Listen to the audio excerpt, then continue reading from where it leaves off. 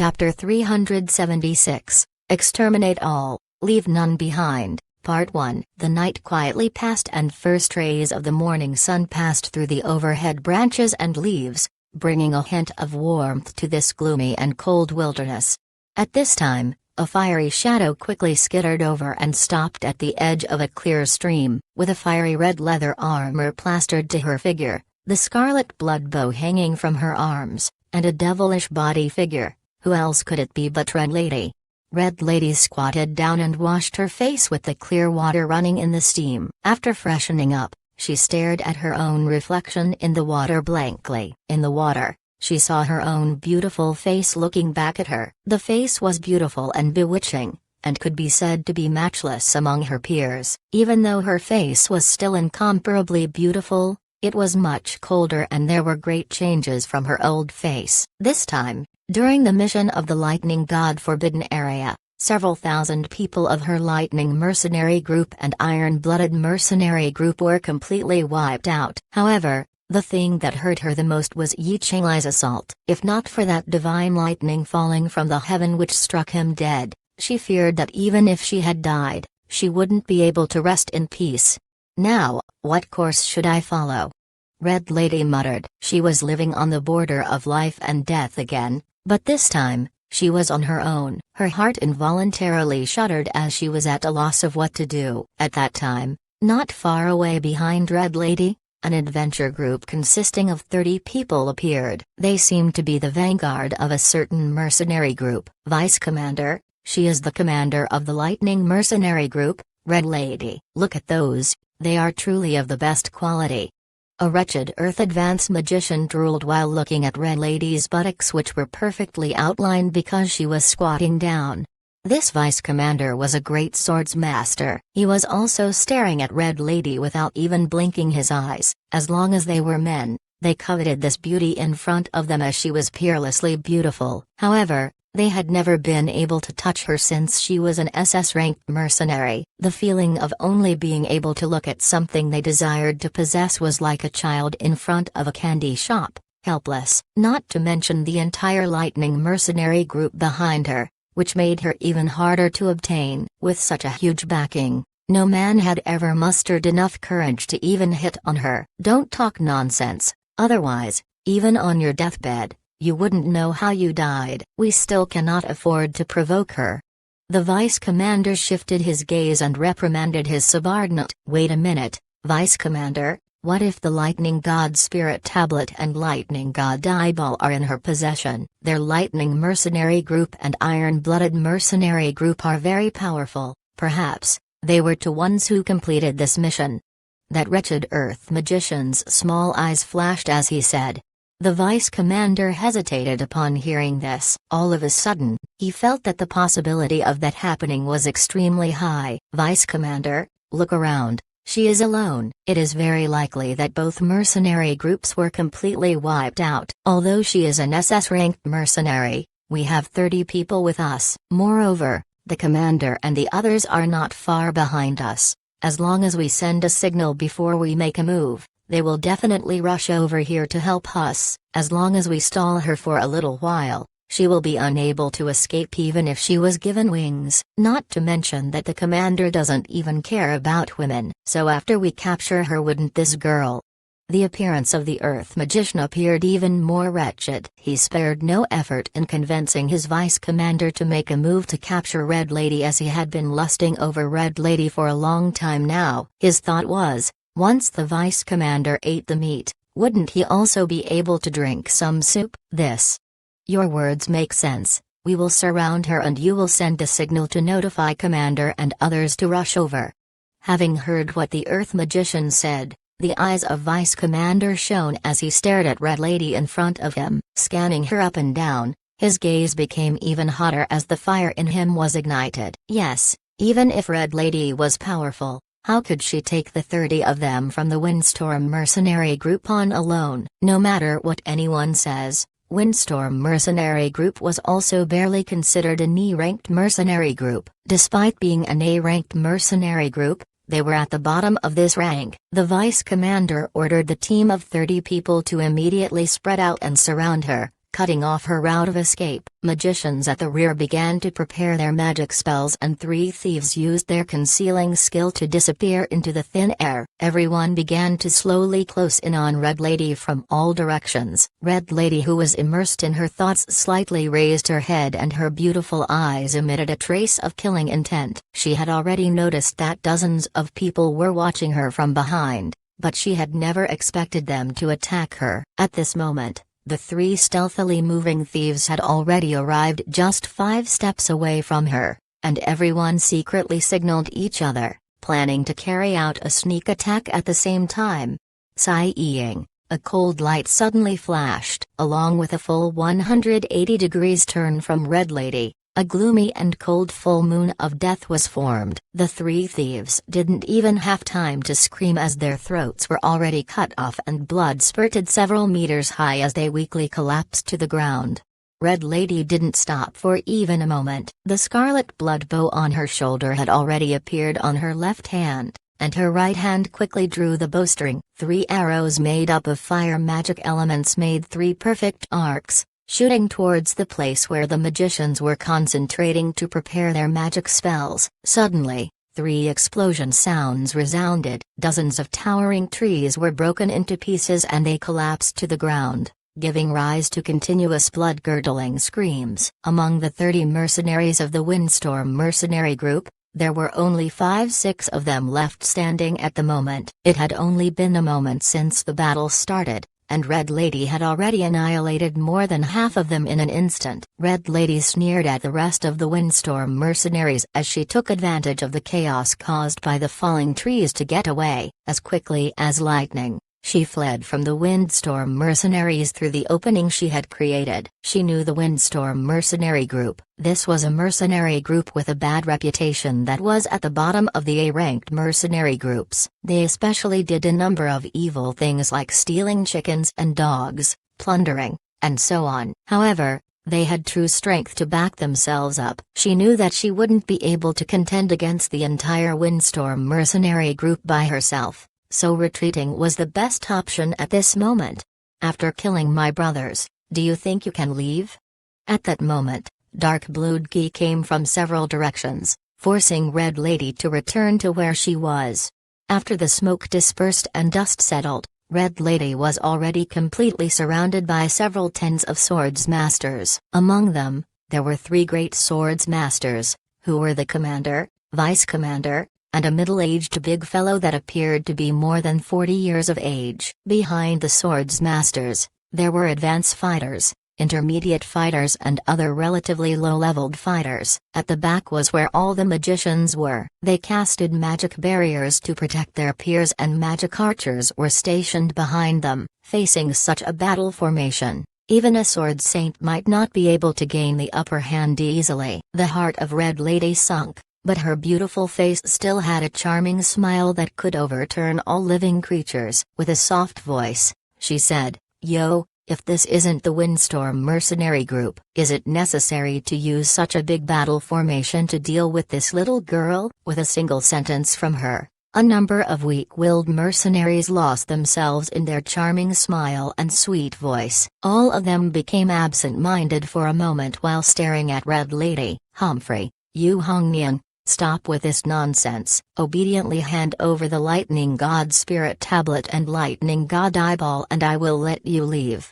The commander of Windstorm mercenary group coldly snorted, waking up those useless fellows under his leadership with a start. This commander was obsessed with only Dgi and swordsmanship. He completely lacked interest in women, which made him immune to Red Lady's charms. "Oh, seems like all of you are looking for the Lightning God Spirit Tablet and Lightning God Eyeball. Since that is the case, you got the wrong person. I definitely didn't complete the mission of the Lightning God Forbidden Area," Red Lady said with a smile. However, Long Yi's image surfaced in her heart as soon as she talked about completing the mission. For an unknown reason, she firmly believed that there definitely was a connection between Long Yi and the completion of the Lightning God Forbidden Area mission.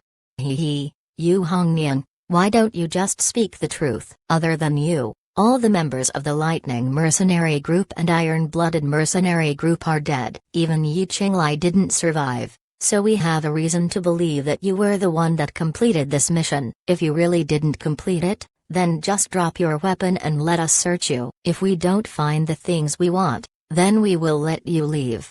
The one who spoke was the vice commander of the Windstorm mercenary group. His eyes were already bright red as he stared at Red Lady's hot figure. The charming smile on the face of Red Lady disappeared and she suddenly turned hostile. She knew that she was in a horrible situation right now. Laying down her weapons was undoubtedly casting herself into the net, and she knew better than to listen to the vice commander of the Windstorm mercenary group. Just by looking at the perverted gaze of the vice commander, she knew that if she laid down her weapon and allowed them to catch her, she would definitely be facing a bad end. She decided, even if she had to die, she would drag a few of them down with her. "Capture her. I don't care if she's dead or alive." The commander waved his hand, ordering his men to commence the attack. "It would be best to capture her alive. It's a pity for her to die," the vice commander said with dash. Long Yi and Barbarian Bull walked side by side while discussing some problems Barbarian Bull had encountered when practicing the evil vanquishing rod technique and golden bell canopy. Now, Barbarian Bull was close to achieving big success in both of these techniques. However, he seemed to have reached a bottleneck, and found it extremely hard to make further progress in his cultivation. Long Yi carefully analyzed the situation and pointed out the deviation that appeared in the midst Barbarian Bull's cultivation and the solution to his problem. Now, if one were to compare Barbarian Bull's strength to a sword saint, he wouldn't be weaker in any aspects. The greenstone rule in his hand was the weapon of a first-tier god, the violent god. Moreover, according to the legend, the remnant spirit power of the violent god was sealed within it. If Barbarian Bull could completely awaken the latent capacity of Greenstone Rule, there was a chance for Barbarian Bull to become the next violent god. At least that was what Long Yi thought. Behind the two grown men, there were peerless beauties. Usually, the appearance of one was enough to cause a sensation throughout a nation. "Langr, your eyes haven't moved away from our husband from the very beginning. Wasn't yesterday's wedding night very sweet?" Seeing as Feng Ling's eyes hadn't left Long Yi since they started moving out, Lang Yuiu couldn't help but tease Feng Ling in a low voice. Feng Ling's beautiful face reddened and rolling her eyes, she said to Lang Yuiu, "That's natural. Did you know, our husband was very gentle when doing." "What, are you jealous?" Lang Yuiu laughed and said, "Jealous? Sometimes. Yes, of course, I'll be jealous. But I have already thought it over. Our husband is an extraordinary man. Beautiful women will definitely revolve around him, so it's better for all of us to coexist harmoniously without trying to monopolize him. If we are able to travel together with our husband and sisters throughout the entire continent, leaving our footprints all over the continent, how wonderful that would be." Feng Ling sighed and muttered, "There will be such a day. I believe in our husband."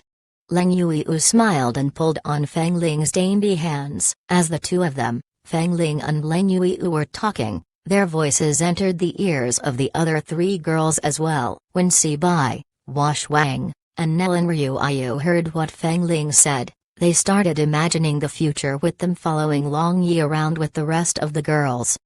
Maybe, just maybe, such a day would come. Just as they were deep in thought, the three god beasts who were playing around suddenly stopped. Their ears simultaneously stood erect as they heard something going on not too far away from them. Long Yi frowned. He didn't want to meddle in other people's business, but this time he unexpectedly felt a familiar energy fluctuation coming from the battle. He immediately flew high in the air and happened to see a red light streaking across far away. Scarlet blood bow. Red Lady is in trouble.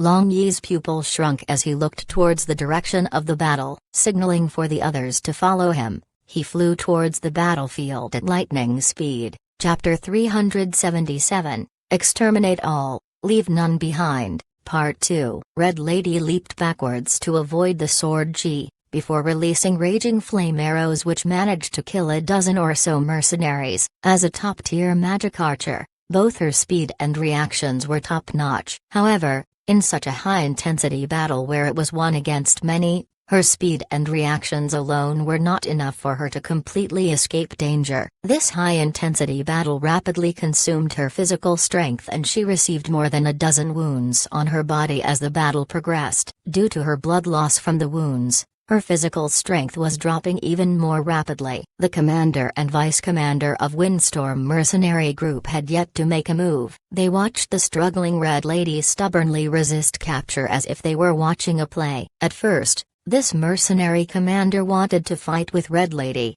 but no one knew what the vice commander said to him. After listening to what the vice commander said, he unexpectedly agreed to capture Red Lady alive. At this moment, Red Lady had already spent most of her physical strength. She had already kept her scarlet blood bow and had switched her weapon to a huge sword. In close quarter combat, the huge sword undoubtedly had greater might. However, this huge sword, which was her weapon, formerly seemed to have increased in weight since the last time she used it. She used to be able to swing this huge sword easily in her former days. But after being sapped of physical strength after battling the Windstorm mercenaries for so long, she was struggling to even lift the weapon. The dark blue gi which she emitted was also much dimmer compared to the start of the battle. "All of you, withdraw for me. Let me take care of this."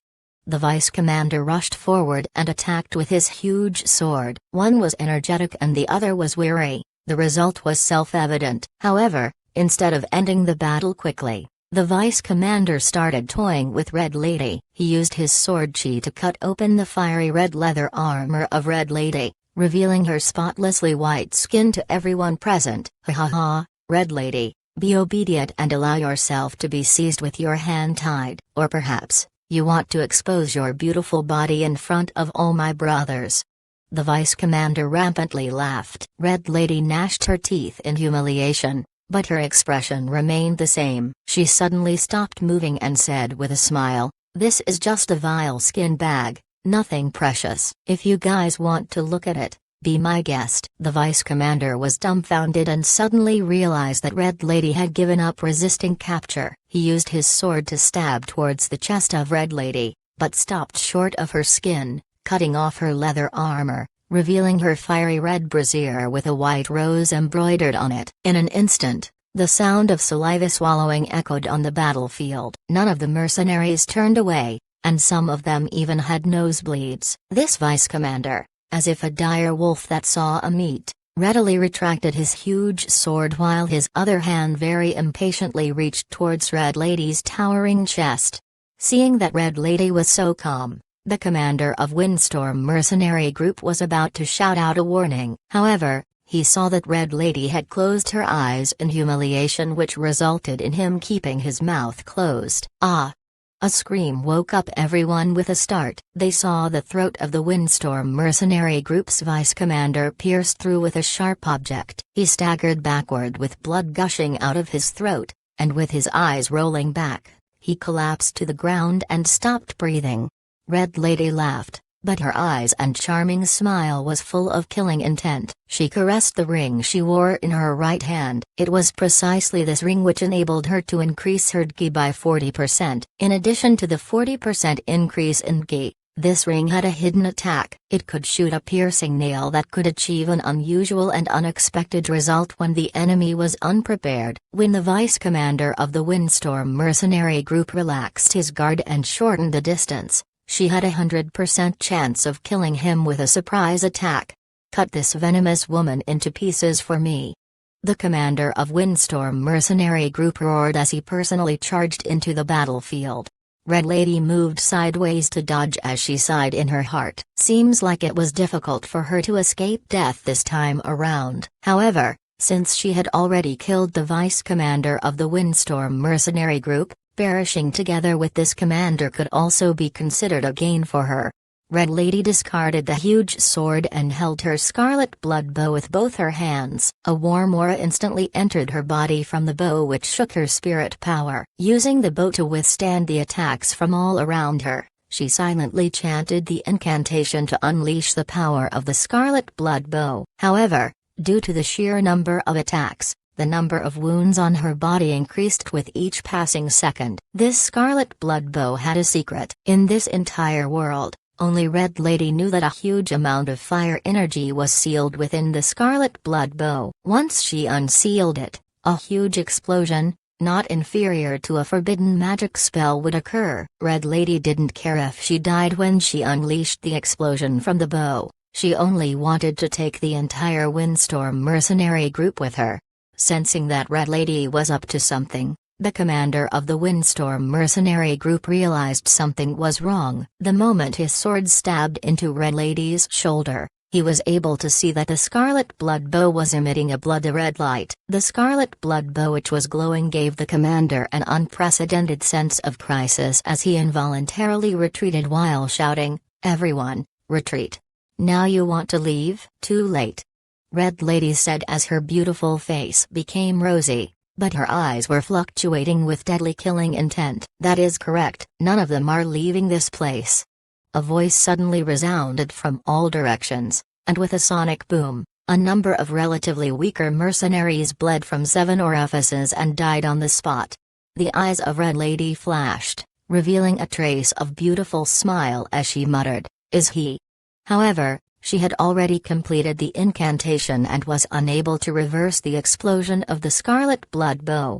The air in the sky distorted and the figure of Long Yi appeared above the mercenaries. He wore a milky white gown and his black hair fluttered in the wind. Moreover, that bad smile on his face made Red Lady's heart tremble slightly. Being able to see him before she died, God had truly blessed her. Shortly afterwards, Wang and others appeared, followed by Barbarian Bull and the 3 god beasts. Feeling the abnormality coming from the scarlet blood bow Red Lady was holding, a thought appeared in Long Yi's mind. With the flash of silverish purple light, the surrounding space became void of magic elements. As a result, scarlet blood bow, which was in the hands of Red Lady, reverted back to normal, sealing up the fire energy within it. "This is a domain. He is a master archmage. This time, we are truly dead."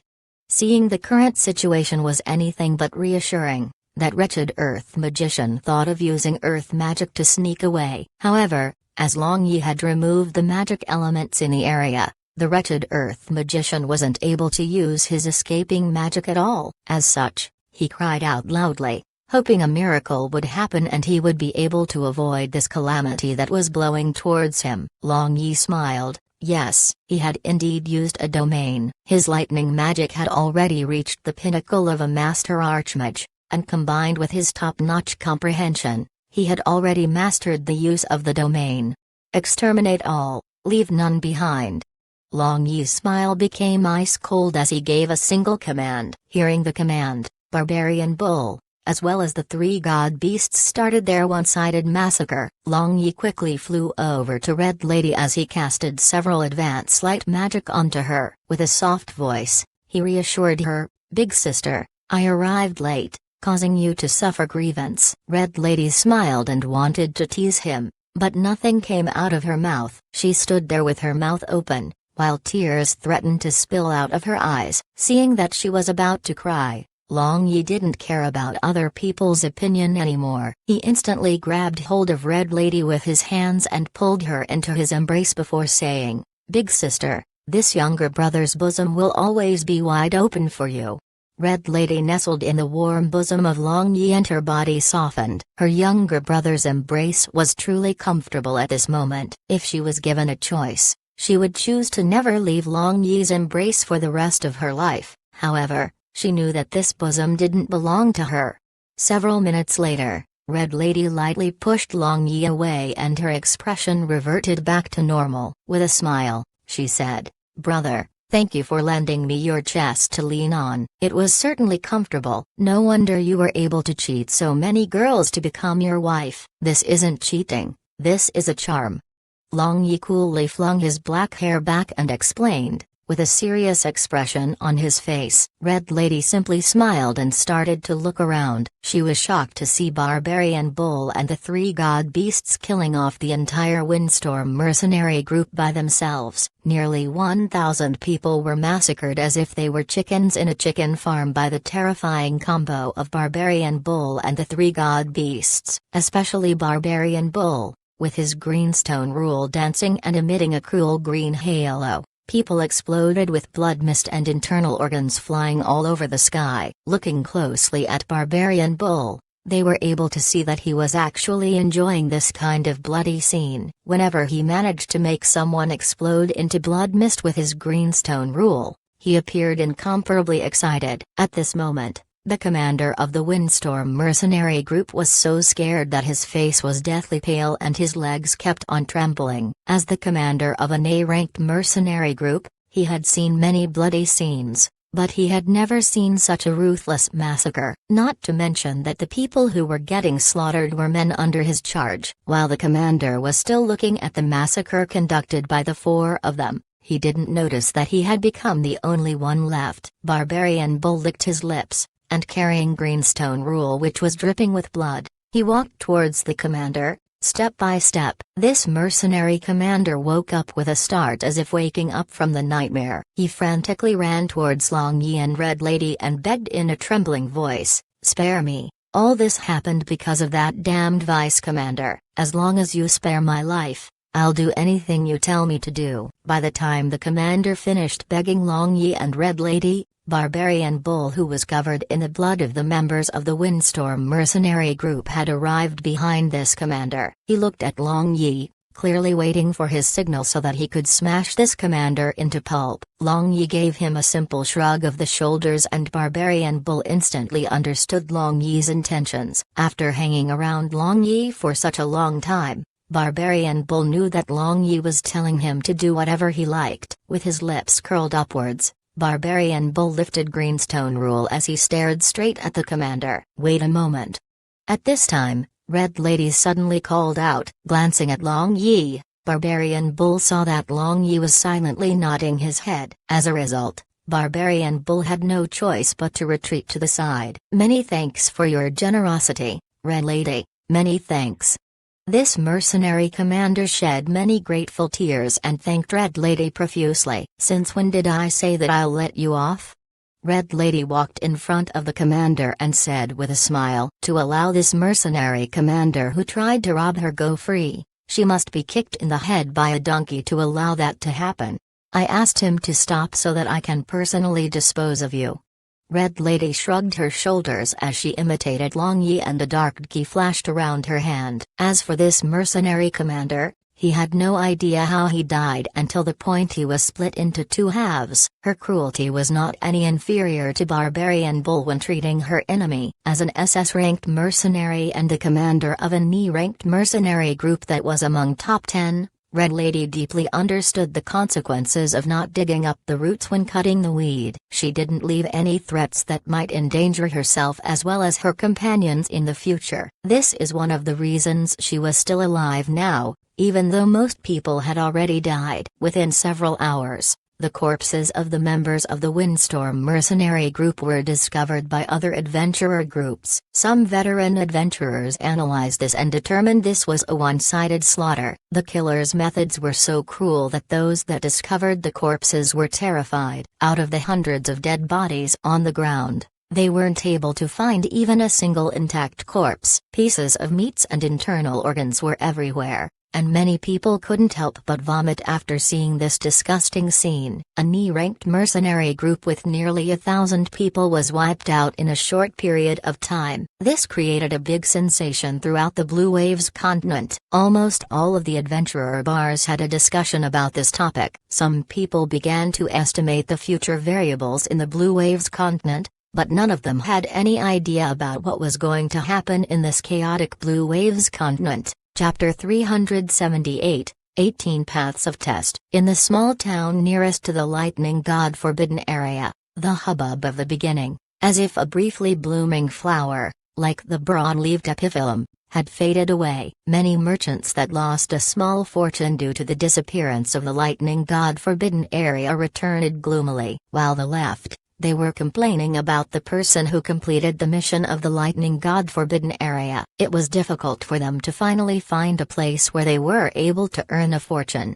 and now, they had to leave. It was already hard for them to survive in these troubled times, and now, their source of fortune was taken away from them. Long Yi's group of 7 arrived at a restaurant. Currently, This place was already deserted with only 3 to 5 people sitting at the tables inside the restaurant. Being a shrewd shopkeeper who had seen many people entering his restaurant, he instantly knew that Long Yi's group were no ordinary people the moment they stepped in. He bowed unctuously and welcomed them, as he directly led them to the private room upstairs. After refreshments and food arrived, Long Yi started filling his stomach as he asked Red Lady, "Big sister, what are you planning to do next? Do you want to travel together with us?"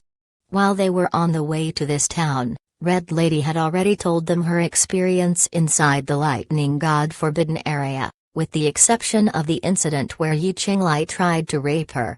Red Lady paused and her beautiful eyes rested on Long Yi for a moment before moving away. Shaking her head, Red Lady said with a smile, First, I plan to go to the Mercenary Guild to dismiss the Lightning Mercenary group. As for the things after that, I'll think about it next time." Long Yi was startled. When he asked for Red Lady to follow the group to travel together, he had thought that Red Lady would definitely agree. However, to his surprise, she flatly refused him. Nevertheless, he nodded his head and didn't insist on her following them because he clearly knew Red Lady's character. She was a very strong and independent woman, and once she made up her mind, she wouldn't change her decision easily. "Big sister, come together with us. We can take care of each other on the way."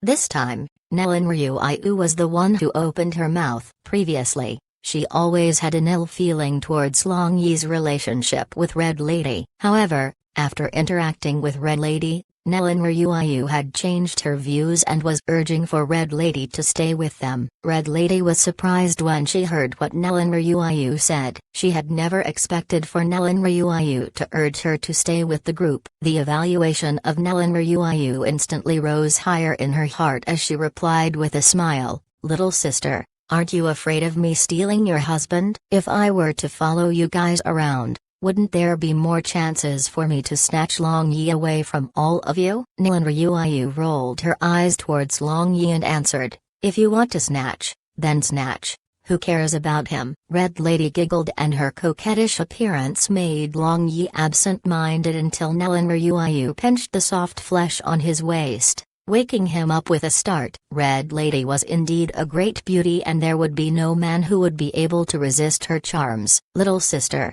may I know who was the one who was jealous all day long when I joined your group? I remember seeing your sour face on the journey back to Blue Moon City." Red Lady laughed. "Who was jealous of him? I was only angry because he was looking at you, big sister, with lecherous eyes."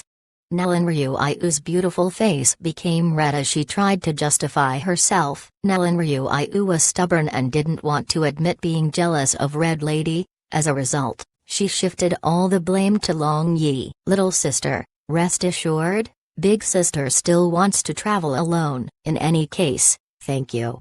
Red Lady sipped her tea as she took a quick glance at Long Yi. When she saw him smiling at her, she suddenly felt that among all the people who were present at the moment, only Long Yi was able to understand her thoughts. Even though there were many here who didn't understand the meanings behind her actions, Red Lady felt that as long as Long Yi understood her, it was enough. Having such a confidant was a great blessing in her life. While the group was talking at the table, the cooks in the restaurant were complaining bitterly about Long Yi's group. Who were these people? 10 roasted whole pigs, over 100 roasted ducks and piles of other dishes were actually unable to sate their hunger. Could these people actually have a black hole for a stomach? Those 7 people had eaten food enough to feed 100 people, however, it still wasn't enough for them. While they were complaining, they didn't realize that a great majority of the food had went into the stomachs of the 3 god beasts. After several hours of enjoying their meal,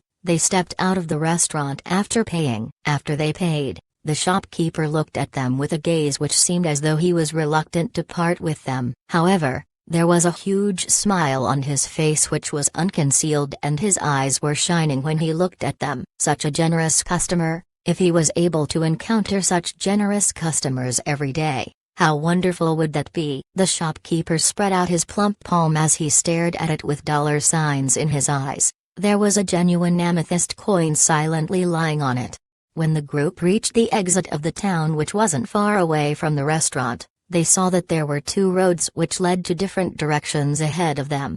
The 7 people stopped at this fork as they all knew that the time to part had arrived. Red Lady was still wearing her fiery red skin-tight leather armor with the scarlet blood bow on her shoulder. She appeared valiant and heroic in bearing as she turned and said with a smile, "I am going this way. Since we are headed in different directions, let's part here. I hope we'll see each other again." Long Yi also smiled, and after shaking off the sadness in his heart, he said, "There is no banquet without ending. Big sister, take care of yourself. We will definitely see each other again."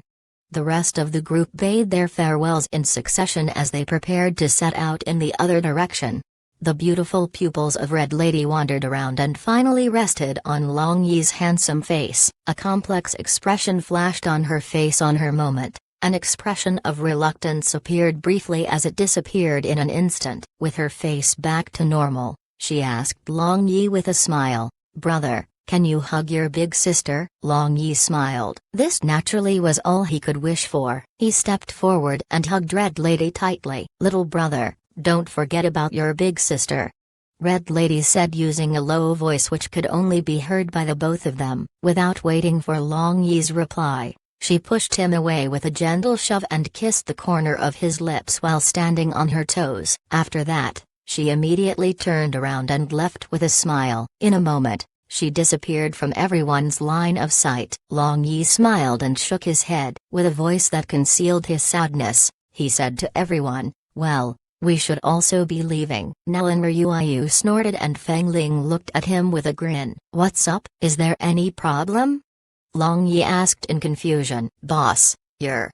Barbarian Bull smiled fatuously as he pointed to the corner of Long Yi's mouth. Long Yi placed his palm in front of his face and congealed a water mirror. In the mirror, he saw a bright red lip print at the corner of his mouth which was left behind by Red Lady. At the northwest edge of the Proud Moon Empire, there was a small town called 9 Deviation. That was there the Moxie village was located. The Moxie village was well known throughout the entire Blue Waves continent as that was where the Moxie clansmen came from. Like other people, Moxie clansmen also worked in the daytime and rested at night. However, what made them well known was that every single one of these clansmen practiced either magic or ki. From the elderly who are already over 200 years old, to the ignorant youths, without a single exception, practiced either magic or ki. Moreover, since the Moxie clan was formed, they had produced an astonishing number of magic gods and swords gods. Every single clansman in the Moxie clan was proud of their own bloodline the most. As they believed that they were the descendants of God, the Moxie clansmen had pride in whatever they did. It was unknown what day it was today, but inside Moxie village, all the clansmen were gathered in the northern suburbs of the village. All of them were gazing far into the distance, seemingly waiting for the arrival of someone. Today is the final day. I wonder if the young patriarch can return before it gets dark. A beautiful young girl of the Moxie clan muttered as her eyes were flashing with affection. Yes, I hope we'll be able to see him, otherwise our Kyaner will keep gazing till her eyes are strained. Another young girl giggled and teased. Young Patriarch Li King was cool and handsome. Many unmarried maidens of the clan adored him very much. Unfortunately, this young patriarch was not interested in any of them. He always had an icy expression on his face and refused to interact with anyone. So hateful, big sister is teasing me again. As a matter of fact, I am perfectly content with being able to see young patriarch every day. I never had any extravagant hopes because young patriarch's heart no longer has any place for any woman. The young girl called Kyaner sighed and appeared somewhat dejected when she talked about how the young patriarch would never have any place in his heart for a woman. Can it be that young patriarch already has someone he fancies? Who is she? Another young girl curiously asked. Kyaner looked around and whispered in her ear. That young girl softly exclaimed and immediately covered her mouth. Then, she lowered her voice. How do you know? As a matter of fact, this is not a secret. Any observant and conscientious person is able to notice this. She was the reason the young patriarch had become such a nice cold person.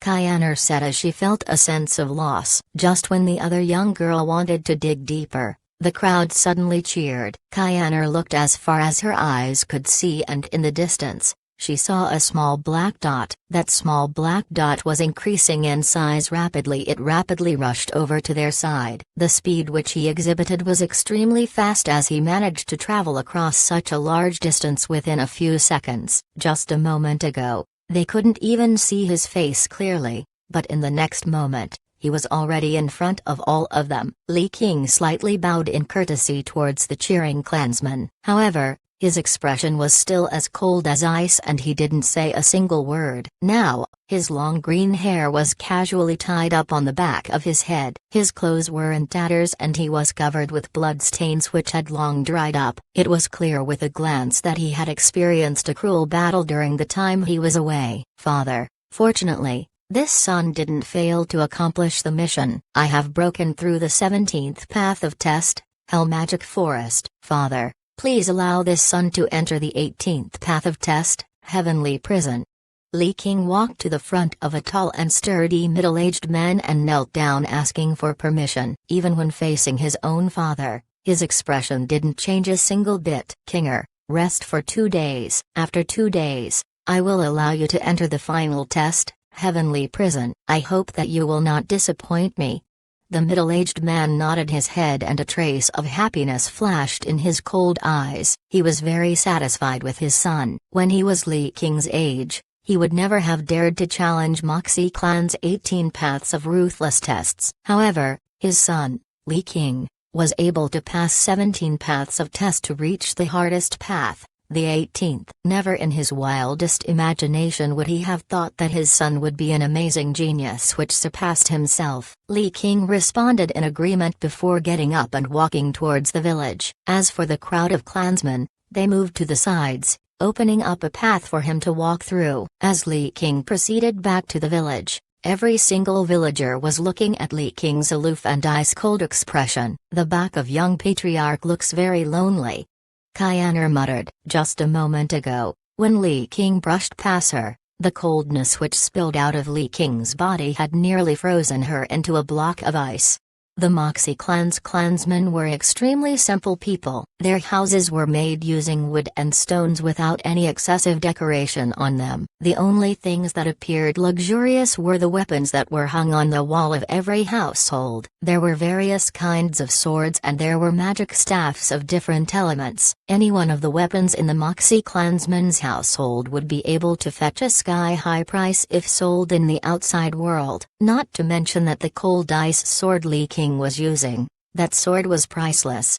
Li King, after changing his clothes, sat cross-legged on his bed and placed his nearly transparent cold ice sword on his lap. Among the 18 paths of test of the Moxie clan, other than the first 6 paths that were considered fairly easy, the paths after the 6th one would increase in difficulty exponentially. Li King had hovered at the gates of Hell countless times and had almost seen the King of Hell many times. However, he managed to struggle and keep his life. After experiencing all sorts of deadly situations, Li King's strength grew greatly. The divine bloodline within his body was completely awakened, and the god-beast silhouette he summoned was a lot clearer now. Young master, Li King will not disappoint you, Li King softly said, and fluctuations appeared in his frozen eyes. Chapter 379, Refuse a toast only to drink a forfeit. In terms of area covered, Proud Moon Empire was definitely the empire with the greatest territory. However, due to the repeated attacks by the allied forces of the Violent Dragon Empire and the Nellan Empire, Proud Moon Empire had to retreat over and over, leading to the loss of almost half of its territory. Now, all of the Proud Moon Empire's army was garrisoned in the fortress, Yatzana. This was the fortress which gained its reputation for being the first defensive fortress in the entire Blue Waves continent. This defensive fortress was famed for its fighting prowess, as the power behind it was extremely impressive. However, no one knew when the fortress was built. For most of the people living in the Blue Waves continent now, the fortress had been there since they were born. Yatzana spanned 800 kilometers and was subdivided into 3 lines of defense. The entrance was made using huge stone stops that were more than 10,000 jin heavy, not to mention that each step was 60 meters tall with countless traps hidden in it. If someone wanted to capture this fortress, they would have to send at least 10 times the military strength of the defenders. However, even if they sent 10 times the defending party's military strength, it was still going to be a difficult task for them to take down the fortress. Despite the difficulty in attacking the fortress, both empires would definitely send their armies to attack it, as once the fortress falls, the Proud Moon Empire would be completely exposed to the attacks of both the Violet Dragon Empire and the Nilan Empire. In such a situation, it was only a matter of time before the Proud Moon Empire was completely destroyed. Now, the allied forces attacking the Proud Moon Empire from 2 different directions had merged, and were battling against the main forces of the Proud Moon Empire who were behind the Yatzana defensive fortress. At this moment, Long Yi's group had entered the eastern part of the Proud Moon Empire after a 10 days trek along the border of the Violent Dragon Empire. Naturally, this place had already fallen to the hands of the Violet Dragon Empire as it was the outskirts of the Proud Moon Empire's territory. One was able to smell the smoke of destruction in the air as war had already swept through the entire continent. In order to prevent Proud Moon Empire's small squads from entering the Violent Dragon Empire in disguise, the armies from the Violent Dragon Empire had burned, slaughtered, and plundered. They killed everyone in the Proud Moon Empire's territory as they advanced deeper. Moreover, they had mobilized massive forces to guard the border and the inspections were very strict. Of course, Long Yi's group didn't have any trouble when they crossed the border. Along the way, Long Yi managed to obtain a clearer picture on the current situation on the Blue Waves continent. He realized that the time he spent in the Lightning God Forbidden area was unexpectedly more than 6 months. It's so bleak and desolate. I remember there was a trade frontier in this place and there was always a busy flow of people. Why would anyone instigate a war?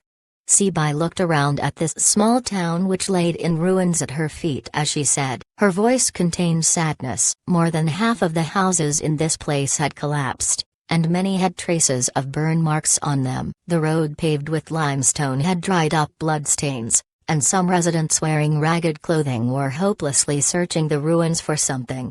"My husband, should we help them?" Nalan Ryuayu pleaded when she saw the state of the people in the ruins. She also had sadness in her heart when she saw the state of the people in the ruins. Long Yi shook his head and faintly said, "Warfare is always cruel. There are millions of common people who would become destitute and homeless when a war breaks out. At least, they are lucky to be still alive. And as for how long they can survive, that will depend on themselves. But, how will they survive in their current situation? The weather is terrible, it's so cold." Nalan Ryuayu was about to plead with Long Yi to help the people when she saw the serious look on Long Yi's face. Her voice became smaller and smaller to the point where she didn't even dare to say another word. "Give them some food and money. Let them go to the big city ahead of them and seek a livelihood." Long Yi sighed and said, Nalan Ryuayu was too kind-hearted. Although being kind-hearted was devoid of any merit in these troubled times, compared to being a dark and compassionless power-hungry shark, being kind-hearted was much more adorable. Nalan Ryuayu cheered happily and her soft eyes exuded tenderness and love when she gazed at Long Yi's face. Hearing that Long Yi gave her permission to help those people, she instantly ran towards them. Barbarian Bull looked at Long Yi for a second before joining her, as he got instructions from Long Yi to look out for her. "My husband, do you think this war will end in the near future? Half of the territory of the Proud Moon Empire has already been captured. I'm afraid they are not far from their complete destruction." Feng Ling softly said. "It seems like the Proud Moon Empire is on the verge of destruction on the surface. However, nothing is as it seems. The affairs of the world are changeable. Until the moment everything is decided, no one would know about the outcome of the war." Long Yi answered as he looked at Feng Ling and Leng Yuiu in the eye. Now, the dots in his mind were getting deeper and deeper. What exactly was the relation between the Dark Church and Proud Moon Empire's Murong Imperial clan? Why was there no movement from Dark Church until now? Could it be that the Dark Pope was intending to abandon the Murong Imperial clan? Long Yi began to analyze the situation of the entire Blue Waves continent, and he felt somewhat uneasy in his heart. He subconsciously took out a huge sword and began to draw a simple map of Blue Waves continent on the ground, before marking out the route taken by the Violet Dragon Empire and the Nelan Empire against the Proud Moon Empire. Suddenly, the expression of Long Yi changed, and his huge sword focused on the Hengjuan Mountains in the west. "My husband, are you perhaps worried about the Beastmen clans?" Leng Yuiu looked at the map drawn by Long Yi and asked. "Yes, Beastman clans. After they were banished to the Hengjuan Mountains, they had never ceased to harass our human world. These Beastman clans were unwilling to be banished into the barren Hengjuan Mountains. The chaos in the Blue Waves continent currently happened to be an extremely good chance for the Beastman clans to stir up more trouble. If Baimen clan isn't stupid, then they absolutely won't let this chance slip by." Long Yi frowned and said. His gaze was fixed on the map he had drawn on the ground. In the north, the Hengjuan Mountains shared a border with the Proud Moon Empire. In the south, it shared a border with the Nelan Empire in the south. Now, all the elite troops of the Nelan Empire were on the front lines, and the frontier towards the Beastman clans had lesser troops guarding it. If the Proud Moon Empire and Beastman clans are colluding with each other, then wouldn't that?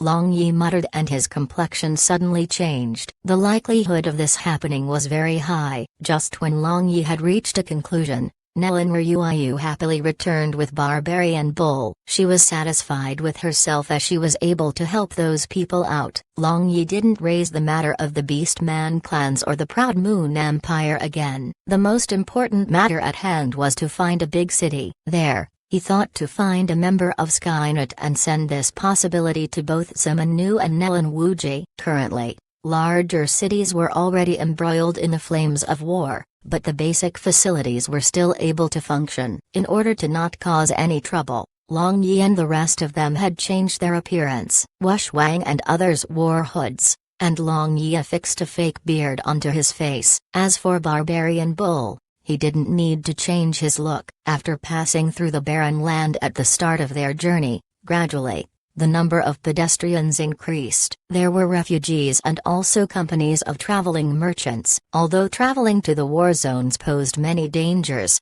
some merchants were always willing to take a risk as they could gain several times more profit compared to usual.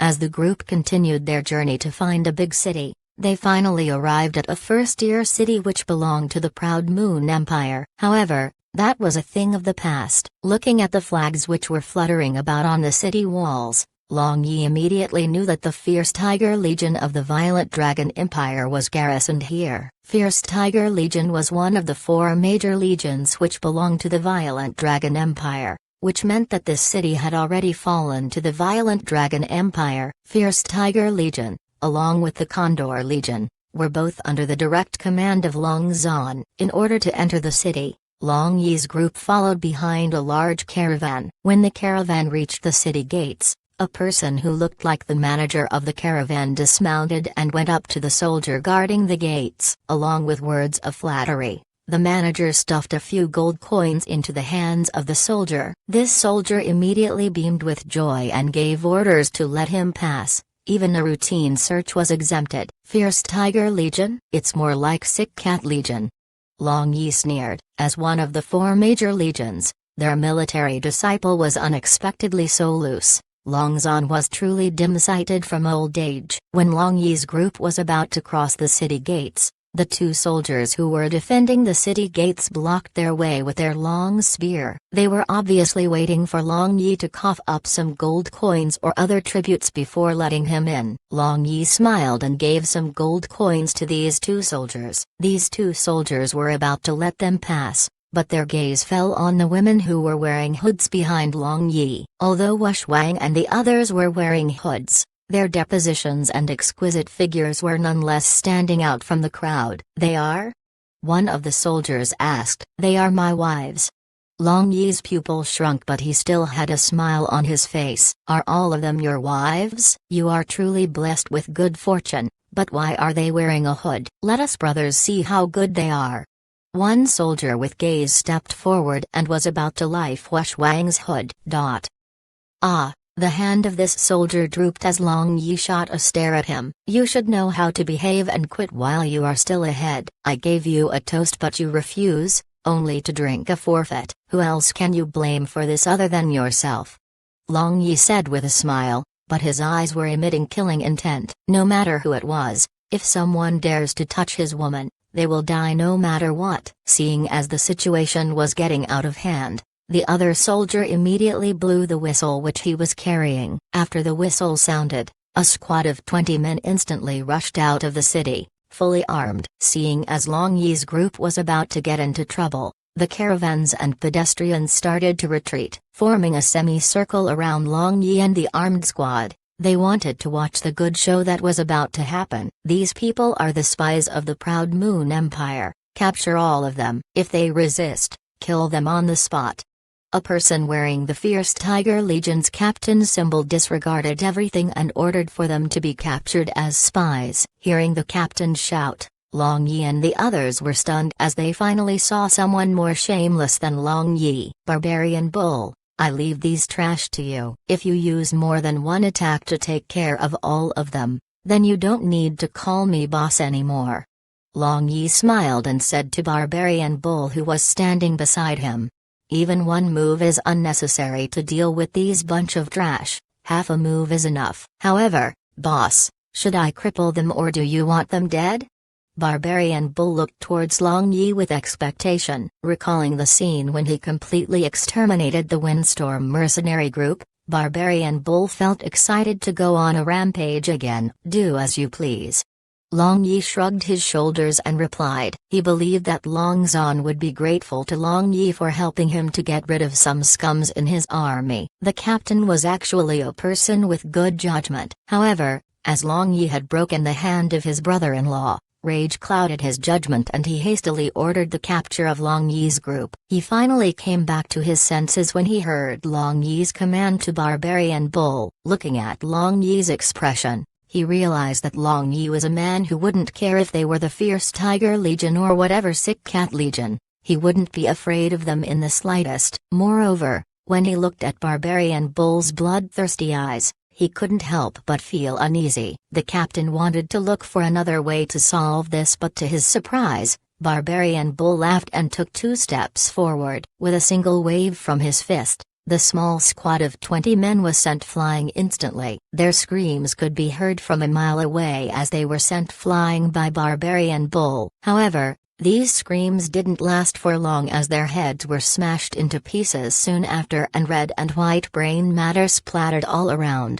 Barbarian Bull clapped his hand in disdain. If he had to use Greenstone rule to deal with these bunch of trash, it would truly be tarnishing the mighty name of the divine weapon. Looking at Barbarian Bull's merciless methods, the onlooking crowd were stunned silly and started screaming incessantly. Hearing the screams of their comrades and the travelers outside the wall, the soldiers stationed in the city actually rang the alarm, which was only to be used in the event of an attack on the city. A large contingent of troops stationed in the city wall hastily rushed out and took their positions. FCK, such a big battle formation. Long Yi sneered. He was completely ignoring the bow and arrows pointed towards them. As for those several advanced magicians on the city wall, they were more useless than a fart. At this moment, a team wearing a suit of armor appeared on the city wall. They were led by a huge man wearing the Fierce Tiger Legion's suit of armor. His entire body was completely covered with a suit of armor, and only his eyes were visible from the outside. "What is going on here?" This general asked the soldiers stationed on the wall in his hoarse voice. Someone immediately gave him the detailed report on the incident which just happened outside the walls. The general was stunned for a moment before looking around. He had a crack in his voice as he murmured, "It's actually him." Chapter 380, Get Along With Me. For a moment, Long Yi raised his head and looked up as if he managed to sense something. His lips curled upwards and a light flashed in his eyes as a meaningful smile appeared on his face. "Everyone, stop!" Staring at Long Yi's group, the general instantly shouted in his hoarse voice as he jumped down the city walls together with his bodyguards. "General!" The soldiers who were surrounding Long Yi immediately saluted the general with respect as they withdrew their weapons. Long Yi looked at this general in amusement and said with a smile, "We meet again." This general nodded his head and his gaze swept past Long Yi. His gaze lingered longer on Leng Yui and Barbarian Bull compared to the rest. "You all, come with me," the general said with indifference. After he finished talking, the general turned around and led Long Yi's group to the City Lord Mansion inside the city. In general, the City Lord Mansion in a conquered city would be occupied by the highest-ranked military officer in command of the troops stationed in the city. Seeing as this general led them to the City Lord Mansion, Long Yi and his group assumed that he was the highest-ranked military officer in this first-tier city currently. The moment he entered the luxurious hall, the general instructed for an attendant to portee for Long Yi and the rest. After the attendant left, the general waved his hand, signaling for the rest of the people in the hall to leave as well. Seeing that everyone had left, the general sat on the sofa as he stared at Long Yi. "What should I call you now?" Long Yi smiled and looked into the eyes of this general. "When there is no one else around, you may address me as Hale." When he spoke, a slight fluctuation could be detected by Long Yi in the eyes of this general.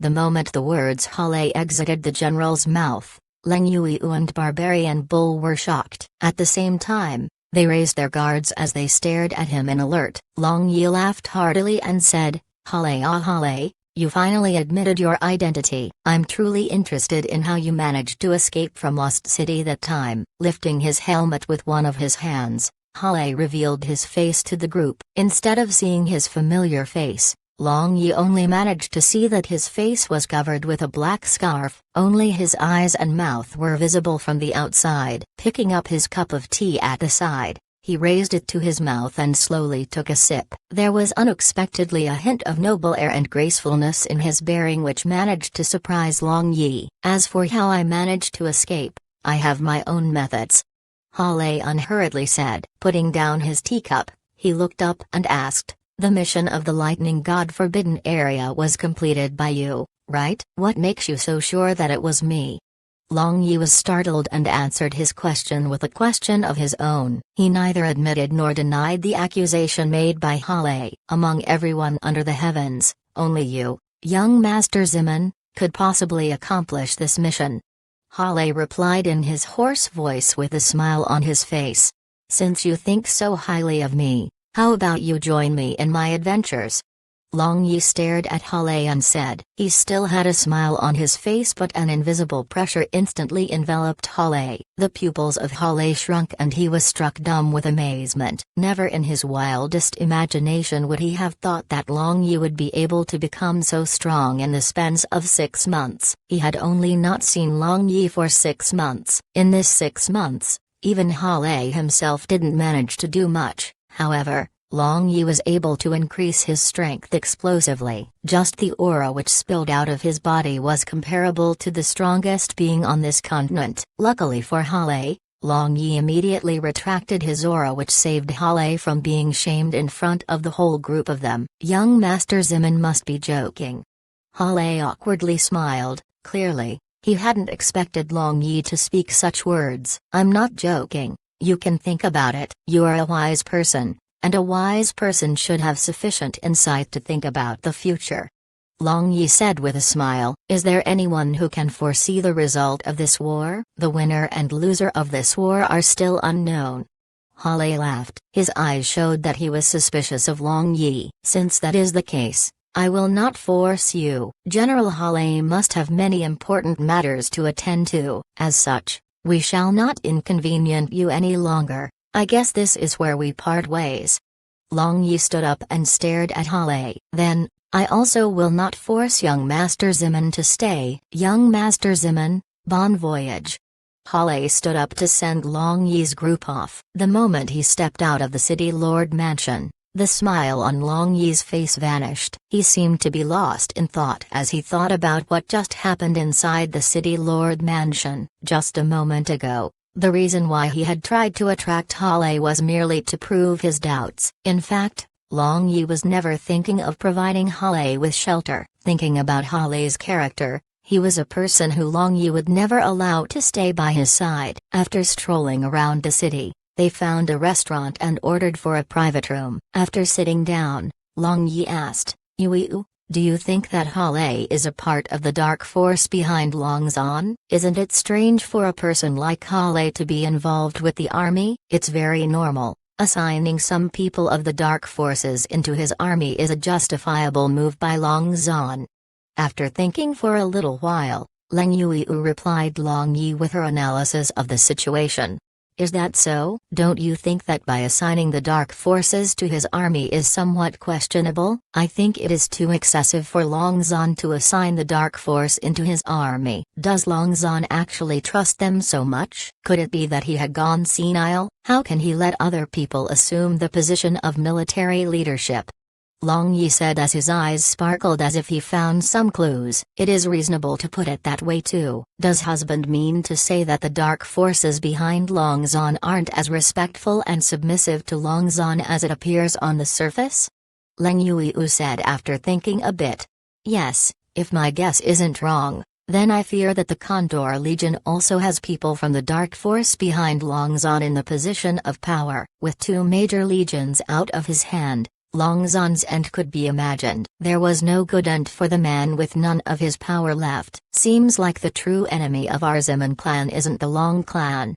Long Yi muttered, "All of you, wait here for me. I'm going out to settle a matter." Long Yi stood up and said before opening the door. Without looking back, he directly descended the stairs. This restaurant wasn't crowded at all. Most of the customers were traveling merchants who were passing by the area. At this moment, the shopkeeper was listlessly sitting on the counter looking at the account book. "Shopkeeper, where is the latrine? Lead me there."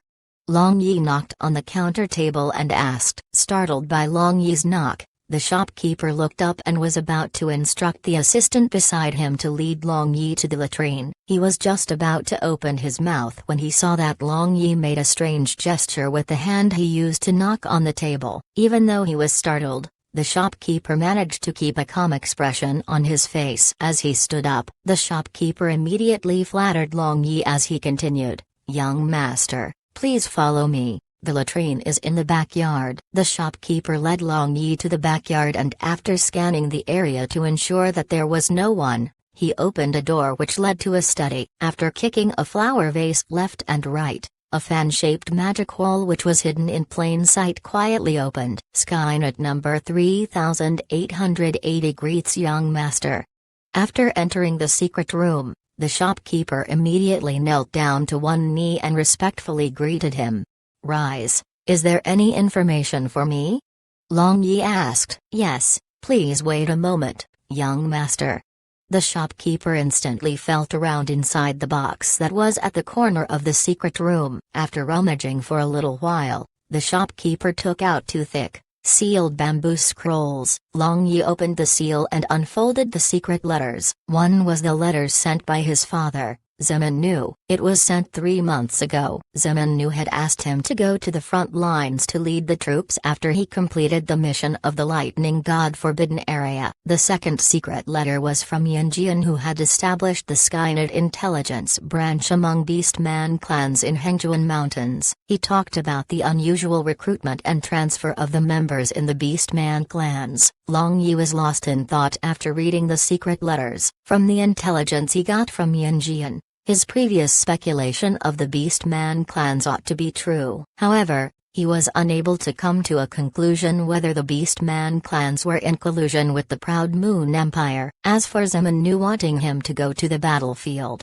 Long Yi had a bit of a headache. This was not a war which could end in a day or two. If he went to the battlefield, then the matter of going to the Huangming Plain would be dragged on indefinitely. However, Batanyu and already fully grown up and the Unparalleled Battalion was doing just as well in her hands. There was no difference if their commander was Batanyu or Long Yi. Besides, The situation in the Unparalleled Battalion was currently stable, and Long Yi had no need to involve himself with the war. As long as they breached the Proud Moon Empire's Yates-Zana defense line, the war would head towards its end. The next step was dividing the cake between the Violet Dragon Empire and the Nelan Empire. However, breaking the defense line of Yates-Zana was another issue by itself. The consumption of military expenditure and army provisions during the war was not small. The longer the delay, the bigger the loss for the Violet Dragon Empire and the Nelan Empire. Moreover, they had already entered the winter season, and since the Proud Moon Empire was located in the north, the weather was getting extremely cold. This weather was certainly not suitable for the soldiers of both the Violet Dragon Empire and Nelan Empire. If the soldiers were to fall ill due to the weather conditions, they would be in great trouble. After thinking for a bit, Long Yi wrote 2 secret letters and sealed them before handing them over to the shopkeeper. Long Yi instructed the shopkeeper to send the letter to Soaring Dragon City and Hengjuan Mountain respectively. It seemed like he needed to go to the Yates-Zana defense line and take a look at the situation. In the best-case scenario, Long Yi would be able to break through the defense line and bring the war to a swift closure. However, if they were caught in a deadlock, Long Yi decided to go to the Huangming Plains first. After passing the 2 letters to the shopkeeper, Long Yi left the secret room and returned to the private room of the restaurant. When he reached back, the dishes were already served and the rest of the group was waiting for him so that they could start eating. After they ate and drank to their heart's content, Long Yi's group left the restaurant. By the time they left the restaurant, the sky was already dark and a chilly wind was blowing against their faces. The cold weather was slowly settling in as the war advanced to the later stages. "It's late, how about we stay overnight here?" Long Yi said. There was no objection to his plan as Long Yi was the shot caller of the group. After asking around for Phoenix Inn's address, Long Yi led everybody towards that inn while he thought about Yufeng's heroic and pretty face. It had already been a very long time since she went to Flames Mountains with the Phoenix matriarch. Long Yi didn't know if they had already returned to Phoenix Inn. It would be good if they had already returned, as Long Yi really missed that girl. After entering Phoenix Inn, Long Yi asked for 3 luxurious suites. As this place was considered a war zone, business was not doing too well. Seeing that there was someone who would ask for 3 luxurious suites, the manager's face was wreathed in smiles as he welcomed them into the inn. "Manager, I wonder if your matriarch and eldest miss returned after taking care of their stuff?" Long Yi suddenly asked. This manager was dumbfounded and stared at Long Yi. He immediately ridiculed, "The matters of matriarch and eldest miss, how can we, these servants, get involved with them?" You don't need to worry, I have a very special relation with your family's miss." Long Yi smiled and made a hand gesture secretly taught to him by Yufeng. The eyes of this manager shone and his expression changed as he lowered his voice. "Matriarch has already returned several months ago, but there is no news of miss." The eyebrows of Long Yi rose, and he assumed that this manager didn't lie. After hearing that Yufeng wasn't back, he nodded his head and led everyone upstairs. Phoenix matriarch returned but not Yufeng. How could that be? Could it be that something happened to her? Each luxurious suite had 3 separate rooms. It went without saying that the first suite belonged to Long Yi and Barbarian Bull. The second was for Ling Yuyu and Fengling, and the last was for Wang, Si Bai, and Nelan Ryuayu. However, the person in question was Long Yi. How could he possibly choose to stay with Barbarian Bull and not the girls? The problem was which room was he going to choose and which girl was he going to choose? When the girls were lost in their own thoughts, Long Yi had soaked himself in the large bathtub in the equally large bathroom in his room. He was resting in the bathtub with his eyes closed. The steam in the room made Long Yi's handsome face appear very hazy and unclear. "Since you're here, come out." Long Yi suddenly opened his mouth. Chapter 381, Soul Contract and Matriarch Phoenix. Amidst the dense steam in the bathroom, a tall shadow slowly appeared. In a hoarse voice, the shadow laughed, as expected. "I still cannot escape your senses. Hale admires you." Long Yi opened his eyes and got up from the bathtub. After wiping himself off and draping a bathrobe onto himself, he said indifferently, This young master has never liked taking baths with other men. Neither does this young master like to discuss matters in the bathroom. Hale shot a stealthy glance at Long Yi's little brother. That was really big enough, and he couldn't help but feel jealous. After hearing what Long Yi said, he laughed hollowly and walked out of the bathroom, following Long Yi. "Boss, why is this guy here?" Barbarian Bull immediately became alert and asked Long Yi. He was sitting in the hall waiting for Long Yi to finish his bath. However, Long Yi suddenly walked out of the bathroom with Hale following him. Barbarian Bull couldn't help but stare at the both of them in shock. "Well, about this, you have to ask him yourself. Anyway, Hale, I don't remember there was a dark magic spell similar to a thief's concealing skill. What exactly did you use to come into the bathroom?" "I know you used a dark magic spell, as I managed to sense dark magic fluctuations in the bathroom." Long Yi placed his bottom on the soft sofa and then placing one leg over the other, he asked.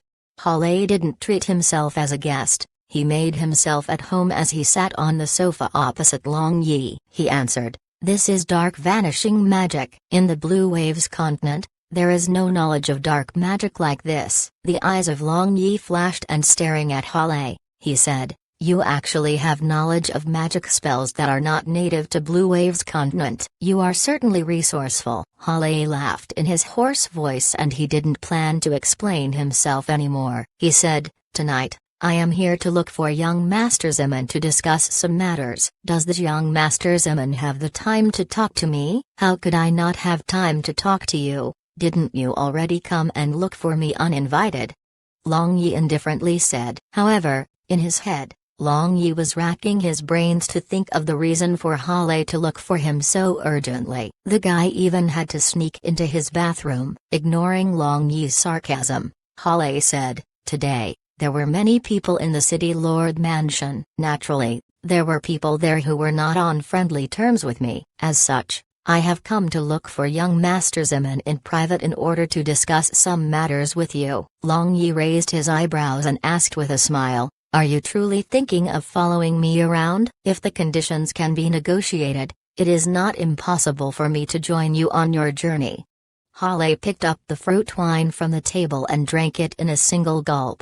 "You are too treacherous. There is no way I'm going to trust you and keep you by my side. You might even be an undercover agent sent by Long Zan or the dark forces behind him to keep an eye on me."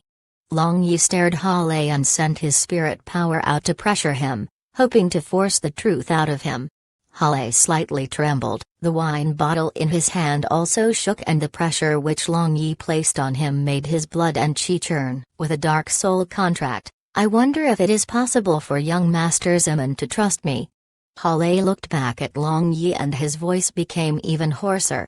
Long Yi retracted the pressure he was exerting on Hale. Rubbing his chin, Long Yi looked at Hale for a long time without saying a word. Long Yi was deep in his thoughts as he thought about what Hale said. After thinking about it, Long Yi opened his mouth and said with a smile, "Don't tell me that you are subdued by the dominating kingly aura of mine. Even the roadside dogs will not believe that. Tell me honestly, what is your goal?" "For a better chance of survival, that's all." "The situation in the Blue Waves continent is already clear. It is only the matter of time before the Proud Moon Empire is destroyed. After Proud Moon Empire is destroyed and the Violent Dragon Empire takes over the land, I believe that your Zeman clan will become a huge power in the new Violent Dragon Empire. I, Hale, can help your Zeman clan seize the regime even faster because I am very familiar with the dark forces behind Long Zan. If you have me as your undercover agent and you have an insider coordinating with you,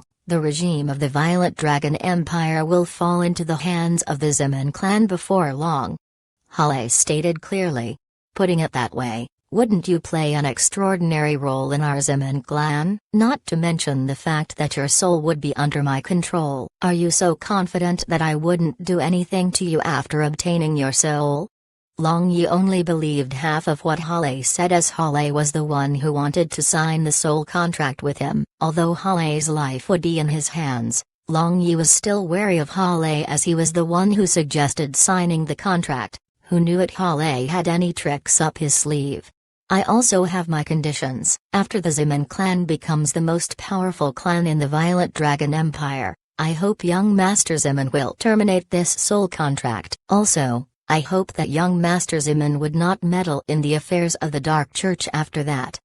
Hale said. Long Yi pondered for a while. The objective of Hale was unexpectedly the Dark Church. Long Yi thought to himself that Hale's conditions were indeed rather interesting. With a smile, Long Yi replied, I can agree to those conditions. Hale immediately laid down a barrier and suddenly stood up. Before kneeling in front of Long Yi, his mouth began to chant an obscure incantation and a wisp of thick dark chi emerged out from the space between his eyebrows. In the air, that thick dark chi changed into a strange black magic rune and floated in midair. That black magic rune suddenly broke into two halves, of which one entered Long Yi's body and the other entered Hale's body. Dark Soul Contract was a kind of mysterious contract magic under the dark magic discipline. Even Long Yi didn't know such magic spells. He had only briefly known some information about such magic spells from Bite Ziyuji's magic records. He hadn't expected Hale to actually know such magic spells. Now that the soul of Hale was already under Long Yi's control, Hale would obey any command Long Yi gave without any objections. It could be said that Hale's life was in Long Yi's hands currently. With a single thought, Long Yi controlled his life and death. If Long Yi wanted him to die, there was nothing he could do about it. Subordinate Hale pays respect to Master. Hale respectfully greeted Long Yi. Hereafter, call me young Master. First things first. Sit down and tell me all about the dark forces behind Long Zan. Long Yi indifferently said. He didn't have joy on his face as his intuition told him that Hale still had a number of hidden secrets on him. He also didn't believe that Hale had given him control over his soul for such a lousy reason. The only reason Long Yi accepted Hale's soul was because he was unable to understand Hale's intentions completely. Long Yi wanted to buy some time in order for him to dig out all of Hale's secrets. After Hale thanked him, he sat on the sofa and began to talk about the origin, as well as the objective of the dark forces behind Long Zan. This talk went on for 1 hour. Hearing what Hale told him, Long Yi was extremely surprised as he never expected the waters of the soaring dragon city to be so deep and muddy. Putting it that way, Long Zan is merely a pawn of that military advisor. His real objective is to support the puppet emperor, and Crown Prince Long Ying is his choice for the next phase of his plan. Long Yi nodded his head and said, the situation was indeed extremely complicated. Yes, military advisor and Crown Prince thought to place a puppet imprecation magic curse on young Master, but they don't know that young Master had a plot of his own to match theirs. Hale said with a smile in his hoarse voice. The eyes of Long Yi shone as he asked slowly, how did you know that I am not under the curse of the puppet imprecation magic? Can it be that military advisor also knows about this? Replying to young Master, military advisor doesn't know. The reason why I'm able to sense that young Master is not under the curse of the puppet imprecation magic is due to the fact that my dark magic is different from the others. Hale respectfully answered. Long Yi nodded his head and waved his hand. Now I'm finally able to clear some doubts that I had. From now on, if you have any news to pass to me, you can pass it to beautiful fragrant building. Yes, young Master. May I be excused? Hearing Long Yi's command, Hale knew that he had achieved the objective of this trip. He stood up and quietly disappeared from the room. Barbarian Bull, go take the bath and rest. Let me calm down a bit by myself.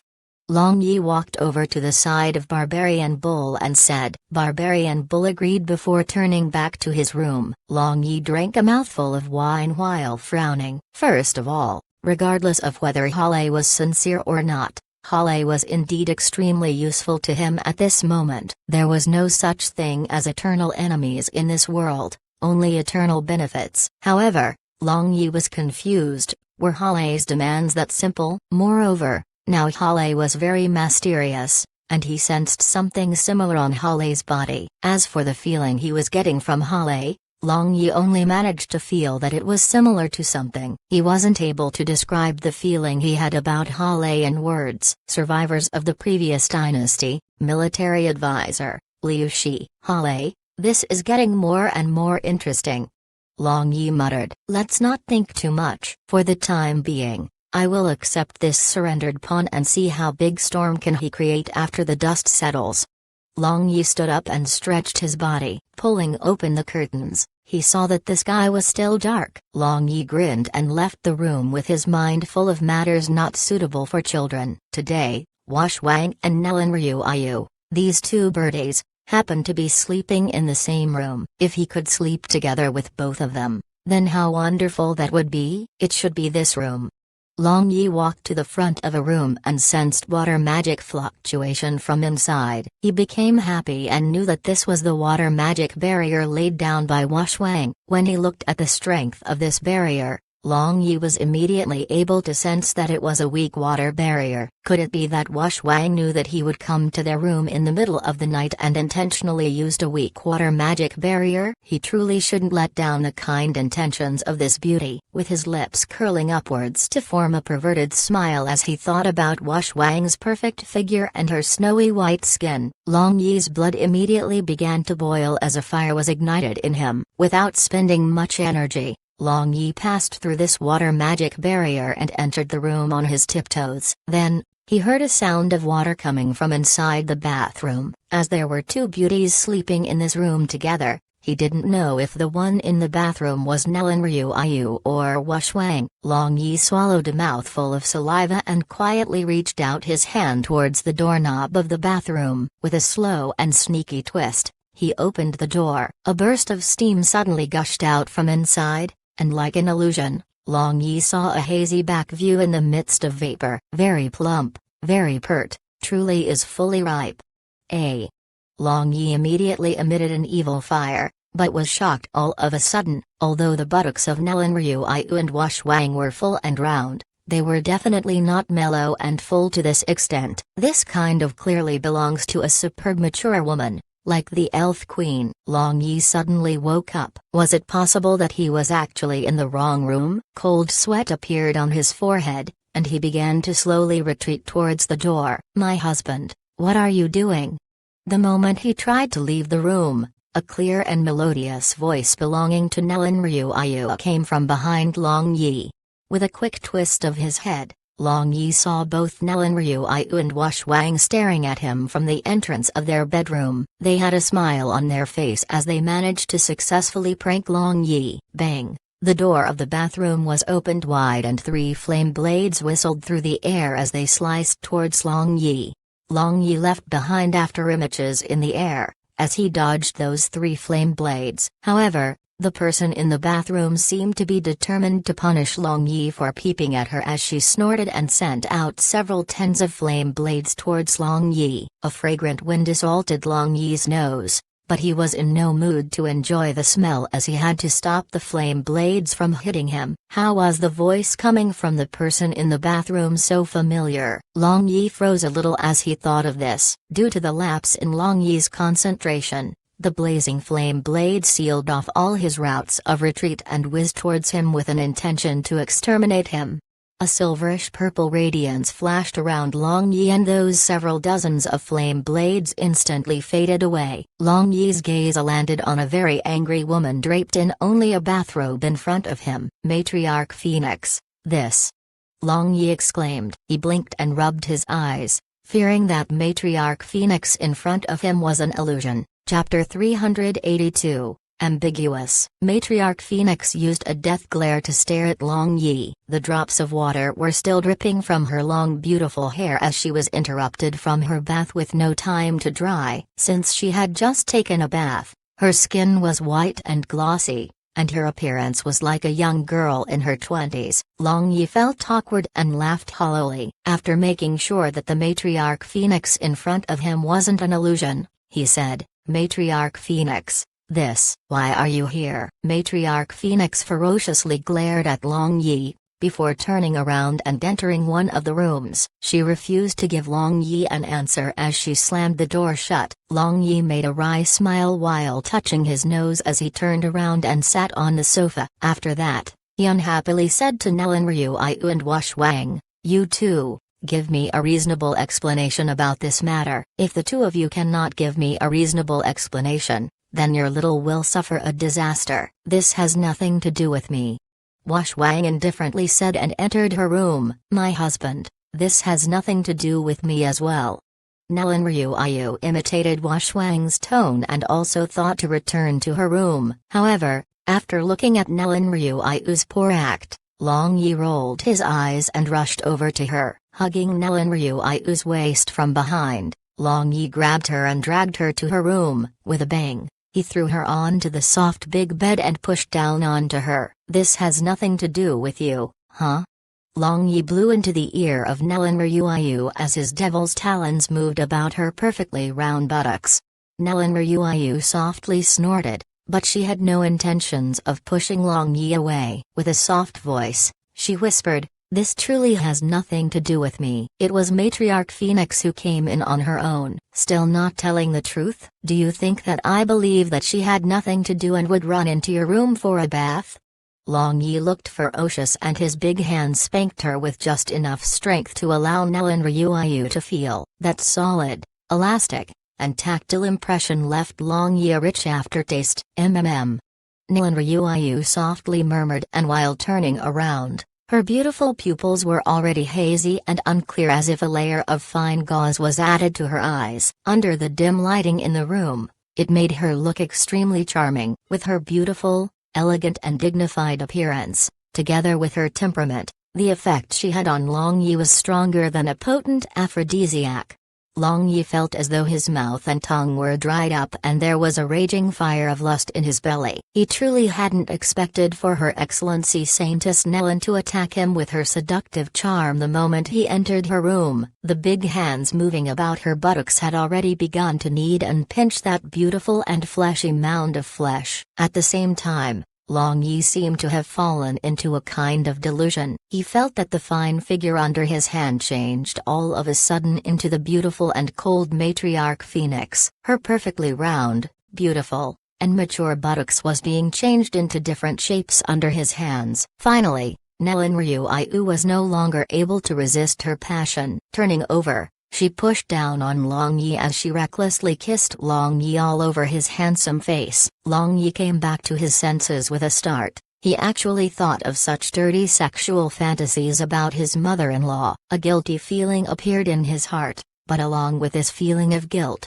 he felt weirdly stimulated. My husband. Love me. Nellen Ryuayu's breath was hot like fire. She raved while nibbling the ear of Long Yi and also used her little hand to awkwardly remove Long Yi's clothes. At this time, Long Yi was shocked. Could it be that this girl truly took an aphrodisiac? Why would she have such a huge reaction today? Even he was overwhelmed by her passion. Ryuayu, don't move. You have yet to answer my question. Why did Matriarch Phoenix come into your suite? Long Yi caught Nellen Ryuayu's little hand before asking her. Nellen Ryuayu had no choice but to thoroughly explain the situation while biting her lower lip. Nellen Ryuayu glared at Long Yi as she appeared as though she was a little girl hiding her bitterness. She explained, immediately upon hearing that you were here, Matriarch Phoenix came to the suite to look for you. However, there was a strong barrier laid outside your suite. At that time, Big Sister Wang just happened to open the door and saw her standing outside. After seeing Wang, the matriarch Phoenix made her identity clear, and we allowed her to enter our room. Long Yi nodded his head. The Phoenix clan possessed their own information network. In the past, when Long Yi and Wang was going to Origin Ice to look for the Ruai Ice silkworm, they had stayed in the Kafeng City's Phoenix Inn. It was probably because of this that the matriarch Phoenix was able to see a portrait of Wang's appearance. As such, she had recognized Wang by a single glance. Perhaps, she was also clear about the appearance of all the women around him. Then why did she bathe in your room for no reason? Long Yi asked as he recalled that ripe beach like Snow White. Hastily shaking his head, Long Yi tried to erase the image from his mind. When Matriarch Phoenix arrived, she was covered in dust and her clothes were also torn in various places. It appeared as if she just had an intense battle with someone. So when she saw a bathroom, she couldn't help herself. Who would have thought that someone would stealthily peek at her bathing? Nellen Ryuayu answered while looking at Long Yi with a gaze which expressed her embarrassment and longing for him. This explanation is barely acceptable, but... Long Yi raised his eyebrows. He could already imagine how awkward it would be to meet and greet his mother-in-law after this. Forget it. In any case, it's not like that was the first time he had done things like this. He especially recalled that time when they were in Kaifeng City. Yu Feng was serving little Long Yi between his legs, but who would have thought that Matriarch Phoenix would charge in? That particular situation in the past was 100 times worse than seeing Matriarch Phoenix in the bath today. As he thought about that incident, Long Yi felt wicked in his heart. The thing I'm afraid of now is for my husband to meet Matriarch Phoenix again in the future. Wasn't Matriarch Phoenix much more embarrassed than you? Not to mention, her figure is extremely sexy. Nellen Ryuayu straddled Long Yi's waist as she freed her little hands from Long Yi's grip. Reaching into Long Yi's lapel, her little hands explored his sturdy chest. She was completely captivated as she caressed those muscles on Long Yi's body which possessed an explosive power hidden in them. Long Yi nodded his head as his big hands grabbed onto Nellen Ryuayu's plump buttocks. Now, his little brother was already very impatient as he pressed against the soft place between her legs. Compared to Matriarch Phoenix, do you think I'm lacking in some parts? Nellen Ryuayu asked, as her private parts became hot and wet. Although she was already in this state, her mind was still thinking about how Long Yi stared at Matriarch Phoenix's body when he saw her in the bath. Although she was very confident about her own figure, in terms of maturity, she was inferior to Matriarch Phoenix. However, her vigor of youth and her young girl's distinctive flavor gave her another type of taste compared to Matriarch Phoenix. Of course not, in my eyes, you are more attractive than her. Long Yi said with a smile and raised his waist. Nellen Ryuayu immediately let out a moan and was physically paralyzed on Long Yi's chest. At this moment, in a luxurious room of the Phoenix Inn, the complexion of Matriarch Phoenix was red as fire. She sat on the sofa without saying a word as her face felt as hot as red-hot iron. She was holding a cup of iced water, but even after taking a few sips, she wasn't able to calm down, and the anger and shame in her heart burned even stronger. That smelly brat, I truly should have kicked him. Matriarch Phoenix gnashed her teeth and said she didn't know how much he had seen. However, a woman's mind was insanely difficult to see through. Matriarch Phoenix ferociously rained down curses on Long Yi in her heart, but she suddenly recalled something and she instantly walked over to the front of a magic mirror that stood beside the bed. Standing in front of the mirror, she sized up the mature beauty inside the mirror as she looked up and down. Not too bad. Matriarch Phoenix muttered. Chapter 383, Sexual Passion. Sneak attackers. Indeed, regardless of figure and appearance, Phoenix Matriarch was of the highest ranking. If it was not for that stern expression and lofty temperament, she definitely was a woman of great beauty that could turn all living creatures upside down in the eyes of men. Currently, Phoenix Matriarch was staring blankly at her own reflection in the magic mirror, indulging in self-admiration. She also had a trace of unconcealable loneliness in her eyes. Suddenly, Phoenix Matriarch extended her jade hand towards the belt of the bathrobe on her waist. Then, after a gentle pull, the bathrobe slid down her body, and Phoenix Matriarch's mature and beautiful was reflected in the magic mirror. Her milky white pure skin appeared to be glittering and had a translucent luster to it. The degree of smoothness and satiny was not a bit inferior to her daughter, Yu Feng. Those towering were like newly peeled off bamboo shoots and weren't sagging one bit. Moreover, dark red pearls were individually standing upright on them. Even a saint wouldn't be able to shift his gaze when staring at this naked goddess. Her slender waist didn't have any excess flesh, and no one would believe that such a slender waist was the waist of a married woman who had already given birth to a child. Below her waist,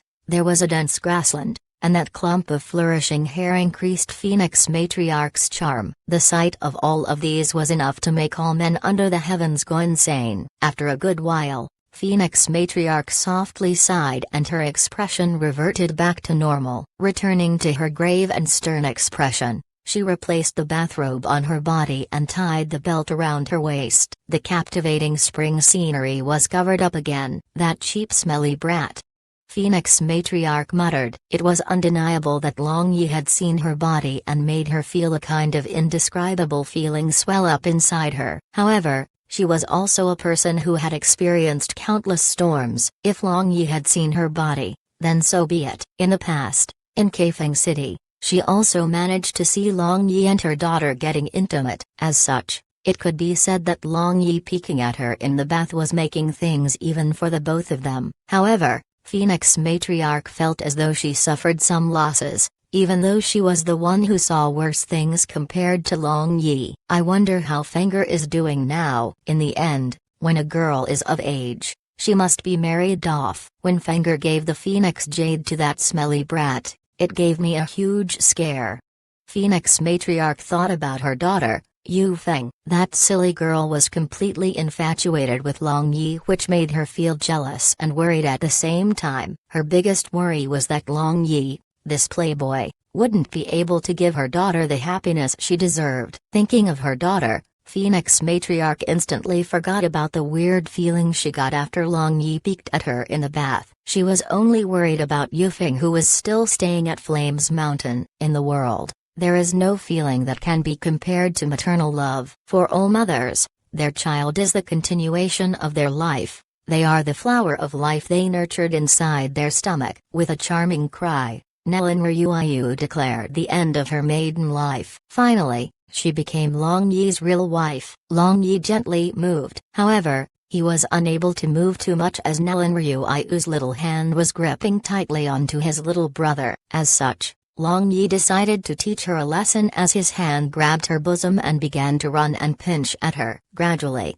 the pain Nellen Ryuayu felt at the start slowly disappeared. Within minutes, the pain was replaced by an unbearable tide of pleasant sensation. She enjoyed the feeling of Long Yi teasing her, but she felt somewhat empty inside. Shifting the weight on her body, she rubbed her body all over Long Yi's waist. Now Long Yi could be considered a veteran player. How could he not understand Nellen Ryuayu's meaning? He was looking out for Nellen Ryuayu at the beginning as he was afraid that she wouldn't be able to withstand his lashing. However, looking at her now, she seemed to be unaffected even though it was her first time. Long Yi decided that he might as well go all out. Long Yi's movement began to quicken as he began fighting the battle with all of his strength. The ramming of splashed their fluids around, making the two of them thoroughly drown in this sea of. In the other room, Wang wasn't feeling too good. Since the distance between the two rooms was very small, Wang felt everything clearly as if it was happening to herself. Every thrust Long Yi gave Nellen Ryuayu made her feel as if her soul was flying away. It was as though the person who was repeatedly receiving under Long Yi was her. If it wasn't for the case of making some progress in her relationship with Long Yi,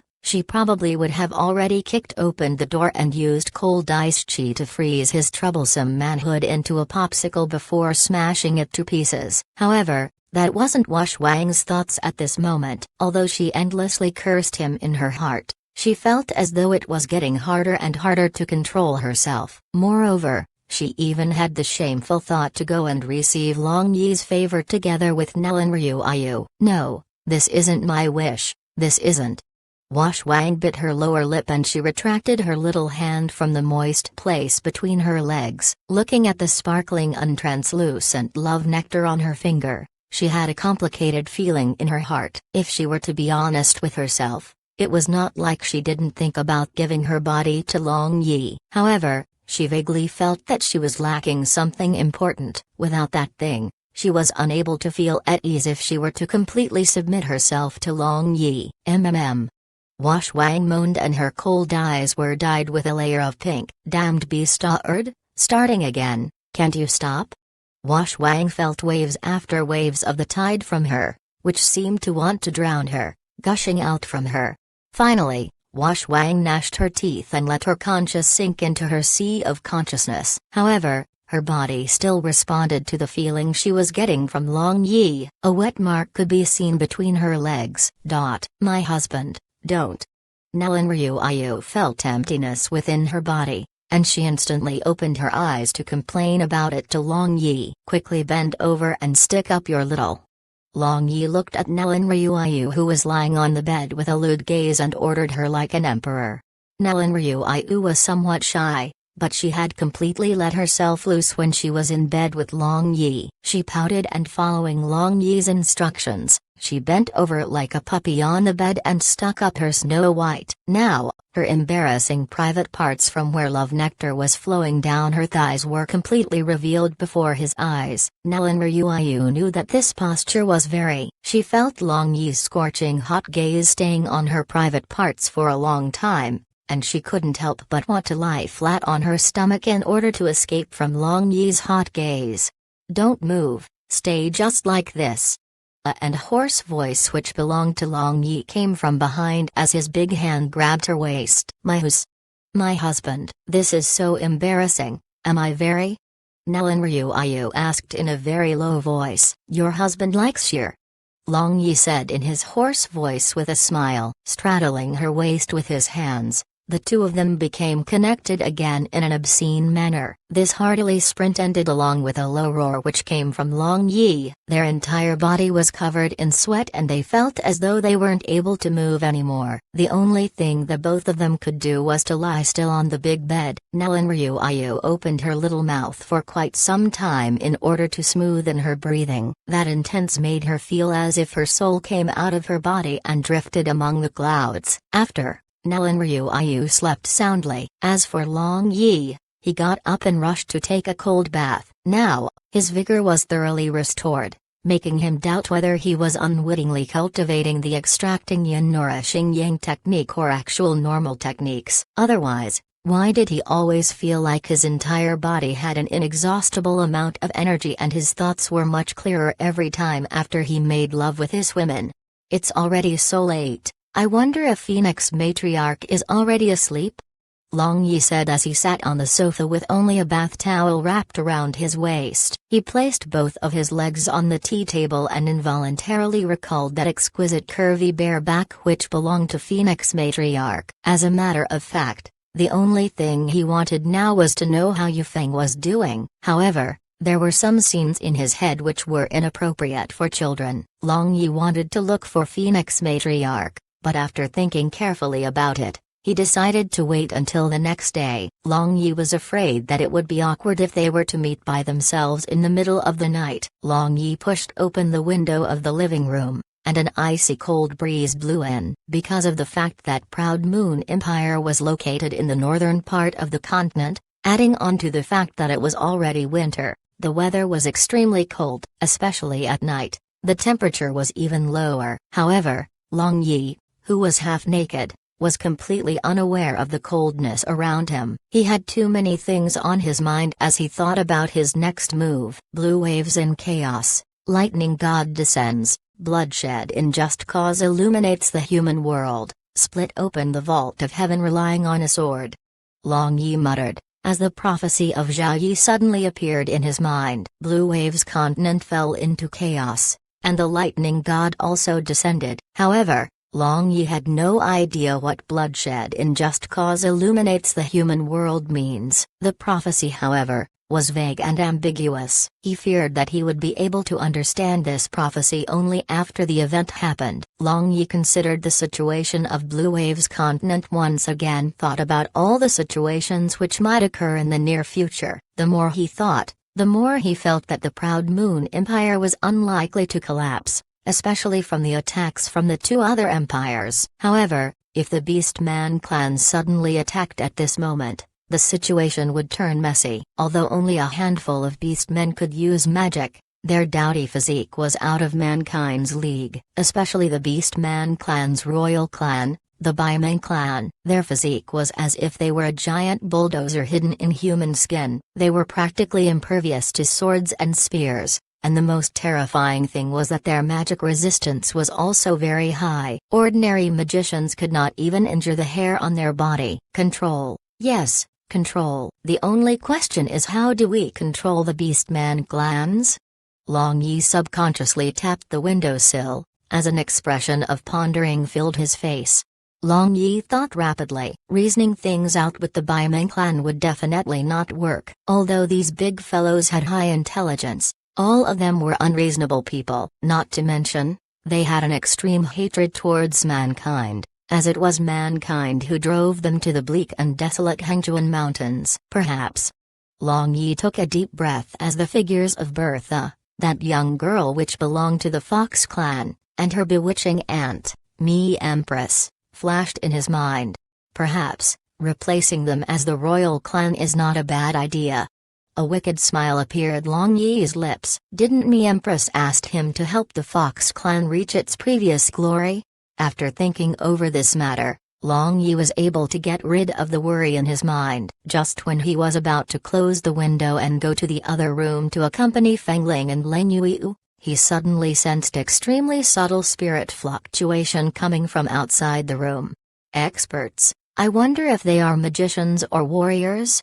Long Yi raised his eyebrows. In an instant, he came to a decision. The other side had 5 people, and they were rushing towards Phoenix in from different directions. They were experts in concealing their aura and their strength was not too bad. They were probably at the Sword Saint realm. Now, Sword Saints and Master Archmages are truly worth lesser and lesser. With the world in chaos, outstanding heroes are rising. People of all sorts have appeared. Long Yi thought aloud and gently closed the window. Quickly putting on a set of clothes, he quietly disappeared from the room.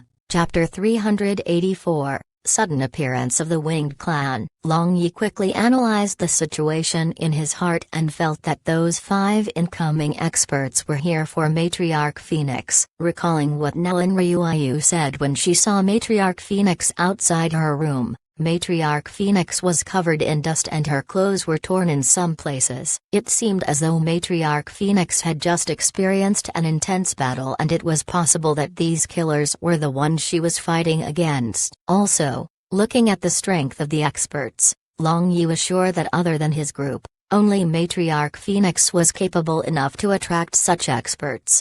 Behind this Phoenix Inn, there was a small courtyard. Only Phoenix Inns in larger cities had courtyards. The courtyard was mainly used as the residence for people of the Phoenix clan. As such, the experts would definitely aim for the courtyard in order to find Matriarch Phoenix. Long Yi quietly hid in a dark corner of this small courtyard. Spreading out his spirit net, Long Yi observed everything that was going on around him. Immediately, he was able to sense 5 weak cores rapidly approaching the courtyard. Suddenly, Long Yi's eyelids twitched. He wasn't able to see the figures within the courtyard walls, but he managed to sense that 2 people had actually appeared in one corner of the courtyard. The other 3 were flanking the room the believed Matriarch Phoenix to be in. Who did Matriarch Phoenix provoke that they had to send so many people to chase her relentlessly?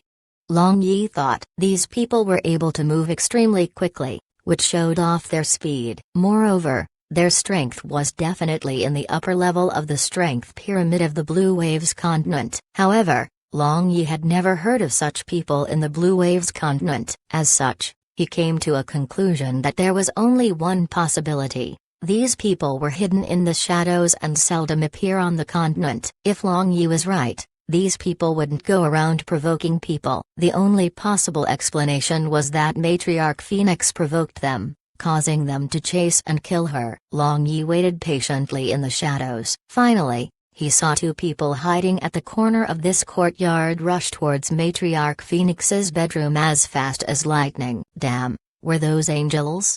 Long Yi had his eyes wide open as he saw those 2 figures rushing towards the bedroom entrance of Matriarch Phoenix. Although he wasn't able to see clearly, he was able to see a pair of wing-shaped things on the back of those 2 people. Was it possible that those wing-shaped things were specially installed? Suddenly, Long Yi felt the aura of those 5 people spread outwards, covering the entire courtyard. The moment their auras surrounded the courtyard, the 5 people attacked simultaneously, instantly breaking the barrier laid out by Matriarch Phoenix. Boom! A red light flashed from inside the bedroom along with the explosion. Matriarch Phoenix rushed out as fast as lightning as she brandished her huge sword, and fire like ki flew towards the 2 birdmen with wings. Instead of retreating, Those two birdmen took out their weapons at the same time. Charging forward, they met Matriarch Phoenix's attack head-on. Such a familiar aura. How is it possible that they have the magic fluctuation of wind elements around them? Are they using wind ki? Long Yi saw those two birdmen's cyan-colored ki and was greatly startled. After a tough and reckless fight, Matriarch Phoenix and those two birdmen eventually fell into the middle of this courtyard. The moment they fell, the other three birdmen with wings rushed out from inside the room. With the addition of three birdmen, Matriarch Phoenix was completely surrounded. With the two from before, another birdman surrounded Matriarch Phoenix in a triangular formation on the ground, and the other two hovered in the sky. Their huge bows were already drawn and were aiming straight at Matriarch Phoenix. Human, return our winged clan's sacred object. Return it, and we will spare your life. An aged voice resounded. What sacred object? Don't slander my Phoenix clan. Your scared object is nothing in my eyes.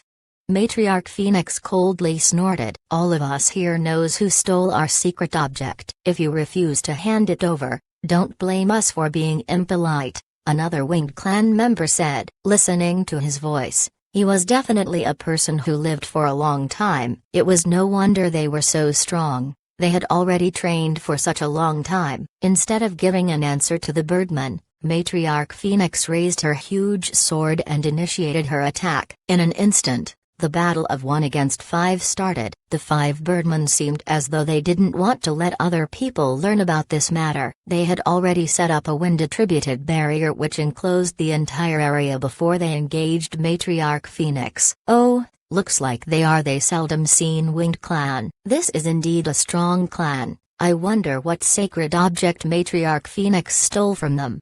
Long Yi muttered. It was still unclear whether Matriarch Phoenix stole that sacred object or not, but he was sure that Matriarch Phoenix wouldn't be interested if the object was ordinary.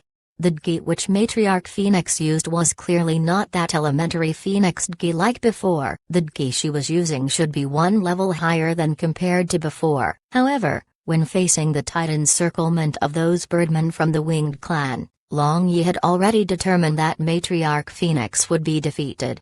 Swish, swish, along with 2 flashes of light, Matriarch Phoenix let out a low groan as her left shoulder was pierced by a wind energy arrow. Staggering for a few steps, Matriarch Phoenix nearly fell to the ground. Return our sacred object, otherwise you will die here. A crisp voice resounded. This voice was like the voice of the celestial being from the highest heaven. Compared to the aged voices previously, the difference was like heavens and earth. Long Yi heard this young girl's clear and melodious voice, and discovered that it was coming from one of the birdmen who was holding a bow in the sky. Or rather, birdwoman. However, all 5 of them were disguised, which resulted in Long Yi being unable to see their appearance. In his head, Long Yi had his own doubts. Was it possible for the speaker to be a girl? Moreover, she had to be a powerful being, as she was one of the 5 winged clan member attacking Matriarch Phoenix. A red light flashed around the body of Phoenix Mistress and the wound on her left shoulder immediately stopped bleeding. After she stopped the bleeding, she stabbed her huge sword into the ground and shouted, "Zumanyu, how long do you intend to watch the drama? Still not coming out for this, grandmother?" Matriarch Phoenix's words made the 5 winged clan members surround her become tense. The 2 winged clan members that were hovering in the sky immediately circled around the courtyard, trying to find the person Matriarch Phoenix was calling out for. However,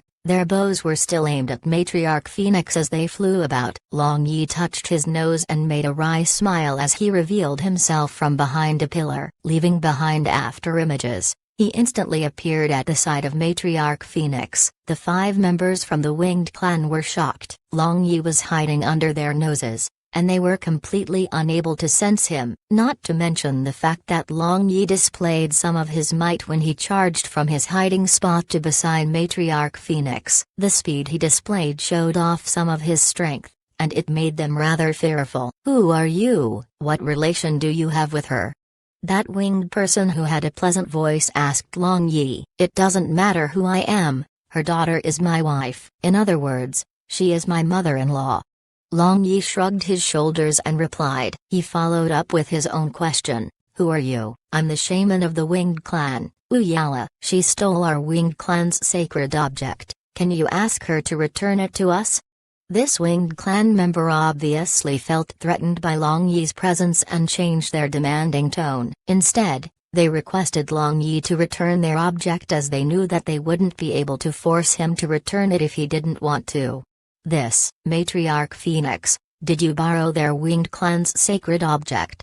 Long Yi turned around and asked Matriarch Phoenix. When he spoke, he didn't use the word steal. Instead, he used the word borrow. Matriarch Phoenix shook her head and said indifferently, the only thing I did was to accidentally intrude into their Winged Clan's territory. I have no idea why they would slander me and say that I stole their Winged Clan's sacred object. They are simply being unreasonable. Long Yi smiled. He didn't believe that Matriarch Phoenix didn't take their sacred object. However, since Matriarch Phoenix was his mother-in-law, how could he side with the outsiders? Not to mention the fact that Long Yi wasn't a gentleman at all. The sacred object which belonged to the Winged Clan had to be good stuff, otherwise, Matriarch Phoenix wouldn't be tempted to steal it. I think you are all mistaken. She didn't take your sacred object. You can all go now. Go back to where you came from. I shall not fuss about the fact that all of you ran into my house and tried to kill my mother-in-law if you disappear now. Long Yi said in all seriousness. Shaman, don't talk nonsense with them. If we don't teach them a proper lesson, they will not hand over our sacred object. Among them, one winged person said in a hoarse voice, you birdman. No one will think that you're a mute if you don't speak. Don't say anything when your voice is so unpleasant to the ears. Your shaman knows what to do. Long Yi said. Listening to that marvelous voice of the Winged Clan's shaman, Long Yi was startled when the other birdman opened his mouth. It was really unbearable for Long Yi to listen to this birdman's throat-tearing voice. You! That birdman was so angry that if the shaman hadn't signaled for him to stop, he would have attacked. If you don't hand over our sacred object, we can only pry it off your bodies. Although the Winged Clan's shaman said those words, she appeared to be hesitant in starting the attack. For an unknown reason, her intuition was telling her that all 5 of them were no match for him. Despite how ridiculous it sounded, there was a nagging feeling in her to retreat. Please make your move. If you can personally make a move, then that would be great.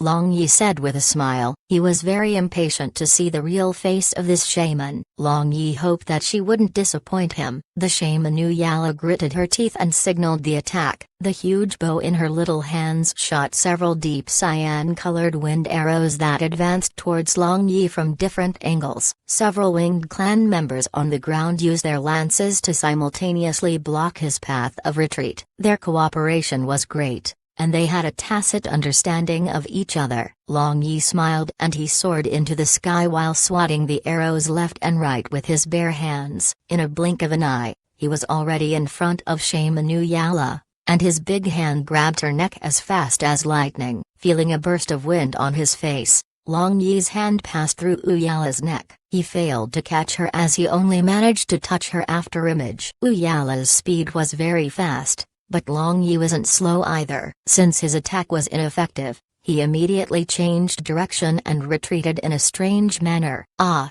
Uyala cried out in alarm and she immediately flew to the side of the other Winged Clan member who was holding a bow. Shaman, are you okay? The remaining 4 Winged Clan members simultaneously asked. I am fine.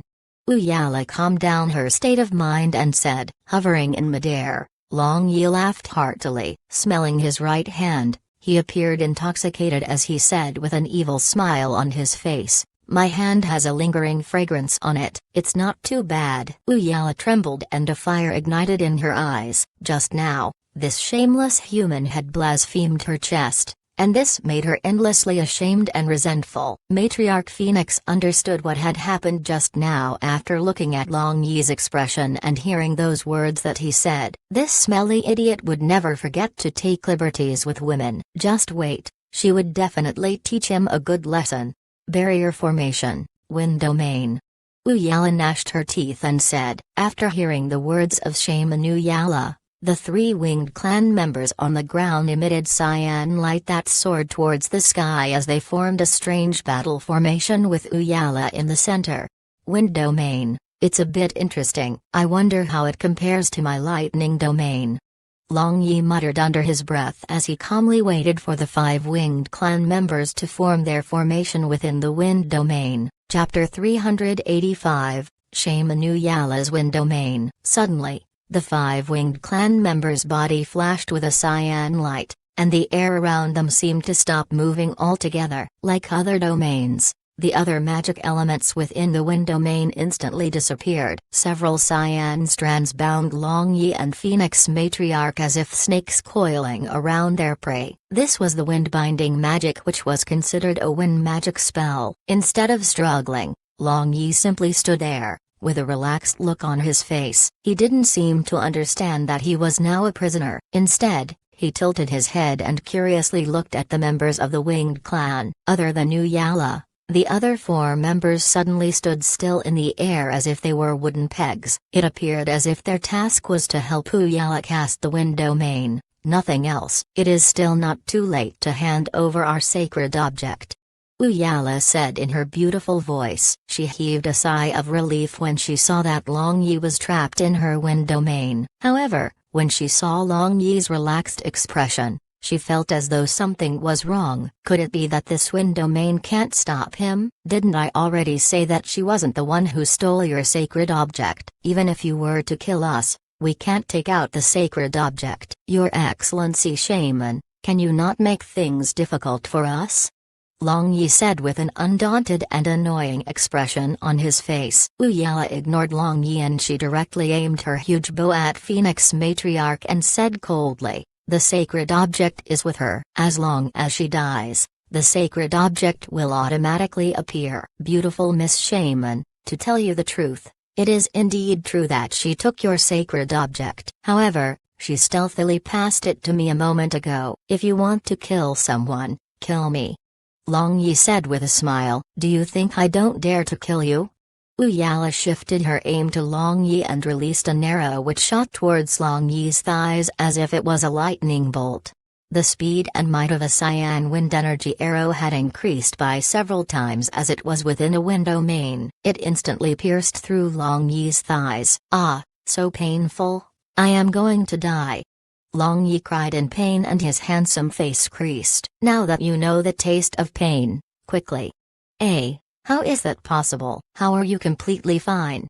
Uyala didn't want to take Long Yi's life. The only thing she wanted to do was to make Long Yi hand over the sacred object. However, after examining Long Yi carefully, she saw that her cyan wind energy arrow didn't harm Long Yi at all. With the exception of tearing a hole in his pants, it didn't even leave a mark on his skin. Fine? Do I look like I'm fine? How am I fine? Your arrow hurt me, and I shouted out in pain. What a waste of my saliva. Long Yi said with a smile. Uyala looked at Long Yi as if she was looking at a monster. She didn't believe her eyes, and she shot several arrows in succession. Staring at Long Yi, she saw that her cyan wind energy arrows enter his body after piercing his clothes. However, the arrows failed to stab through his body. It was as though Long Yi was absorbing the arrows into his body as he stood there without moving. Miss Shaman, seems like you can't kill me. I am blessed by the wind god, so you don't need to waste your energy shooting wind arrows at me. Long Yi smiled and said, blessed by the wind god? Uyala muttered. Could it be that he was speaking the truth? Otherwise, how was it possible that her arrows don't harm him in the slightest? Also, Uyala wondered if the people blessed by the wind god would be suppressed by the wind domain. Yeah, as a matter of fact, your winged clan's sacred object belongs to the wind god. Now that the sacred object is in my hands, you can say that it has been returned to its rightful owner. You can all leave now, return to where you came from.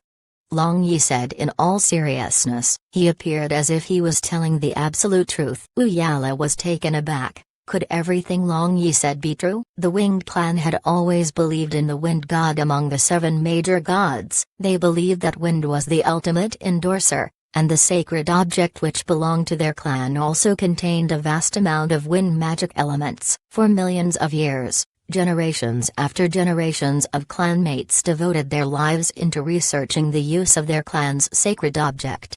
More than 1,000 years ago, one of the winged clan's elder finally succeeded in developing wind magic. It was because of this wind magic, the winged clan was able to take a step forward in increasing their overall strength. After improving the strength of the clan, the shaman of the winged clan received a revelation from the wind god. As a result, the winged clan withdrew from the world and didn't take part in any worldly affairs. The shaman who received the revelation said that if their clanmates appeared in the world, the entire clan would meet a catastrophe which would threaten the survival of the entire clan. As a result, it had already been more than 1,000 years since they withdrew from the Blue Waves continent. In the memories of everyone, and in the history books, the existence of the winged clan was a myth. With a thought, Long Yi absorbed the wind-binging magic around his body. The reason Long Yi was able to absorb wind elements into his body was very simple. Now, Long Yi was able to communicate with elemental spirits and he had a very good coordination with them. It can be said that it was very difficult for any magician that had a lower cultivation realm than him to injure him using their magic spells.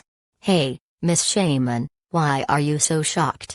Long Yi instantly appeared in front of Wu Yala and gently patted her shoulder. As her reflexive nerves were too sensitive, she was startled and jumped when Long Yi laid his hands on her. "You! How can you move?" Wu Yala saw that Long Yi had arrived in front of her without any obstruction and she couldn't help but be shocked. "I said that I am blessed by the wind god. Do you think such a small wind-binding magic can tie me up?" Long Yi said with a smile. The eyes of Wu Yala flickered. After thinking for a bit, she said, "You have to return our sacred object. Even though you may have a way of nullifying the effect of my wind domain, it doesn't mean that you are blessed by the wind god." "Then what do you want to do?"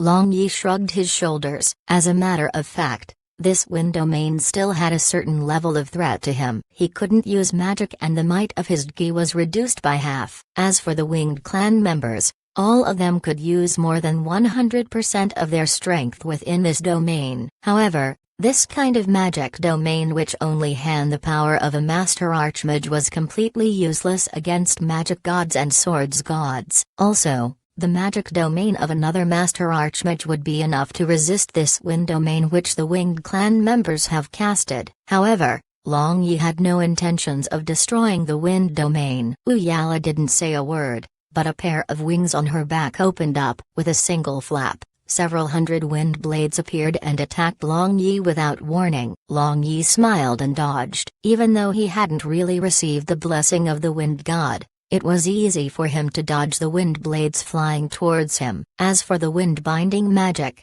he communicated with the wind elemental spirits and they released Long Yi instantly. Even though it was possible for Long Yi to use his internal force to take on the extremely fast wind blades flying towards him, he would spend too much internal force trying to do so. Moreover, as they were currently inside the wind domain, the might of the wind blades were much higher. How spectacular was it to see hundreds of wind blades flying together. In any case, the entire small courtyard was covered with those half-moon wind blades. The only thing that made Long Yi feel even more depressed was, the wind blades were sticking close to him due to Wu Yala's control. Instead of disappearing after not hitting their target, the wind blades chased after Long Yi relentlessly.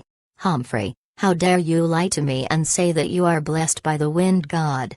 Wu Yala laughed. She was glad that she wasn't deceived by Long Yi. However, her smile froze the moment she looked at Long Yi again. In front of Long Yi, a cyan-colored wind protective screen appeared. The wind protective screen blocked all the wind blades flying at him. What surprised her even more was a human-sized wind blade appeared in front of Long Yi. No matter how Yala tried to control the human-sized wind blade to slash at Long Yi, she failed. It seemed as though the human-sized wind blade was casted by Long Yi himself. Chapter 386, Token of Love. "Beautiful Miss Shaman, would you like me to release this wind blade? In any case, take this big wind blade as a gift from me." Long Yi smirked behind the cyan-colored protective screen. In a split second, the huge wind blade which was in front of him slashed towards the stunned Yala. At such a close distance, The huge wind blade instantly appeared before the stunned face of Uyala. Long Yi raised his eyebrows. This winged clan shaman would be able to withstand at least a single blow, right? Although his wind blade was big and powerful, its might was greatly reduced by the power of her wind domain. If she were to die by this wind blade within her domain, then that would be too embarrassing. However, Long Yi's worry proved to be superfluous. The wind blade cut through Uyala without any resistance. No, it was her afterimage. The afterimage had a vivid expression on its face, and it seemed as though it was really Uyala. However, it dissipated into the air as the real Uyala appeared behind Long Yi a second later. Surprisingly, she failed to carry out a sneak attack on Long Yi like she had done in the beginning. Long Yi slowly turned around,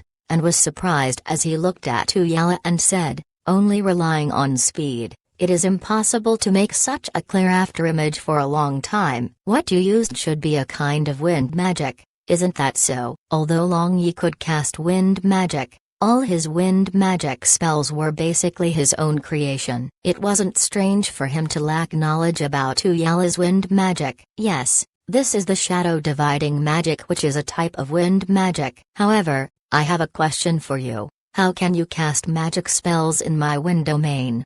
Uyala seemed to have no intention to continue her attack as she asked Long Yi, shocked. Within a magic domain, other than the caster, other people should be unable to use the magic elements in the domain to cast magic spells. As I said, I'm blessed by the wind god. You simply didn't believe me. Long Yi smiled and shrugged his shoulders. As a matter of fact, the truth was very simple. He was using his magic element core, which was situated within his sea of consciousness, to cast the magic spell. As he wasn't using the magic elements in the atmosphere, he was able to cast magic spells even within Uyala's wind domain. As far as Long Yi was concerned, he knew that many magicians were able to do the same thing. However, they were only able to cast some low-leveled magic spells. It was basically impossible for them to cast such high-level defense and attack magic like Long Yi. The results shocked Uyala, as she didn't dare to believe that Long Yi was such a powerful being. Uyala looked at Long Yi for a long time in a startled fashion. Her heart fiercely shook. Uyala was a loyal believer of the wind god. With regards to the strange wind-attributed magic spell and his strange abilities to be able to ignore the wind domain completely, Uyala believed that Long Yi had some relations to the wind god even if he wasn't blessed by the wind god. No matter how you put it, the sacred object is the winged clan's defining treasure. Even if you are blessed by the wind god, you must go to our clan to give an explanation to all our clansmen. Uyala hard-heartedly said to Long Yi. She knew that she wouldn't be able to drag him back by force. Neither would she be able to defeat him and get the sacred object off him. In order to resolve the problem, she had to invite him to the clan itself to explain the matter of him taking the sacred object away. She was obviously no match for this bedfellow who was laughing while fighting her. "Where is your winged clan located?" Long Yi asked curiously. "A highly concealed place in the Hengjuan Mountains. You'll naturally find out if you go with us," Uyala said. "It's not like I don't want to go with you all. Before I follow you guys anywhere, shouldn't you at least let me see your faces?" Long Yi's eyes shone with lewdness as he said with a wicked smile on his face. Uyala hesitated for a bit before agreeing to his request. The only reason they were disguised was because it was a method they used to conceal their aura. In order to get the sacred object back from Phoenix Matriarch, they had to hide themselves before ambushing her. She nodded her head and said, "That's fine. I hope you will keep your promise." Long Yi nodded his head. He hoped that this winged clan's shaman who possessed a goddess-like voice wouldn't disappoint him. However, in Long Yi's heart, he thought that a majority of women that had an exceedingly attractive voice had bad looks to match. It could be said that there were only a few women who were favored by the heavens to be born pretty with a nice voice. Uyala chanted an incantation with her clear and melodious voice. As if the gurgling sound of a brook, people would feel refreshed in both their bodies and their mind when they heard her voice. The gray-colored disguise on Uyala's face slowly dissipated, and Long Yi's eyes became bigger and bigger. When the true face of Uyala emerged in front of Long Yi,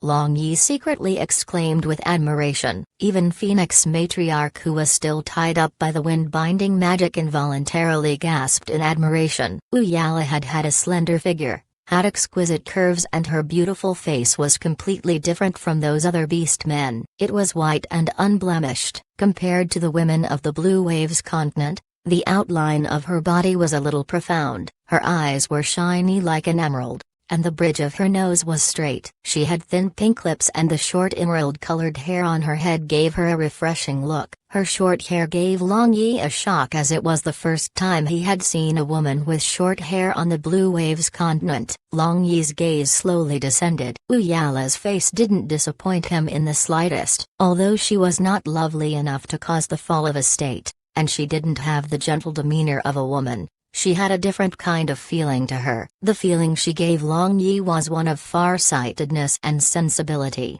both of which Long Yi valued highly. "Wow, so sexy. Aren't you afraid others may catch you before you find the sacred object?" Long Yi swallowed a mouthful of saliva as he thought about some improper stuff in his heart. Uyala was wearing leopard fur, which was alternating between black and white. On that leopard fur, there was a dimly visible mysterious rune, and a large area of the snowy white skin on her chest was visible. Furthermore, the leopard fur she was wearing as a dress only stretched to her knees. She was bare underneath her knee with only 2 short boots on her feet. This style of dressing was not rare at all in his previous world, but he had never seen such fashion in the entire Blue Waves continent. What made Long Yi even more curious was that pair of spotlessly white wings on Uyala's back. Currently, they were spread out and were slightly flapping, keeping her in the air. She appeared just like an angel, which gave Long Yi an indescribable feeling in his heart. The gaze of Long Yi made Uyala somewhat unhappy. She felt as if she was stripped naked under his eyes, which made her feel very uncomfortable. "Now that you have seen my true appearance,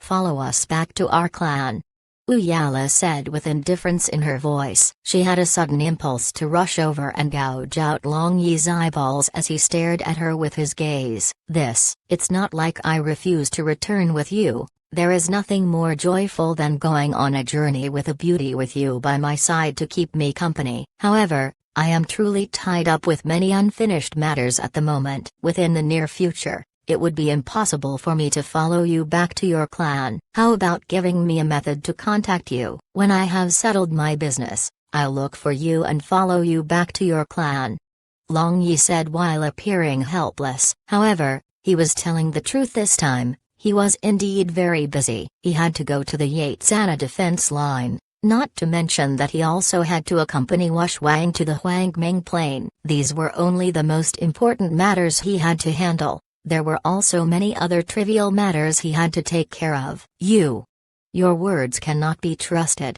Uyala angrily criticized Long Yi. She was brought up in the Winged clan, which was hidden from the world since childhood. Other than her clansmen, she had never interacted with other people from the Blue Waves continent. As such, Uyala had a simple mind. Against Long Yi, she was like a 3-year-old baby. "How am I not trustable? It's not like I'm refusing to go to your Winged clan, it's just that I'm postponing my visit."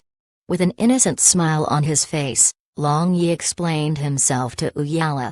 In the air, Uyala hovered still as she thought for a little while. It was true that Long Yi had never mentioned when he was going to the Winged clan with her. However, she felt as though she was eating a loss here. Patriarch was right. Humans are truly fraudulent. Both the woman and man in front of her was the same. Looking at Uyala's face, Long Yi saw that her beautiful face had become pale from anger. In an instant, Long Yi became soft-hearted. It seemed as though bullying woman was his strong point after all. "Beautiful Miss Shaman, it is impossible for me to go with you now. However, I'll go to the Hengjuan Mountains in the future, and if I have free time on my hands, I will look for your noble clan," Long Yi said. He wasn't lying. The entrance of the Huangming Plain was at the northwest of the Proud Moon Empire. That wasn't far from the Hengjuan Mountains at all. Long Yi already had a plan in his head. He was planning to go to the Elven Forest to see that lass,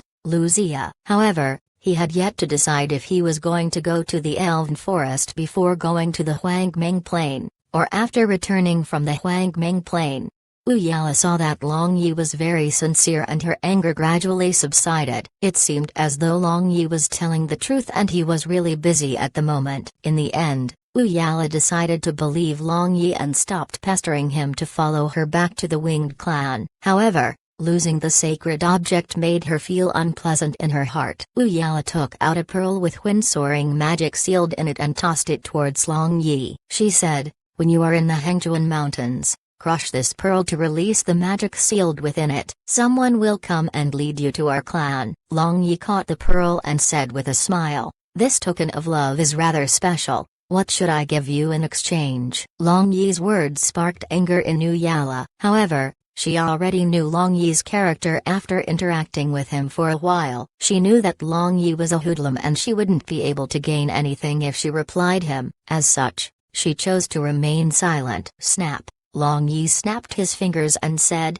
"I've got it. I know what I should give you in exchange." Long Yi stretched his hand out and a layer of cold chi began to condense in his hand. He had used the water magic core inside his sea of consciousness to cast black and ice cold chi. With a single thought from Long Yi, the cold chi on his hand began to churn. Before long, it began to condense into black and ice. The moment it condensed, a trace of cyan wind magic element suddenly appeared among the cold chi. Roughly a quarter of an hour later, an exquisitely carved rose was formed in Long Yi's hands. The special thing about this sparkling and translucent rose was the threads of cyan mist circulating around it. It was an exquisite work of art by Long Yi as he presented it to Yala. "It's a gift for you."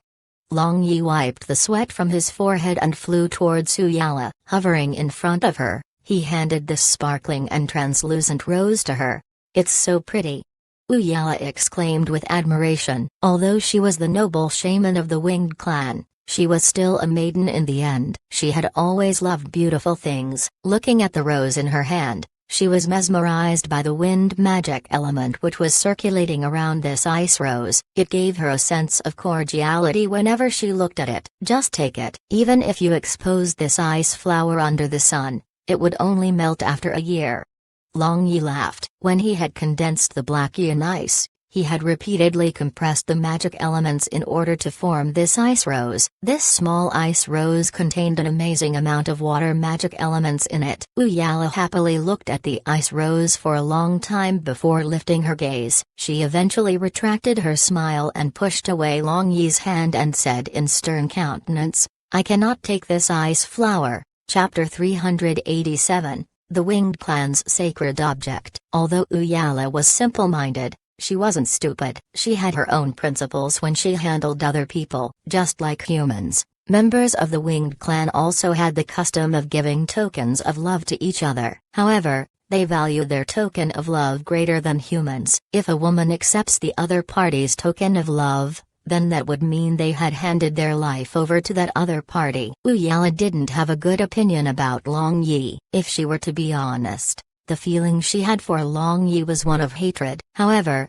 she didn't know if it was because Long Yi took advantage of her at the beginning of the fight, or because she felt that Long Yi was a dangerous individual.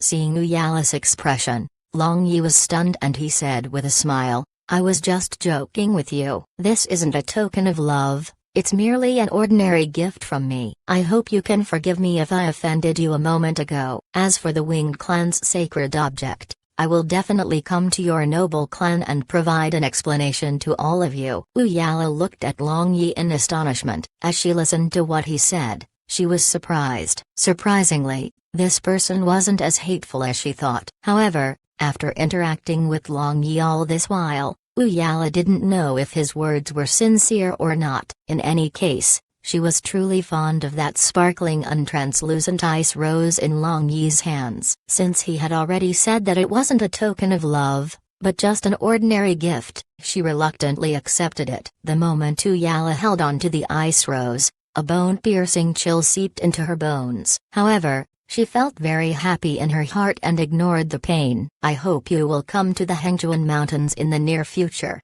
Seeing that it was already daybreak, Yala waved her hands and dispersed her domain. After the domain disappeared, the four Winged Clan members could move again. Even though they couldn't move before, They were able to listen to whatever Long Yi and Uyala said. Naturally, they didn't say anything about the sacred object anymore, as Uyala had already made Long Yi promise to go to the Hengjuan Mountains to give them an explanation. Along with Uyala, the four-winged clan members flew into the sky and disappeared without another word. Seeing as they left, Long Yi descended onto the ground and looked at Matriarch Phoenix, who was suffering from the aftermaths of the battle. Even though she was injured during the battle, she still appeared cold and elegant. Long Yi said, "Matriarch Phoenix, I think we need to talk. Follow me inside."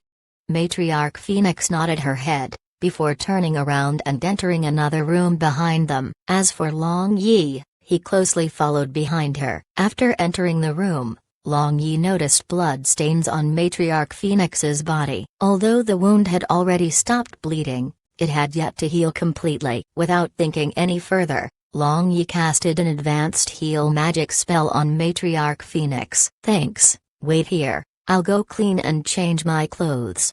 Matriarch Phoenix looked at Long Yi and said with indifference. The moment the words came out of her mouth, both of them felt a jolt of electricity shoot through their bodies. The beautiful face of Matriarch Phoenix reddened and Long Yi's eyes blurred. Clearly, both of them recalled that embarrassing matter which happened yesterday. "This smelly brat, actually showing such an expression in front of me."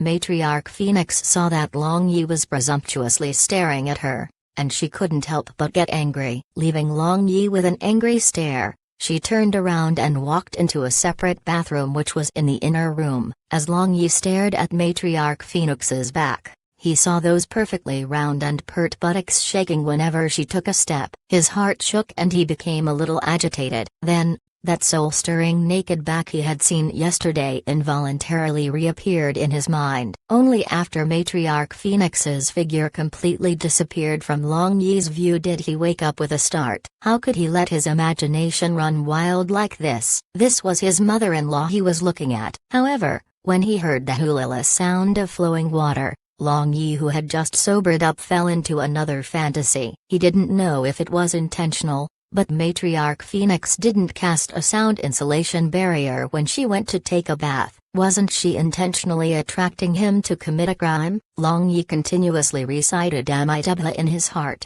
and forcibly changed his thoughts to the beautiful shaman of the winged clan. It was indeed the correct choice, as she managed to successfully distract Long Yi from thinking about Matriarch Phoenix. It seemed as though the temptation of a beautiful woman can only be offset by another beauty. After thousands of years, the winged clan finally appeared in the continent again. I wonder what else will come out. I'm afraid that the chaos on Blue Wave's continent wouldn't end anywhere in the near future. Long Yi muttered in his heart. Is it possible for him to pull the winged clan to his side? While he was thinking, a faint fragrance assailed his nostrils, forcing him back to his senses. As he looked up, he saw Matriarch Phoenix standing in front of him. She had just finished her bath and she changed her clothes, making her look completely different from her previous state. That faint fragrance she emitted just after bathing was very attractive. "Matriarch Phoenix, I have a question for you. Where is Fenger now?" Long Yi asked after looking at Matriarch Phoenix for a while. "Fenger? Looks like you still have a conscience. Finally, you remember about my poor daughter." Matriarch Phoenix was dumbfounded as she didn't expect Long Yi to suddenly ask her about Fenger. However, she happily replied him as she was happy Long Yi still remembered about her daughter. Matriarch Phoenix was expecting Long Yi to ask about the winged clan's sacred object the moment he opened his mouth. However, he asked about her daughter instead. "How is Fenger now? Where is she?"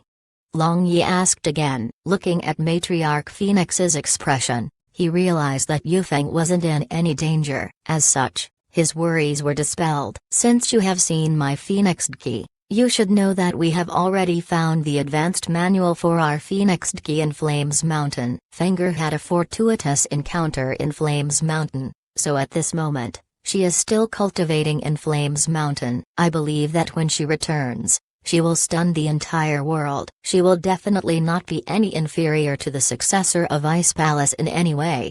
Matriarch Phoenix was excited and her eyes were burning as she anticipated Yufeng's success in the future. Long Yi was startled. Wouldn't be any inferior to the successor of Ice Palace in any way? The successor of Ice Palace, Wang, had already reached the magic god realm, which means that Matriarch Phoenix was confident that Yufeng would definitely reach the swords god realm when she returns. How long would she need to train to be able to do so? It wouldn't be good if this cultivation session took too long, as Long Yi would miss his darling Yufeng very much. If her cultivation succeeds, it would take 3 to 5 years. If she fails, she will be unable to leave Flames Mountain. In order to see you again, she will spare no effort in her cultivation. Before he could voice out the question in his heart, Matriarch Phoenix had already provided him an answer. She had high expectations for her daughter. As the descendant of the fire god, she was willing to pay any price for an opportunity to surpass the Ice Palace. 3 to 5 years. Long Yi shouted. What a huge joke. He had to wait 3 to 5 years to see Yufeng. There was no way Long Yi was patient enough to accept this. 3 to 5 years will pass quickly. You will be able to meet her soon. Matriarch Phoenix indifferently said. As the matriarch of her clan, she had many responsibilities to bear. However, as she knew that the honor of the Phoenix clan could be realized by her daughter, there was a tinge of pride in her words. Compared to the glory of her clan, the romantic love between Long Yi and her daughter was less important. Long Yi rolled his eyes. He already knew what kind of person Matriarch Phoenix was. She would always place the benefit of the clan before everything else, and Long Yi had no idea what was going on in her head. I can't do much about it, and I can't wait so long for her either. After settling everything, I will go to Flames Mountain and take her away. Long Yi said without a hint of anger in his voice. If you can take her away based on your own abilities, I will not stop you.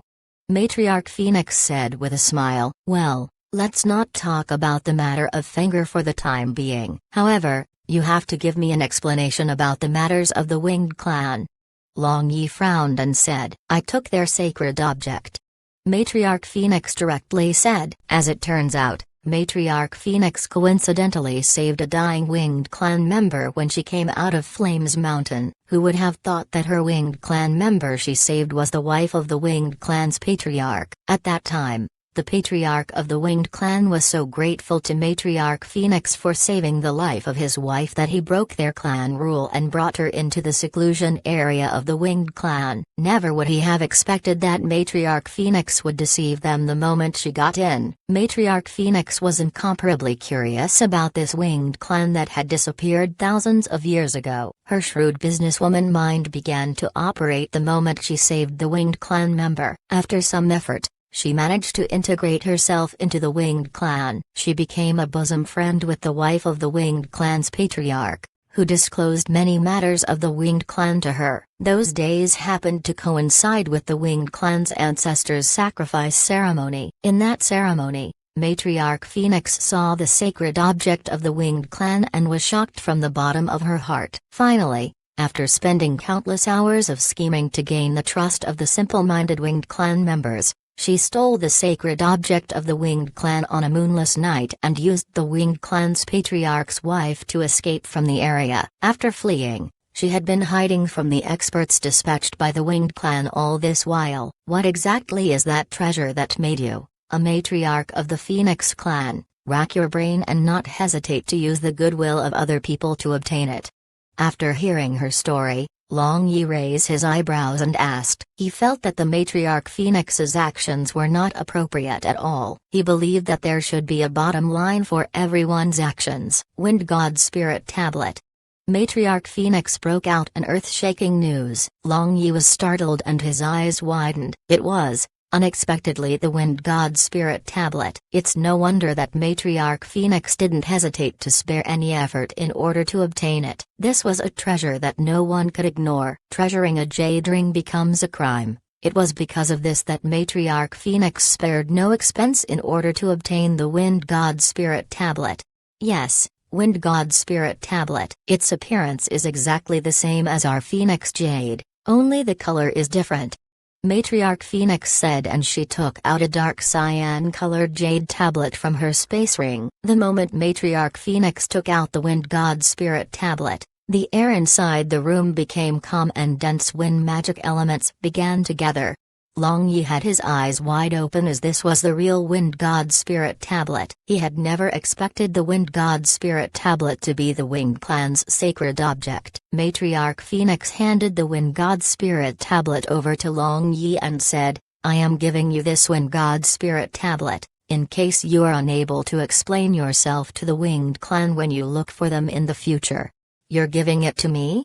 Long Yi asked in disbelief. Matriarch Phoenix rolled her eyes in annoyance and said, "Fanger has already given you the Phoenix Jade. The entire Phoenix clan is yours. Why are you still hesitating?" Long Yi no longer hesitated and took the Wind God Spirit Tablet into his hands, before sighing in his heart. Originally, he had 4 spirit tablets. If he were to add this Wind God Spirit Tablet to his collection, he should have 5 spirit tablets in total. Unfortunately, the Light Spirit Tablet and Dark Spirit Tablet were snatched by the Light Church and Dark Church respectively. Long Yi was very grateful towards Matriarch Phoenix. She didn't hesitate to bear the infamy and stole the Wind God Spirit Tablet. However, she gave the Wind God Spirit Tablet to him without any hesitation. This mother-in-law of his was truly too good. Next, are you going to Yatzana and battle against the Proud Moon Empire? Matriarch Phoenix suddenly asked. Yes, I was thinking to go there. I wonder where Matriarch Phoenix is going next. Long Yi nodded his head and asked, "Now that the Winged Clan will not come and find me for the time being, I have decided to return to the Phoenix clan. I have left the clan for such a long period of time. There are many matters to handle. I will not send you off when you leave this place. Just remember to be careful along the way, and I hope you will consider a little more about the women around you." That silly daughter of mine." Matriarch Phoenix softly sighed as she turned around. She didn't say another word, and Long Yi knew that it was time for him to leave. Chapter 388, Wash Wang, Unparalleled in the World. 1. We'll sponsor a chapter of the novel of your choice for the first person to be our 250th follower. So, if you have friends, get them to join. Let your friends or association know and land that 250 mark. At everyone Twitter. Snowflakes were fluttering down the sky, and the entire world was dressed in white. The path was covered in a bed of white snow, as more were falling from the sky. This was the first snowfall since the Proud Moon continent entered into the winter season. This weather lasted for 3 days and 3 nights, and snow covered the world. I wonder how many people will lose their lives due to this heavy snowfall. Long Yi sat in a warm and luxurious carriage as he lifted the curtains and sighed. Ever since Blue Wave's continent fell into chaos, there were countless common people who became destitute and homeless. With the merciless weather added onto the mix, many of them would either freeze or starve to death. Even the soldiers who were dispatched to Yatzana by both the Violet Dragon Empire and Nellan Empire would be affected by the weather. Many of them would fall. Currently, Nellan Ryuiyu and Wash Wang sat beside Long Yi. Barbarian Bull was sitting in another carriage box attached to the main carriage Long Yi and the others were in. In fact, this attachment carriage was Long Yi's creation in the Blue Waves continent. Of course, the true reason Long Yi designed this attachment carriage was to get rid of Barbarian Bull when he wanted to be alone with his wives. If this big light bulb sat in the main carriage with them, Wash Wang would definitely not allow Long Yi to touch her. Yes, because of the never-ending snow for 3 days and 3 nights, many common people froze to death. We have seen many of them along the road. Nellan Ryuiyu couldn't bear to see these people die, but she was utterly helpless. War was cruel. Moreover, when the cruel weather struck, it made the situation even worse. She was incapable and powerless to do anything. Long Yi released the curtains and it dropped down, blocking their view of the road outside the carriage. After dropping the curtains, he lied down and rested his head on Wash Wang's soft thighs. He extended his legs and placed it on Nellan Ryuiyu's snowy white thighs. Now he truly looked like an immortal fiend with beauties in both his hands. The luxurious carriage was advancing with surprising speed along the snow-covered path. This was a result of Long Yi casting barriers to block the snowstorm and adding gale magic to the luxurious carriage. The carriage was traveling as though it was flying in the air. I wonder if Fenger and Yui arrived at the dark church already.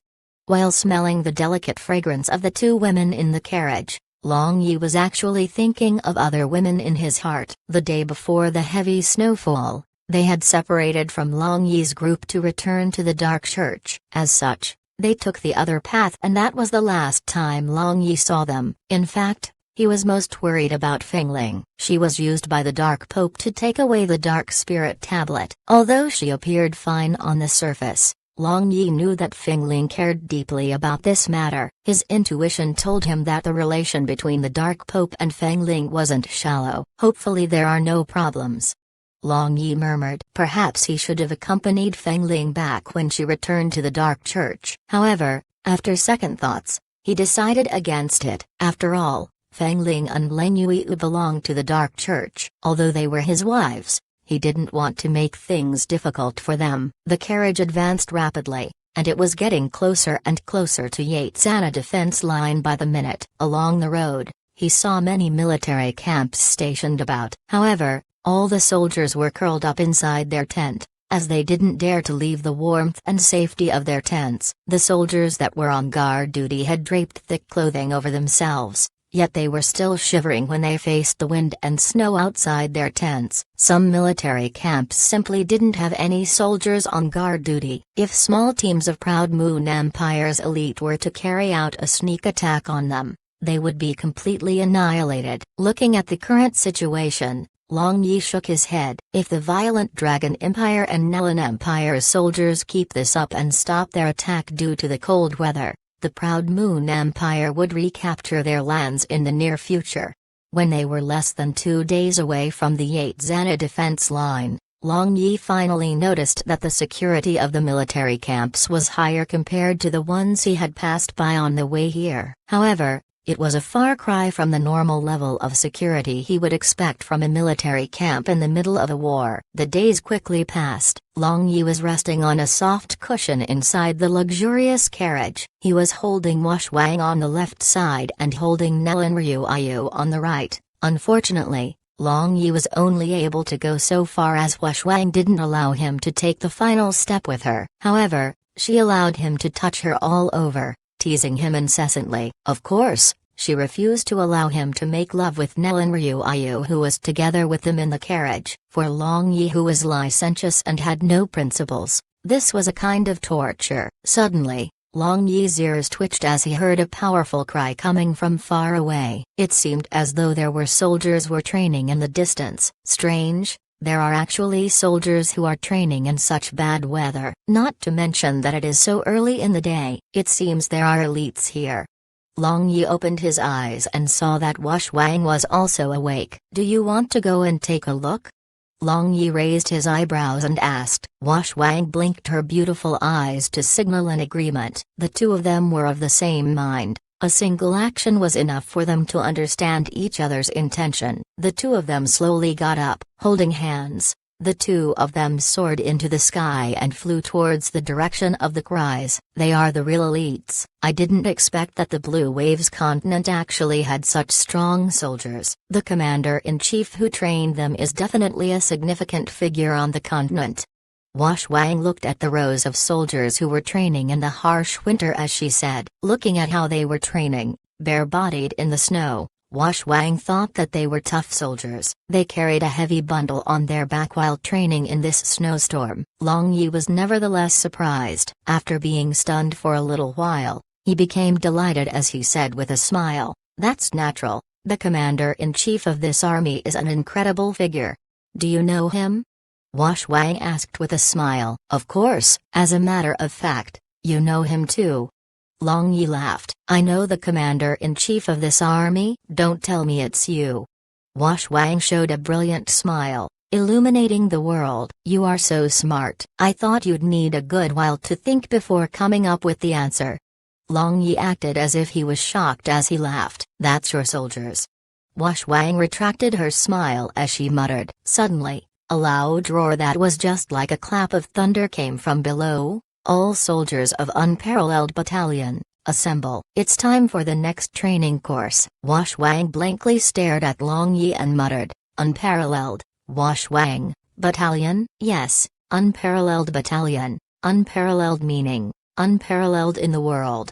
Long Yi gently looked at Wang with a warm smile. The eyes of Wang became a little blurry. Suddenly a scene in an endless wasteland where a handsome youth was speaking to a young girl appeared in her mind. The handsome youth said, "From here on out, your name is Wang, which means unparalleled under the heavens." Wang, what happened? Looking at her reaction, Long Yi wondered what had happened and asked her in a confused voice. His voice woke her up with a start. "Were you the one who chose the name of the Unparalleled Battalion? Why did you call it Unparalleled Battalion?" Wang looked at Long Yi with her beautiful shining eyes. "Yes, I chose it. As for the reason, I believe you already know."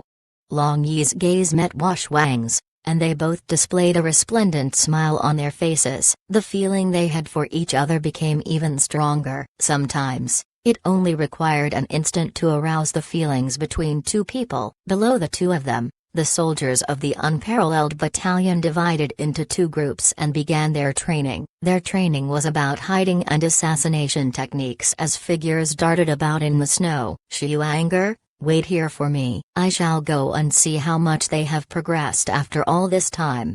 Long Yi smiled and said to Wang before disappearing in an instant. In a flash, Long Yi swaggered through the snowland where those two groups of Unparalleled Battalion soldiers were hiding. This hiding and assassination training allowed the troops to train in different formations which they would use according to the situation on the battlefield. The common combination pattern had 3 soldiers forming a team. They could silently kill 5 to 6 enemies before sneaking away. Moreover, each team could coordinate with other teams to attack their opponents. They could fight as a group or they could fight in teams. Their training method was made according to the method which was refined after the experience of thousands of years in Long Yi's previous world. The team that was closest to Long Yi was startled when they saw his appearance. However, as they were still in a training exercise, and Long Yi was a sudden intruder, they kept their voices down and allowed him to pass. In order to not alert other teams of their positions, they were unable to cry out for Long Yi in case they gave their positions away. "What is with this terrible weather? It's really too cold, and there is snow everywhere. How can I find the path when it is covered by snow? Everything is that damn shopkeeper's fault." Long Yi muttered and took 2 steps sideways. Stepping on a stone-shaped object, he raised a stick in one of his hand. It was unknown where he got the stick, but he ferociously swung it sideways into the snow. Long Yi cursed his heart out as he used the stick to hack at the snow-covered ground furiously. There is such a heavy snowfall this year. I'm afraid that my house will run out of grains again. What should I do?" Long Yi sighed and groaned as he walked around this snow-covered field. While he was walking about, a small tube quietly extended out from one of the snow piles and shot a poison needle as fine as an ox's hair at Long Yi's back. At the same time, a whistling sound was heard as an arrow soared towards the sky from another mound of snow. With a strange turn of his body, Long Yi flicked away the poison needle with his finger. While his hands were busy flicking away the poison needle, his feet shot towards a soldier holding a dagger as quick as lightning. The soldier who had just emerged from inside the snowland was sent flying by Long Yi's kick. Turning back, Long Yi used the stick in his other hand to smash at 2 soldiers who were running away. Originally, Long Yi could have stopped that soldier from releasing the whistling arrow as a signal, but he didn't do so. As soon as they heard that whistling arrow, the other soldiers in the Unparalleled Battalion either rushed out from the snow-covered field or the bushes in the area. They instantly surrounded Long Yi and raised their weapons. In just a single second after the whistling arrow was heard, Long Yi was surrounded by 3 layers of crossbows aimed directly at him. The soldiers who surrounded him were only part of a 100-man squad. The moment the whistling arrow flew higher into the air, more soldiers from the Unparalleled Battalion poured out of the camp. General Zeman is back." Suddenly, an exclamation by a soldier could be heard in the crowd. "Yes, it's General Zeman." One of the soldiers who recognized Long Yi lowered his crossbow and cheered. Due to the war, the Unparalleled Battalion lost more than 100 people. As such, they replenished their manpower periodically. A veteran soldier would lead those newcomers to perform Devil's Drill. During this training exercise, most of the soldiers were new. As such, they were unfamiliar with Long Yi's face and they didn't recognize their general immediately. A youth dressed in a fire element magic robe was the first one to recognize Long Yi. He and several other veterans excitedly walked towards Long Yi and gave him a military salute. They saluted him as they loudly greeted, "Subordinate pays respect to the general." After looking at this scene, all of the other soldiers stopped hesitating. They performed a military salute in unison to pay their respects to their general. "Aren't you the magician I brought over from the Divine Wind Legion? You actually reached the advanced magician realm already. That is great progress." Long Yi looked at the young advanced fire magician in front of him and said with admiration, when he selected soldiers from the Divine Wind Legion, he ended up bringing back 10 magicians who were still teenagers at that time. He had never expected him to advance so quickly. "General, you still remember this subordinate?" When he heard of Long Yi speaking of the past, this youth couldn't help but become excited. It could be said that Long Yi was the soul of the Unparalleled Battalion. Among all the officers and men, not a single one of them didn't worship and admire him. Long Yi patted the shoulders of this young magician before helping the 3 soldiers he had beaten just now. He had accidentally used too much strength and they had fainted from his beating. He was completely satisfied with the result of this sudden test. The stone-like thing he had stepped on in the beginning wasn't a real stone. It was actually the head of a soldier hiding in the snow. Even though someone stood on their head, they didn't move a single muscle on their body. This proved that their hiding capabilities were up to standard. 1. Wash Wang, Unparalleled, Chapter 389, meeting again after a long period of separation. After helping the 3 soldiers, Long Yi stared at the soldier who had initiated the first attack. He asked with a smile, "Why did you choose that exact moment to attack me? Don't you know you will startle the snake by exposing yourself so early into the battle?" Hearing Long Yi's question, the soldier straightened his back and replied respectfully, replying to General. At that time this subordinate saw that General was strolling around the place where we were hiding. As such, I suspected that General already knew of our location. After which, this subordinate heard General say that your family had run out of grains. Based on this statement, this subordinate determined that General was intentionally strolling about here. As such, this subordinate made his move, initiating the first attack on General. "Oh, what made you think that I intentionally took a stroll here?" Long Yi raised his eyebrows as he smiled. Long Yi thought that this was a soldier which could be developed to better serve the Unparalleled Battalion, because when General was coming from far away, this subordinate had been observing General. The clothes General wore were much better compared to what the nobles wore. As such, this subordinate knew that it was impossible for your family to run out of grains. Moreover, General's bearing didn't resemble an inn-worker. The soldier who was questioned by Long Yi answered loudly, "Good, very good. From now on, you shall be promoted to a squad leader. As for the higher positions, you have to depend on your meritorious military service." Long Yi said with a smile, "Thank you, General. This subordinate will definitely risk my life to fight the enemy. I will not ruin the mighty name of the Unparalleled Battalion." This soldier said with excitement. One should know that the selection process for officers in the Unparalleled Battalion was extremely strict. Even for the position of a 10-man squad leader, the competition was very intense. However, their general, Long Yi, personally gave him the position of a squad leader after inspecting the training exercise. It was a big honor for the soldier being promoted by the general himself. Envious stares were given to him by the other soldiers. While they were talking, teams after teams of soldiers from the Unparalleled Battalion gathered around Long Yi. Before long, more than 1,000 soldiers surrounded Long Yi. Make way, make way. What's going on here?" A loud shout came from outside this encirclement. All the soldiers stepped aside to make a path. Brother-in-law. The person who had just arrived was Nangong Nu. He was shocked to see Long Yi all of a sudden, after experiencing the baptism of war. This previously immature young boy had already grown into a dignified young man. Now, he had a robust build, and his previously fair and clear face had turned into a healthier wheat color. He even kept a thin mustache above his lips. Subordinate Nangong Nu pays respect to General.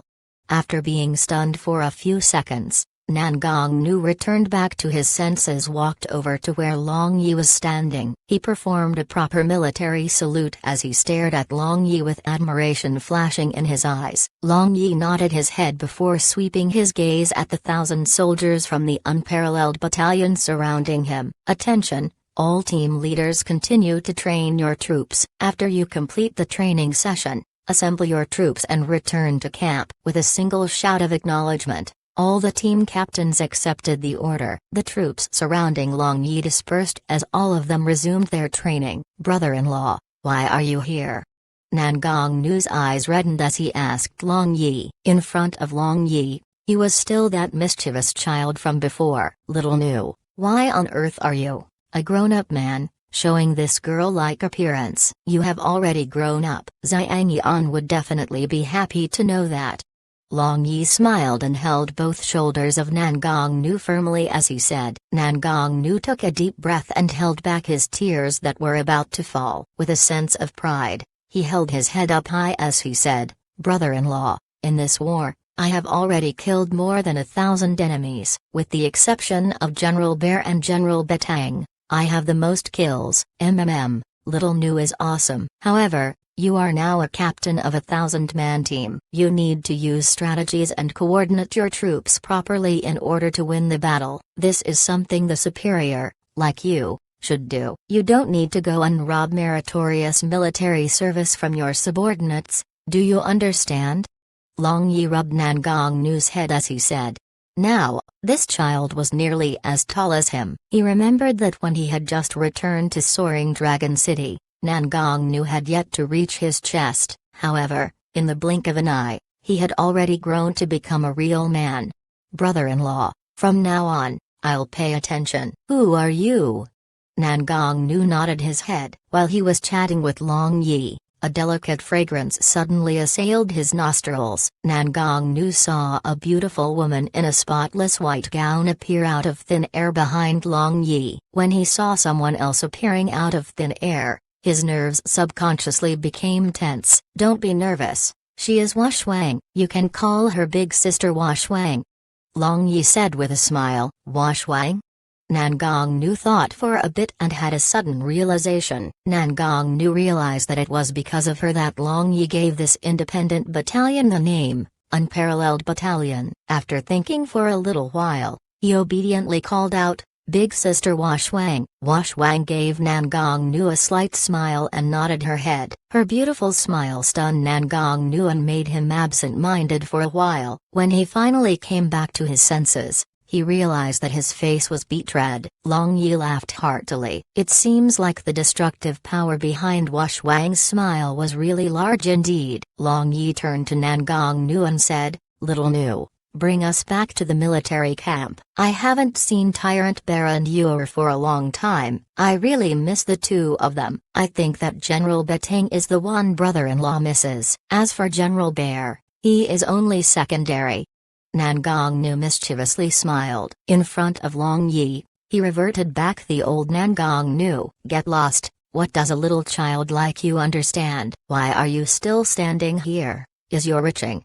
Long Yi scolded in jest as he raised his legs to kick Nangong Nu's. Nangong Nu dodged Long Yi's kick and began running towards the army camp with a smile on his face. He was really fast when he ran. Even though he was a magician, Nangong Nu's speed was fast enough to shock warriors. Long Yi and Wang followed behind Nangong Nu at a leisure pace. Before long, they saw the military camp in the distance, and there were many camps in the area. There were banners and flags fluttering in the air above the camps. In particular, The flag of the Unparalleled Battalion was fluttering higher than other flags. This was the flag that terrified the soldiers of the proud Moon Empire. This was also the flag that had an undefeated legend behind its name on the battlefield. Batanyu was dressed in red and black clothing as she sat inside a huge military tent. She was tirelessly browsing and sorting out the gathered intelligence she received from the reports from her subordinates. While she sorted out the information,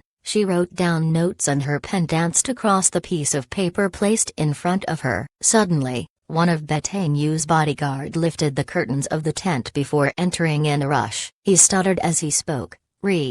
Reporting to General. What's the matter? Why are you panic-stricken? Batanyu frowned as she spoke to him and was obviously very dissatisfied with the performance of this bodyguard. This bodyguard quivered. The ironclad discipline used to manage the Unparalleled Battalion came from Batanyu. The rules and regulations in this battalion made everyone, officers and men alike, fear Batanyu. A single frown from Batanyu made this bodyguard feel as though he was thrown into a cold pond naked. Taking a deep breath, he calmed himself down before he continued, reporting to General. Nangong 1,000 strong and General Zeman have returned. So what if they returned? What's the uproar for? Wait, who did you say returned with Nangong 1,000 strong? Batanyu's hands shook as she heard Long Yi's name. The pen she was using to write notes fell from her hands, and ink spilled over her notes. It's General Zeman. General Zeman is back. Looking at Batanyu's reaction, this bodyguard laughed out loud in his heart. However, he didn't dare to show his amusement on his face. Everyone in the Unparalleled Battalion knew the relation between Batanyu and Long Yi. Getting up, Batanyu rushed out of the tent with lightning speed. The moment she stepped out, she saw that Long Yi was greeting the soldiers on duty with a smile on his face. She could see that the soldiers who were fortunate enough for Long Yi to pat their shoulders were extremely excited. Long Yi was the soul of this army. He was the one who created this iron-willed battalion. Everyone in the Unparalleled Battalion worshipped him, officers and men alike. Suddenly, Long Yi lifted his head and met Batanyu's gaze. With a warm smile blooming on his face, Long Yi thought of how much he had missed her. The nose of Batanyu soured. Just this smile from Long Yi made her feel as though all her efforts were worth it. Now, she knew that he was thinking of her in his heart. With a smile, she knew that he had acknowledged everything she had done. It was all Batanyu needed. As the chief commander of the Unparalleled Battalion, Batanyu knew that she mustn't lose control of herself in front of her men. She did her utmost to restrain her urge to rush into Long Yi's embrace. However, she wasn't able to stop herself from showing her excitement as her gaze towards Long Yi gave it away. Little Nu, take your big sister Wang and look for a place for her to rest. Long Yi instructed Nangong Nu as he looked at Wang with an apologetic gaze. Wang replied him with an understanding smile as she left with Nangong Nu. Walking towards Batanyu, Long Yi held her hands and walked into the military tent with her. The moment they entered, Batanyu hugged Long Yi tightly from behind and her tears gushed out without restraint. Turning around, Long Yi held Batanyu in his embrace, allowing her to cry to her heart's content. Before long, the tears flowing out of Batanyu's eyes soaked Long Yi's clothes. Other than his clothes, Long Yi felt as though her tears soaked his heart. You have suffered for so long. Long Yi caressed the back of Batanyu and said softly. Batanyu shook her head in Long Yi's bosom before looking up and staring at him in the eye. In her eyes, tears could be seen forming again. However, she spoke to Long Yi in a firm voice. I didn't suffer. I really didn't suffer much. The military life is what I yearn for. Moreover, this is your army. Even in death, I will love. Woo. Before Batanyu could finish speaking, Long Yi blocked her little mouth with a kiss from his own. Their tongues passionately entangled with each other. After missing each other for so long, their passion for the other party was ignited as soon as they met. This military tent Batanyu was living in was very big. It could be separated into two parts. At the front of the tent, it was where official business was discussed. It also doubled as the workplace for the chief commander. At the back of the tent, It was the resting place of the chief commander. The two of them, who had their tongues intertwined with each other, inched towards Betang Yu's bedchamber, which was at the back of the tent. Throughout the way, their hands didn't leave each other's body as they quickly removed each other's clothing. When they finally reached the huge soft bed, neither of them had a shred of clothing on. Their clothes were tossed everywhere inside the tent. "My husband, love me," Betang Yu whispered as her little hand grabbed Long Yi's burning hot. Long Yi moaned, and his big hands moved about her soft and smooth skin. His primary focus was on her towering and the secret place between her legs. Reaching out, Long Yi grabbed one of the snow-white mound of flesh on Betang Yu's chest. He licked the pink which was standing erect with his tongue, and a moan escaped Betang Yu's mouth. Feeling the body of Betang Yu trembling in his embrace due to his teasing, his tongue began to move towards Betang Yu's smooth and hairless armpit. There was a hint of her natural body fragrance as he slowly teased her. Long Yi knew that this place was the most sensitive place of Betang Yu, with the exception of her private parts. "Ah, my husband."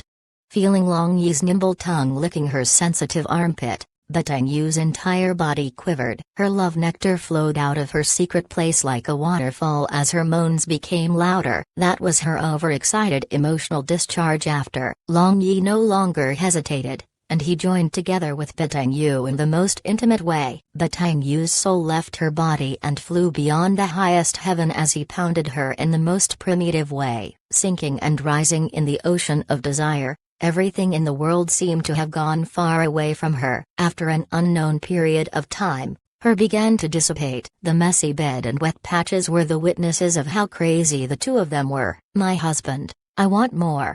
Betang Yu was lying weakly in Long Yi's bosom, and her finger was drawing circles on Long Yi's sturdy chest. But all of a sudden, she moved up and bit his ear, as she whispered coquettishly, Chapter 390, Commemorate, Beastmen Invasion. When Long Yi and Betang Yu came out from the big military tent, it was already approaching noon. Both of them had been rolling about the bed for the entire morning. Currently, the soldiers of the Unparalleled Battalion that had went out to train had already returned. They were gathered together right now, as they prepared their midday meal. After, Betang Yu looked even more beautiful and alluring. Her beautiful face was no longer ice-cold like before, and she emitted the aura of a sweet and charming young wife. "My husband, it's all your fault. I can't even stand up properly now."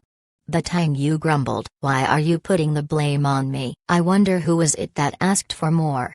Long Yi said with a smile, and his big hand patted Betang Yu's buttocks. Betang Yu blushed and rolled her eyes as she said in a low voice, "Who asked you to seduce me? If I don't blame you, then who should I blame?" Long Yi was dumbfounded, but he held the waist of Betang Yu and laughed heartily. This girl was truly ingenious, and Long Yi loved it. "General." Suddenly, a pleasantly surprised rough voice sounded from behind the two of them. Long Yi easily guessed who it was. It was Tyrant Bear. Long Yi released Betang Yu's waist before giving Tyrant Bear a light punch on the chest. He said, "Tyrant Bear, are you doing fine? I heard that you were the one who killed the most enemies among the entire battalion." Tyrant Bear laughed and said, "Haha, this old bear only knows how to kill. It is much easier compared to coming up with stratagems." Long Yi laughed and decided not to comment about Tyrant Bear's statement. Long Yi knew that Tyrant Bear was in no way considered fearless. Tyrant Bear was actually an astute man. He knew that Betang Yu was more remarkable than him in commanding the Unparalleled Battalion. As such, he delegated his authority to Betang Yu and focused on fighting the enemies. Tyrant Bear, throughout the war, how many men did the Unparalleled Battalion lose? Long Yi asked. Till date, we, the Unparalleled Battalion, went through several campaigns. We were involved in both big campaigns and small ones. A total of 1,568 soldiers died and there were 610 of them severely injured. When talking about the casualties, Tyrant Bear had a heavy tone when he spoke about the casualties. All of them were elites of the elites. Are the works of reparations and compensation to their bereaved families carried out well? Long Yi asked. The number of dead and severely injured added up to more than 2,000 people. The Unparalleled Battalion only had 20,000 people to begin with. 2,000 people were too many for the battalion to lose. Replying to General, everything has been handled appropriately. The ashes and names of the dead soldiers have already been collected. The seriously injured soldiers are already sent back to Empire to recuperate. Pensions for the disabled and for the family of the deceased were 3 times more than the other Legion soldiers. Tyrant Bear answered, "Very good. You are doing great. Notify all the officers and men to gather after the midday meal. I want to commemorate the fallen soldiers. I want to let everyone know that the soldiers who have sacrificed their lives are the heroes of our Unparalleled Battalion. Our Unparalleled Battalion will forever remember them. I, Zuman Yu, will also remember them forever." Long Yi's expression was solemn as he said these words. Long Yi never said that the soldiers died for the Empire. Instead, he said that they have sacrificed their lives for the Unparalleled Battalion. In his eyes, the Unparalleled Battalion was never fighting for the violent Dragon Empire in the first place. The soldiers in the Unparalleled Battalion were only loyal to him, Long Yi, alone. "Yes, General." Tyrant Bear performed a military salute and left to notify his subordinates. After Tyrant Bear left, the curtains of a military tent not far away from Betang Yu's opened. Barbarian Bull, Nilan Ryu, and Wang walked out of the tent towards Long Yi. Long Yi had long since instructed Nangong Nu to call them over to the Unparalleled Battalion. Nilan Ryu carefully sized up Betang Yu, who was standing beside Long Yi, and secretly gasped in admiration. Sure enough, not a single woman around her husband was ordinary. "My husband, where did you go without waking me up?" "When I woke up, I didn't see you beside me. I was worried to death." Nilan Ryu grumbled in a flirty manner. When she woke up from her sleep, she realized that both Long Yi and Wang had disappeared. She was left alone in the carriage, along with Barbarian Bull in the other carriage. She was initially confused and immediately began to panic. Fortunately, she saw a squad of Unparalleled Battalion soldiers standing neatly outside the carriage the moment she exited it. After hearing their explanation, she managed to calm down. "Haha, I saw that you were sleeping so soundly, I couldn't bear to wake you up." Long Yi smiled and pinched Nilan Ryu's nose as he said, "I'll forgive you this time. However, if you are going to leave me and go somewhere else in the future, you will have to let me know. Otherwise, I'll be extremely worried. Do you understand?" Nilan Ryu slapped away Long Yi's hand and snorted, "Got it. In the future, I will definitely take you along with me." "Okay, now, the 3 of you should familiarize yourselves with each other. You are close sisters from now on." Long Yi smiled as he said. All 3 of them were intelligent women. They already knew that it was impossible to monopolize Long Yi. Since that was the case, it was naturally for the best if they could get along well. They might as well cultivate their feelings for each other and serve Long Yi well together. As a matter of fact, Wang, Nilan Ryu, and Betang Yu, all of them were women with a cold temperament. Normally, they would need a period of time before they could get used to each other. However, to Long Yi's surprise, it was as though the 3 women had a tacit agreement among themselves. In less than half an hour, they were able to get along with each other as if they had already been sisters for years. At the very least, that was what it seemed to outsiders. After eating their midday meal, snowflakes were still fluttering in the sky. The whistling northern wind rolled up the snowflakes covering the entire sky, and when this northern wind battered against Long Yi and the rest, they were able to feel a chilling pain on their skin. On the open and spacious snowlands, soldiers of the Unparalleled Battalion stood neatly in rows, waiting for Long Yi to address them. In this snowstorm, the soldiers stood completely motionless. Before long, their bodies were covered with a layer of snow, making them look like an army of snowmen. If not for their bloodshot eyes, Long Yi would have mistaken them for snowmen instead of his soldiers. Finally, Long Yi, who wore a suit of armor, walked on an erected wooden platform. Tyrant Bear and Betang Yu followed behind him. The soldiers below were looking at Long Yi with a fanatical gaze. Their gaze followed the tall and sturdy figure of Long Yi as he walked up the platform step by step. He was their role model, and he was their pillar of mental support. Long Yi looked solemn. His black eyes glanced at the soldiers of the Unparalleled Battalion that were standing firm in this snowstorm, and he said slowly in a low and deep voice, "You all are heroes. It's your valor and vigor that made it possible for the Unparalleled Battalion to achieve its current fame. It's because of all of you that the mighty name of our Unparalleled Battalion is spread across the entire Blue Waves continent. It is also because of all of you that the enemies lose their will to fight as soon as they hear of our name. Unparalleled, unparalleled, unparalleled under the heaven." All the soldiers simultaneously shouted the slogan of the Unparalleled Battalion. Their majestic voice surpassed the whistling sound of snowstorm, and reverberated throughout this valley for a long time. Raising his hand, Long Yi gave a signal and the voice of the soldiers ceased abruptly. "Behind me is the ashes of 1,568 brothers. All of them were your comrade in arms. They sacrificed themselves for the sake of us and the Unparalleled Battalion. We cannot forget them. We cannot forget that they were comrade in arms that fought side by side with us in the past. Today, let us commemorate their departed soul. They didn't sacrifice themselves in vain. We will slaughter the army of the Proud Moon Empire and bury them together with our brothers." After his speech, Long Yi stepped aside and a mountain of urns filled with ashes became visible. Every single urn had a name carved on it. "Slaughter the Proud Moon Empire! Slaughter the Proud Moon Empire!"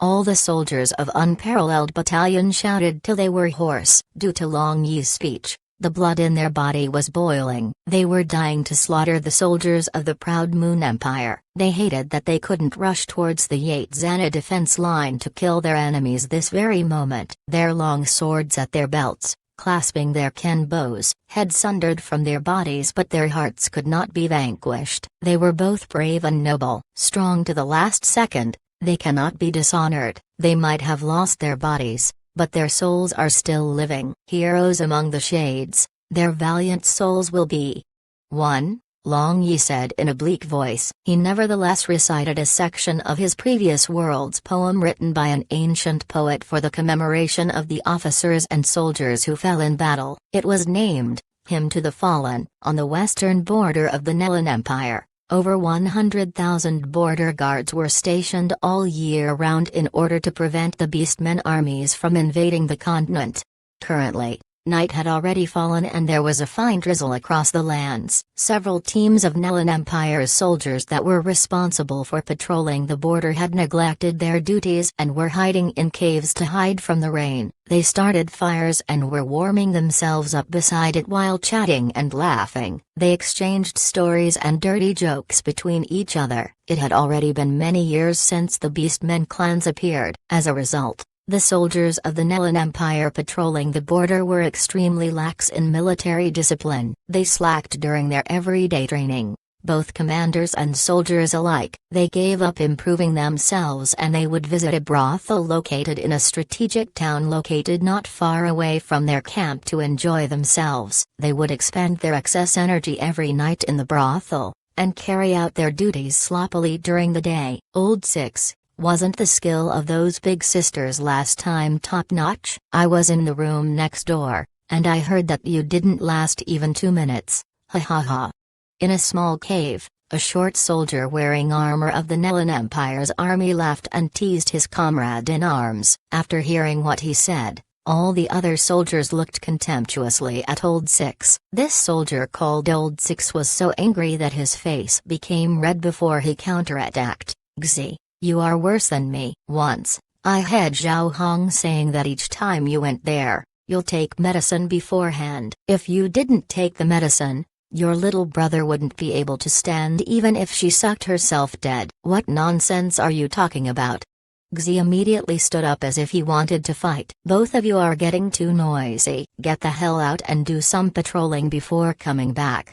A soldier with a mark of a team captain roared loudly. The two of them immediately settled down and only the whisper of Old 6 could be heard. How do you want us to patrol in this terrible weather? Beastman clans. Those beastards wouldn't dare to invade our Nelan Empire. Just my fart alone can frighten them so much that they would piss in their pants. Xi looked outside the cave and said, Do you really think the Beastmen would carry out a sneak attack tonight? Sneak attack my fart. Our Nilan Empire's frontier force has already been changed dozens of times. Other than seeing a few rats, not even the shadow of the Beastmen could be seen.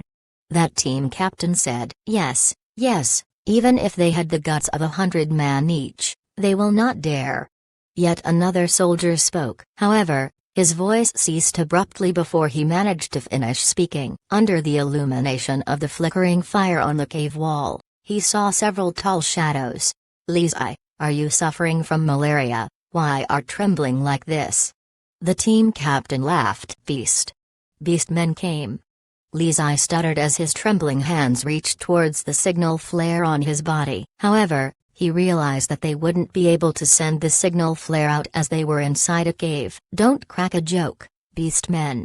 The other 4 soldiers thought that Lizai was screwing about with them. However, when they turned around, they saw several tall lion men standing at the entrance of the cave with a hideous grin on their faces. The next thing they knew, their vision went black. In the cave, the bonfire was still burning. However, the 5 soldiers that used to be talking around the fire were now lying on the ground, motionless. Their heads were split open as if it was smashed watermelon. White and red brain matter flowed across the floor and they would never be able to get up again. Chapter 391, Night Talk. On the 18th of the first month of the year 87, 50,000 soldiers from the Beastmen clans carried out a sneak attack in the middle of the night on the western border of the Nilan Empire. As they advanced, they managed to kill many border guards from the Nilan Empire, forcing the 100,000-strong army to retreat from the borders. It could be said that the Nilan Empire's border guards were utterly defeated. In an extremely short time span of 10 days, they attacked more than 10 cities and towns in the western region of the Nilan Empire. Along the way, they seized army provisions, money, and valuables. They left nothing behind as they advanced further into the Nilan Empire. They left behind a trail of carnage as they killed the common people in their path. Finally, when the soldiers garrisoned in Nilan Empire's big cities gathered to counterattack against the Beastmen, they had already returned to the Hengjuan Mountains. The soldiers from the Beastmen clans had plundered army provisions, money, and valuables before swiftly retreating, avoiding clashes with the Nilan Empire's army. At the same time, the soldiers from the Proud Moon Empire that were hiding behind the Yatsana defense line began to harass the violent Dragon Empire's border. Disguising themselves, the soldiers from the Proud Moon Empire sneaked into the violent Dragon Empire's territory to attack small towns. In their wake, they left none of the villagers alive, slaughtering them down to the last dog. The soldiers from the violent Dragon Empire and Nilan Empire that were gathered near the Yatsana defense line weren't having an easy time either. Disregarding the vile weather, the Proud Moon Empire's army would frequently dispatch troops to harass them at night. It was like adding fuel to the fire. All of a sudden, the situation outside the Yatsana defense line became extremely confusing. As the main forces of the 2 empires were concentrated at the border, their cities were currently akin to an empty shell. They were extremely weak at the moment. If the Beastmen clans decide to launch a large-scale attack on them, the results would be extremely disastrous. The 2 empires were now caught in a difficult situation. If they withdrew their troops, then the victorious battles and captured territories they had now would become meaningless. However, if they didn't withdraw their troops, the people within their empire would be struck with fear. Moreover, the soldiers of the 2 empires had extremely low morale at the moment. If their generals were to force their soldiers to attack the Yatsana defense line at this moment, it would only result in more losses than gain.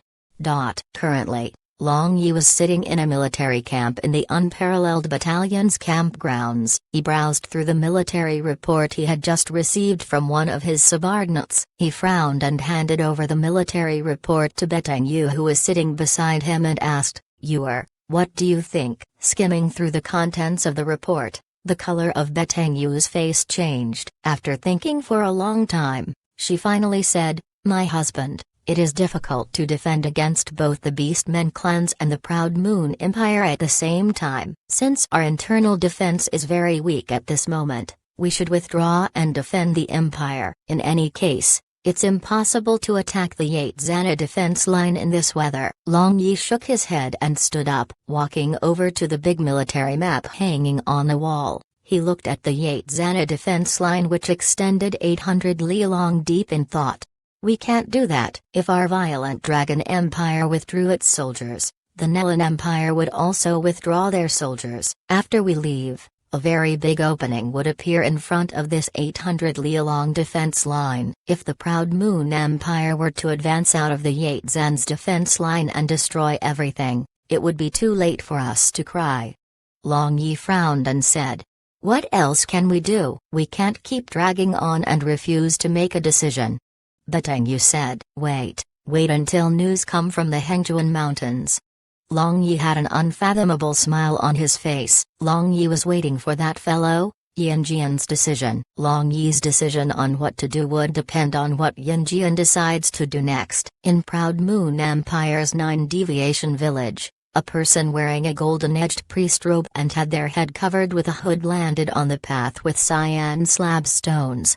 It was already late at night. Other than some dim magic lamps that were flickering in the midst of the snowstorm, there wasn't a soul in sight. Looking at this familiar village in front of her, Sibai faintly sighed. As she strolled along the deserted street on her own, memories from the past flashed through her mind. When she was young, Sibai had suffered countless grievances due to the blood-red birthmark on her face. She was also an orphan, which made her suffer even more. If not for the help given to her by her cousin's family, she was afraid she would already have frozen to death. In this absent-minded state, Sibai thought about Li King. She wondered if he was still brooding over what happened. It was not as though Sibai didn't have any feelings towards Li King, however, she only treated Li King as her younger brother. As such, she avoided Li King to the best of her abilities, and with no other choice, she finally rejected him. Like all girls, Sibai wanted someone to love, and to love her back. Li King failed to give her the feeling she wanted. However, when she had that fateful encounter several years ago, she felt something stir from deep inside her. It was the hoodlum, Long Yi. Although he wasn't some kind of saint, he was at least an upright fellow. In her unguarded state, she fell into his trap. In the past, she suffered greatly, hesitating on whether she should accept Long Yi's love and even showed signs of despair. However, everything was different now. Sibai thought that things have finally changed for the better. The birthmark that had been troubling her for a long time had unexpectedly disappeared as if it was never there in the first place. Adding on the miracle, Sibai was able to absorb insane amounts of light element at the moment, to the point where she became terrified of her own capabilities. Everything was very beautiful and she was very happy. Other than her pure yin body, everything else was perfect. When she thought about Long Yi, the smile on her face became very sweet and charming. In the blink of an eye, Sibai had already reached the end of the village. She walked aimlessly, deep in thought. However, it seemed as though she had arrived at her destination as she stopped and surveyed the area. Turning towards a house, she knocked a big fan-shaped red door with a special knocking rhythm. Before long, the magic lamps in the courtyard lit up and hurried footsteps could be heard. In a moment, the big doors flew open. "Cousin, I'm back," Sibai said in a cheerful voice as she looked at her cousin in agitation. "Sibai, it's you. Quickly, come in, it's freezing cold outside." Cousin Susu had just draped over an overcoat, and had clearly just gotten out of bed. The two girls held each other's hands with familiarity as they entered the house. When they walked in, Sibai's cousin-in-law had already gotten up. He was happy to see that Sibai was all right. "My husband, sleep on your own tonight." "I shall sleep in the same room as Sibai. We have a lot to talk about," Susu said to her husband. "Okay, you sisters have a good conversation tonight. I shall go to bed myself," Sibai's cousin-in-law said as he smiled and entered his room. Susu pulled Sibai into another bedroom and closed the door. In a concerned voice, she asked, "Sibai, what happened in these 2 years? Were you doing well?" "Cousin, I'm doing very well, really," Sibai softly said before taking off the hood covering her face. Placing it to the side, she lifted her face and looked at Susu. "That's good, you." "Yeah, Sibai, Your face. How? When she saw Sibai's face, Susu didn't dare to believe her eyes. Looking at Sibai's face now, it was as if she was staring at a piece of unblemished white jade. She looked perfect, beautiful beyond words. The blood-red birthmark that had covered her entire left face had actually disappeared without a trace and was replaced with delicate and fair skin. Susu didn't believe her eyes. Reaching out her hand, she placed her palm on Sibai's cheeks and lightly gave her a pinch. The feeling between her fingers felt so good that she couldn't take her hand off Sibai's face. Susu caressed Sibai's face admiringly. Okay, cousin, don't pinch anymore. What if it changed back again? Sibai joked. Oh right, what if it changed back again? Susu retracted her hand with a serious expression on her face. She was really afraid that the birthmark might reappear if she continued to pinch Sibai's face. Pulling Sibai onto the bed, the both of them entered the quilt in only their underwear to warm themselves up. This made Sibai recall the time in her childhood where she used to sleep together with her cousin every day. When she heard of Sibai's life experiences, she earnestly hoped for her Prince Charming to find her. In the past, Sibai wasn't accustomed to expressing her feelings. She was a faithful listener and allowed Susu to drone on for the whole night. When her cousin asked her if she had a dream, she answered that she wished to become a well-respected magician. She had never told Susu that she also wanted her Prince Charming to find her. Sibai, tell me, what exactly happened to your face? Susu asked Sibai. I had no idea what happened. The only thing I knew was that the birthmark disappeared when I woke up from my sleep. I thought that it was the blessing of the light god. Sibai said with a smile. Don't talk nonsense. How can such things happen? Susu refuted Sibai as she naturally didn't believe that such things could happen. It's real, cousin, I am not lying. Sibai said. From Sibai's tone, Susu determined that Sibai was serious. She couldn't help teasing Sibai about it. Well, this big sister believes you. It seems like my family's Sibai has received the blessing of the light god. I wonder if that light god took a fancy to my family's Sibai. Cousin, you are talking nonsense again. You are not allowed to joke about the light god. Sibai urgently said. Placing her palms together, she prayed and asked for the light god's forgiveness. This big sister is wrong. Big sister forgot your affiliation. However, looking at your current appearance, you seem full of life. Seems like you and that boy are on good terms now. Susu said with a smile. Sibai's pretty face instantly became crimson red as she meekly nodded her head. Are you truly on good terms with him? He has so many women around him. Could it be that he gave up all of them for you? Although I interacted with him once, he doesn't seem like such a person. Susu said. Sibai nodded her head and said, yes, he is not that kind of person. Then, you still. Could it be that you forgot our Moxie clan's rules? Susu pinched the soft flesh on Sibai's waist and scolded. I haven't forgotten, but I cannot control everything. I cannot control myself and I cannot live without him. Sibai said with agitation as she stared into Susu's eyes. Susu softly sighed. She already knew her cousin's character. Now that she had fallen in love, she would definitely remain faithful to the man for the rest of her life. Susu was afraid that if the entrance of Hell was in front of Sibai, she would jump into Hell without the slightest hesitation if it was for her lover. Li King also came back. He requested to undergo the 18 paths of test to take over the position of the Patriarch. If he were to take over the Patriarch's position, he might think of a way to change the clan's rule. However, you and him. Susu was about to say something but she decided against it in the end. She knew how much Li King loved Sibai. In her view, Sibai and Li King were a couple who were made for each other. However, nothing was absolute and no one was able to foresee the future. Who would have expected for Sibai to fall for Long Yi? Sibai was silent for a while before replying. Regardless of whether the clan rule is changed or not, no one can separate me and my husband. My husband? Susu exclaimed in surprise. As a matter of fact, I have already kowtowed towards the heavens and earth with him. Now, we are already husband and wife. Sibai smiled happily. What? You are truly. I don't know what to say about this. Forget it. Since the rice is already cooked, it's already too late to say anything. At least he is not a bad person. He saved both my husband's and my life. However, he is too much of a playboy. Susu sighed. It's enough as long as he has me in his heart.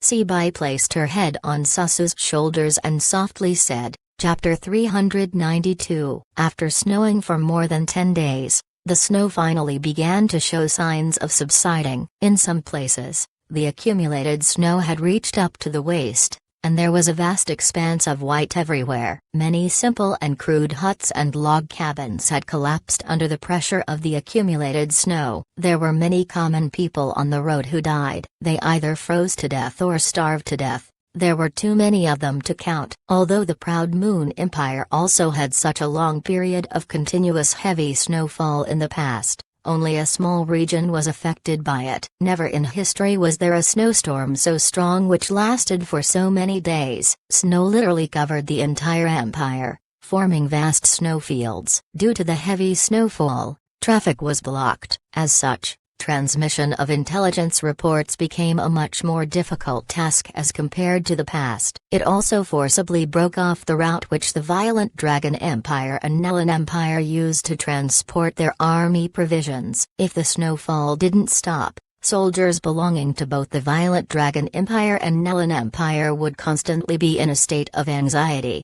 Long Yi opened the tent and looked at the dazzling snowland around with a wry smile on his face. In the beginning, he had felt that this snowfall was interesting as it made the weather much more comfortable. At first, Long Yi used to play in the snowfields with his wives. They used to enjoy themselves and thought that a little snow was not too bad. However, when the effects of this terrible weather became serious enough to affect the lives of the people living in the area, their views on the snowy weather underwent a huge change. They felt as though this snow was rather annoying, and they wished for the snow to stop falling endlessly from the sky. Every morning, when the soldiers from the Unparalleled Battalion got up, they would sort out the accumulated snow in their campsite. If they didn't have the discipline to shovel the snow away, their entire campsite would have been buried in snow by now. After several days of shoveling snow out of their campsite, a wall of snow formed around the Unparalleled Battalion's campsite. The accumulated snow formed a snow wall of several meters in height,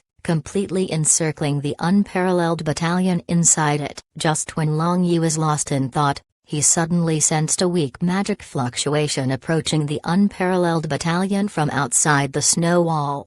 A yellow radiance flashed and a boorish-looking man wearing an earth magic robe appeared outside the snow walls. Stop. Identify yourself. What is your purpose for trespassing into our military camp?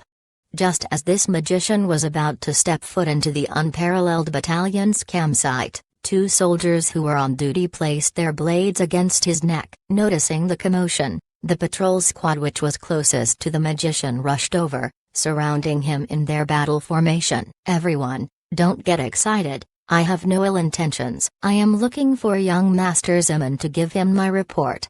This earth magician raised his hands and bowed unctuously. However, the soldiers found it hard to believe his words as he had the words "I am a villain" plastered on his face. Tie him up first, we'll talk later. We shall let the general decide his fate. The patrol captain waved his hand, signaling for his men to restrain this magician. Several soldiers rushed up to the earth magician as if they were ferocious wolves and tigers. However, before they laid a hand on the earth magician, Long Yi arrived. Long Yi flew over to the earth magician and said, "Release him, leave this person to me." Hearing Long Yi's words, every single soldier obeyed his order. After they released this boorish earth magician, they left after Long Yi gave them a signal. Skynet number 8806 pays respect to young master. The earth magician made a unique gesture as he paid his respects to Long Yi. Did Yanjian send you? Long Yi raised his eyebrows and asked. This fella should be the trusted subordinate Yanjian cultivated outside the Hengjuan Mountains. Young master is wise. Lord Yanjian sent me here with a secret message. I should have arrived 2 days ago, however, the heavy snowfall blocked the mountain path. The block greatly delayed my journey, which was why I was 2 days late. This earth magician took out a thick bamboo tube which was sealed and respectfully handed it over to Long Yi.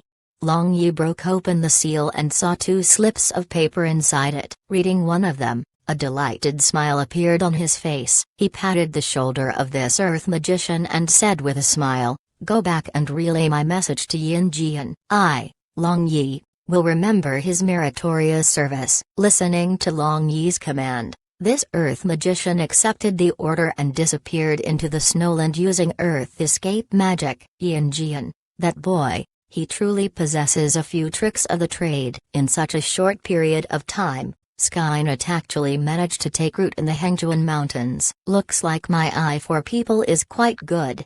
Long Yi smiled with narcissistic thoughts. The report he just received stated that although the Beastman clans appeared united under the Beimeng royal family on the surface, they were actually fighting each other in secret. In short, they were not united at all. Since they had already lived in the Hengjuan Mountains for so many years, most of the Beastmen clans were satisfied with their lives. Patriarchs of many Beastmen clans opposed the idea of taking up arms again. Also, due to the fact that the Beimeng clan's patriarch was getting old, several of his sons and grandsons started to fight among each other. It was practically impossible for them to gather enough Beastmen soldiers to start a large-scale invasion. After thinking about it, Long Yi came to the conclusion that the Beastmen clans reached an agreement with the Proud Moon Empire. That was the reason they carried out a surprise attack on the western border of the Nelan Empire. Their main objective was to confuse the 2 great empires. It was to mislead both the Violet Dragon Empire and Nelan Empire into thinking that the Beastmen clans were about to attack them from the back. The moment both the empires withdrew their soldiers, the Beastmen clans and the Proud Moon Empire would achieve their objective. After reaching his conclusion, Long Yi quickly browsed through the second slip of paper. After reading its contents, a strange expression appeared on Long Yi's face. This slip of paper was Yin Jian's complaint, which stated that the fund Skynet had was critically lacking. As such, he wanted Long Yi to send some funds back in order to upgrade Skynet's capabilities. Of course, Long Yi was fine with giving Skynet more funds. The fund was not the issue. What made Long Yi frown was the second half of the letter. In the second half, Yin Jian had mentioned the inhumane price he had paid for the sake of establishing Skynet in the Hengjuan Mountains. Yin Jian, I will give you as much funds as you need. I'll even compensate you for the inhumane price you paid.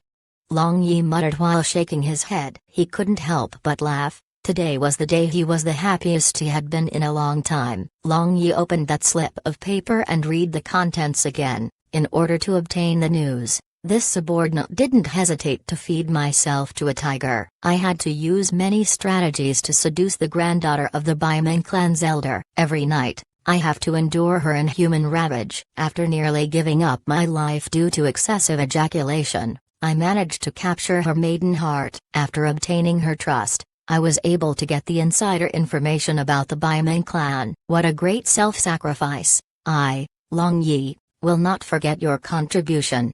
Long Yi laughed and thought of a scene where Yin Jian, this young handsome man, was ravaged by a furry Beimeng clan member. Thinking about it, Long Yi couldn't help but shiver. Yin Jian's sacrifice was really large. Immediately, Long Yi wrote 2 secret letters that were to be delivered to Soaring Dragon City and the Hengjuan Mountains respectively. The contents of the letter were about attacking Yatzana defense line. Long Yi stated that both the Violet Dragon Empire and Nelan Empire shouldn't attack the Yatzana defense line this winter. It would be enough if both the empires held their ground. As long as the weather took a turn for the better, Long Yi's goals would be met. Long Yi planned to take advantage of the time when the war was halted to go to Lost City. He wanted to fulfill Wushang's dream, and at the same time, he wanted to appease the shadow within his body. My husband, you are back. Betengu smiled and greeted Long Yi. As a matter of fact, she had seen Long Yi together with that earth magician. However, Betengu knew that there are some things that she shouldn't ask Long Yi. This was Betengu's good point, intelligence. She knew that there were some things she didn't need to talk about.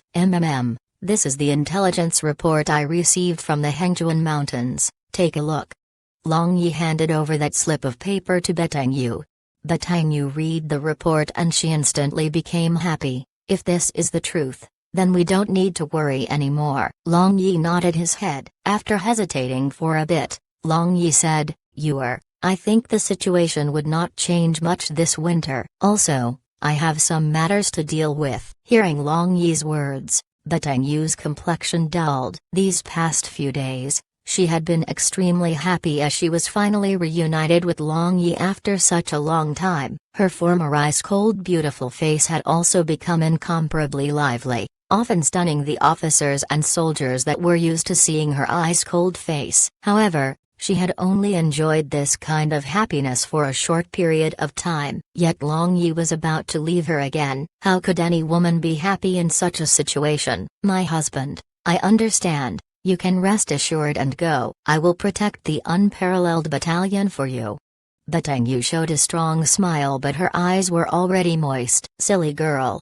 Long Yi took Batang Yu into his embrace. That strong smile on her face made him feel even more pain instead. However, Long Yi knew that there were many changes in life. There would inevitably be many meetings and separations. Long Yi didn't know when his women would be able to stay by his side, enjoying the happiness of family life. The parting night was destined to be fiery and very amorous. Batang Yu appeared especially crazy tonight. While kissing and hugging Long Yi, they fell on the bed. She didn't want to waste any time during her final moments with Long Yi. Long Yi's hands gripped Batang Yu's. One of his hand continuously kneed and pinched that, and his other hand entered the space between her legs, fully exploring her secret place. Within moments, Batang Yu's breath became heavy. Suddenly, Batang Yu turned over and pushed down on Long Yi. Her little hand pulled out his mischievous hands before pressing them on the back of his head. After that,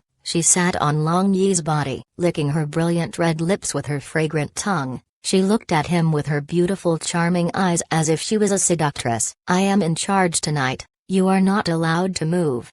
Batang Yu slightly raised her head, and her clothes became split apart from the middle. This move made Long Yi involuntarily recall an SM queen of his previous world's movie. Long Yi was very curious and allowed Batang Yu to act on her own. Leaning onto Long Yi, Batang Yu's cherry red lips nibbled on Long Yi's body. She started from the top, all the way down. Along the way, her hands would open Long Yi's clothing. Whenever she encountered an obstruction, she would use force to tear the clothes apart. This made Long Yi utterly speechless. At the same time, he felt a kind of new stimulation. Although he had made love with his women in numerous postures, they were still within the bounds of the ordinary. He had never done anything extreme. Batang Yu kissed Long Yi's neck before stopping at his sturdy chest. She concentrated her attack on Long Yi's two tiny. She licked and nibbled on them, directly sending Long Yi's soul to the highest heaven. Seeing how much Long Yi loved this, Batang Yu spared no effort, and her little hand teased Long Yi's very hard and erect little brother from outside his pants. It's awesome, keep going. Long Yi moaned. When he was making love with his other wives, he was the one servicing them most of the time. He was the one who made them feel comfortable and, well, it could be said that Long Yi didn't teach them well, as he was the one who did all the work. Batang Yu got up and slowly took off her clothing, leaving behind only a set of transparent beauty shop's sexy lingerie. The bright red pearls on her bosom as well as a clump of black hair between her legs became clearly visible to Long Yi. When he saw them, Long Yi's fire of lust burned even stronger. His brutish nature reactivated. Batang Yu turned around and lied on Long Yi's body. Slightly opening her mouth, she took Long Yi's frightening little brother into her mouth. Her snow white swayed right before his eyes. This was the genuine 69 style. Long Yi was unable to hold on anymore. He grabbed Batang Yu's plump with his hands and pressed his head. Intoxicated moans resounded within the tent. Under the illumination of the hazy lamplight, a beautiful moved up and down. Her perfect bosom also moved up and down in the dim light, making Long Yi stare with eyes wide open. In the pitch-black night sky outside, a crescent moon had already appeared high in the sky. A silvery moonlight illuminated the spotlessly white snowland, reflecting thin pallid light. Chapter 393, Contemplate and Barbarian Bull's Great Change. Firstly, You guys are amazing. We've reached 250 Twitter followers in less than 2 weeks. At Quentin Vachette was our 250th follower, who requested an extra chapter of On the Way Home I Got a Bride and Twin Daughters, who were dragons. Head on over there to read it now. Secondly, the big announcement. JFB has heard you. We're getting a new, better than before website. We're working on a smoother, bug-free website for all of you, but to reveal the details, we need followers to coax our owner. At 500 followers, we will release more details and the timeline for the move. So follow on Twitter, link, https://twitter.com/fantasybooks. Want more information or want to reach out to us directly to tell us how cool this is? Join us on Discord. We're aiming for 1,500 members to grow as a community. Link, https://discord.gg/mffjw7g. The cloudiness that lasted for more than 10 days finally passed. The sun rose early in the morning, surprising everyone. Even though the weather was still cold, it was still worth celebrating the fact that the sun could be seen blazing in the sky. The fierce wind and blizzard that continued for more than 10 days had nearly driven everyone crazy. At noon, Long Yi kissed Betang Yu goodbye and left the Unparalleled Battalion with Nelan Ryu, Wash Wang and Barbarian Bull. Beginning their journey, they headed towards the entrance of the Huangming Plain. Long Yi had decided that he would head towards Lost City first. After returning from Lost City, he would head to the Hengjuan Mountains and visit the Winged Clan. He wanted to explain to the Winged Clan that the Wind God Spirit Table was his now, and that he wasn't going to return it to the Winged Clan. The vast majority of people wouldn't be able to travel around due to the snow covering the roads. Of course, the honorable magicians who had already reached the Master Magician rank was an exception. Currently, the Army's communication network depended on the Master Magicians in the Magician Legion. However, even though Master Magicians were able to travel in the snow-covered lands, they had extremely weak bodies. Most of them froze to death on the road. Every time a Master Magician died, the Empire would lose an asset with huge attacking power. It was truly a huge price to pay. The party of 4 flew towards the northwest and none of them spoke on the road. In merely a day, they arrived at the Proud Moon Empire's entrance of the Huangming Plain. This Proud Moon Empire's entrance was not as bustling as the entrance of the Violent Dragon Empire. Many people didn't choose to enter the Proud Moon Empire, and the entrance was currently deserted and quiet. Other than the snow on the ground and the north wind whistling past the entrance, there wasn't a soul in sight. Actually, there were adventurer groups who would frequently enter the Huangming Plain from the Proud Moon Empire's entrance usually. However, Proud Moon Empire was in chaos at the moment. Adding the blizzard onto the mix, there was no adventurer groups brave enough to enter the Huangming Plain from the Proud Moon Empire's entrance at the moment. It's already late today, we should camp here for the night and enter tomorrow.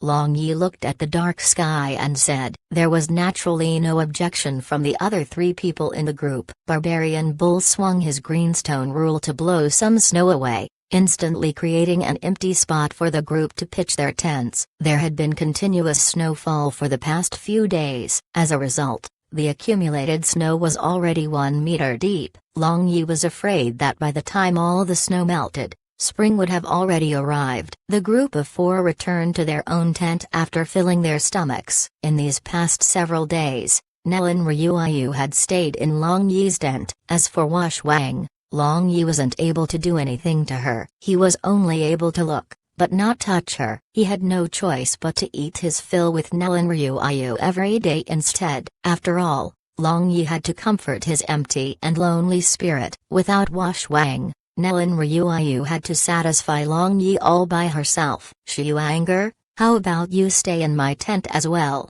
Long Yi called for Wash Wang to stay. Wash Wang turned around and rolled her eyes. She made a cutting gesture before leaving Long Yi's tent with a cold expression on her face. Only God knew that her heart was actually beating rapidly, and her private part was starting to become wet. It had already been her reflex as every night, she felt as though she was the one making love with Long Yi. As a result, Whenever she knew that Long Yi was about to carry out his daily routine with Nellen Ryuayu, her body would produce a reaction. Her body reacted readily to the feeling she felt every night, never letting her down. In fact, she was willing to make love with Long Yi. However, she felt as though there was an invisible gap between them, which resulted in her being unable to take that final step. What in the world is stopping me?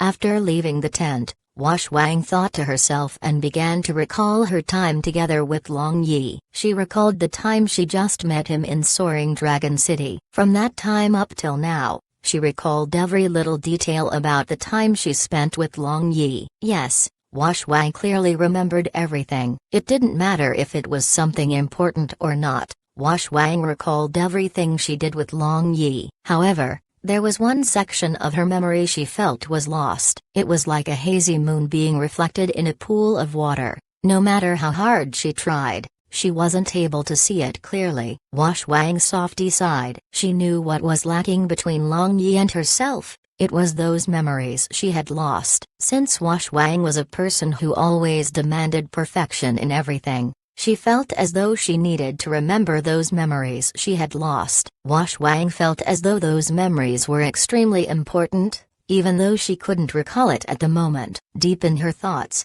Wang stepped into her tent. The moment she stepped into her tent, she felt as though her legs went limp as a pleasant sensation caught her unprepared. A moan escaped her lips as she quickly sat on the bed. Getting into a meditative posture, she sunk her consciousness deep into her sea of consciousness. She knew that after she woke up, her pants would be soaked in her. At this moment, Long Yi was flushed with success. He was galloping in those luxurious grasslands to his heart's content while propping Nellen Ryuayu's slender. His eyes, however, were infatuatedly looking at the flushed red beautiful face which belonged to Nellen Ryuayu. Listening to the loud moans coming from Nellen Ryuayu's mouth, Long Yi enjoyed himself thoroughly. For him, his women's seductive appearance and delightful moans gave him a sense of achievement in his heart. The flower bloomed and fell. The two people hugged each other, enjoying the lingering aftertaste. After they came back to their senses, Long Yi intimately whispered words of love into Nellen Ryuayu's ear. With a happy smile on her face, Nellen Ryuayu fell asleep in Long Yi's embrace. Although Nellen Ryuayu had already fallen asleep, Long Yi was not the least bit sleepy. He felt full of energy and started to think about the things which had happened. First, he thought about the Blue Waves continent's current situation as well as the current state of Soaring Dragon City. Next, his thoughts shifted to magic and ki. What is the ultimate attainment of magic and ki? Magic god, swords god, just this and nothing more? Long Yi muttered under his breath. Currently, in Blue Waves continent, the highest realm of magic and ki were Magic God and Swords God respectively. Everyone believed that Magic God and Swords God represented the pinnacle of magic and ki respectively, but according to his experience, Long Yi knew that this wasn't the case. The four Lightning God guardians he had encountered in the Lightning God Temple were far stronger than the so-called Magic God and Swords God. How were they able to achieve that level of strength? Was it because they were gods themselves? Assuming that was true, where did the gods came from? One question after another appeared in Long Yi's mind, which made him more and more confused. As the questions overwhelmed Long Yi, he stopped thinking about them. Stopping his train of thoughts, his gaze turned to Nellen Ryuayu, who was sleeping soundly in his bosom. Look at that nose and the little mouth of my family's Ryuayu. How can they be so beautiful? Long Yi gently caressed Nellen Ryuayu's beautiful face and said, he thought that the heavens were unfair. There were only a small number of beauties in the world, and there were even people who had repulsive looks. As he thought about this, Long Yi felt as though he figured something out. Why were those so-called gods so powerful? It was because the creator had never been fair. Since inborn talent couldn't be changed, one had to work really hard. However, when he thought about himself, Long Yi realized that he received the Lightning God's inheritance. Although his strength was far from the real Lightning God, he believed that he would surpass him one day. Perhaps she felt Long Yi caressing her face. Nellen Ryuayu, who was sleeping, rubbed her cheeks on Long Yi's hand. Her action filled Long Yi with tender affection. and he vaguely felt as though his little brother was up to mischief again. Long Yi couldn't bear to wake Nelan Ryu up, so he gently crawled out of the bed and left the tent after putting on his clothes. In the dark night, small snowflakes were fluttering down from the sky again. A tall figure stood still in the midst of this snowstorm as if he was a statue. Barbarian Bull, missing your little wife?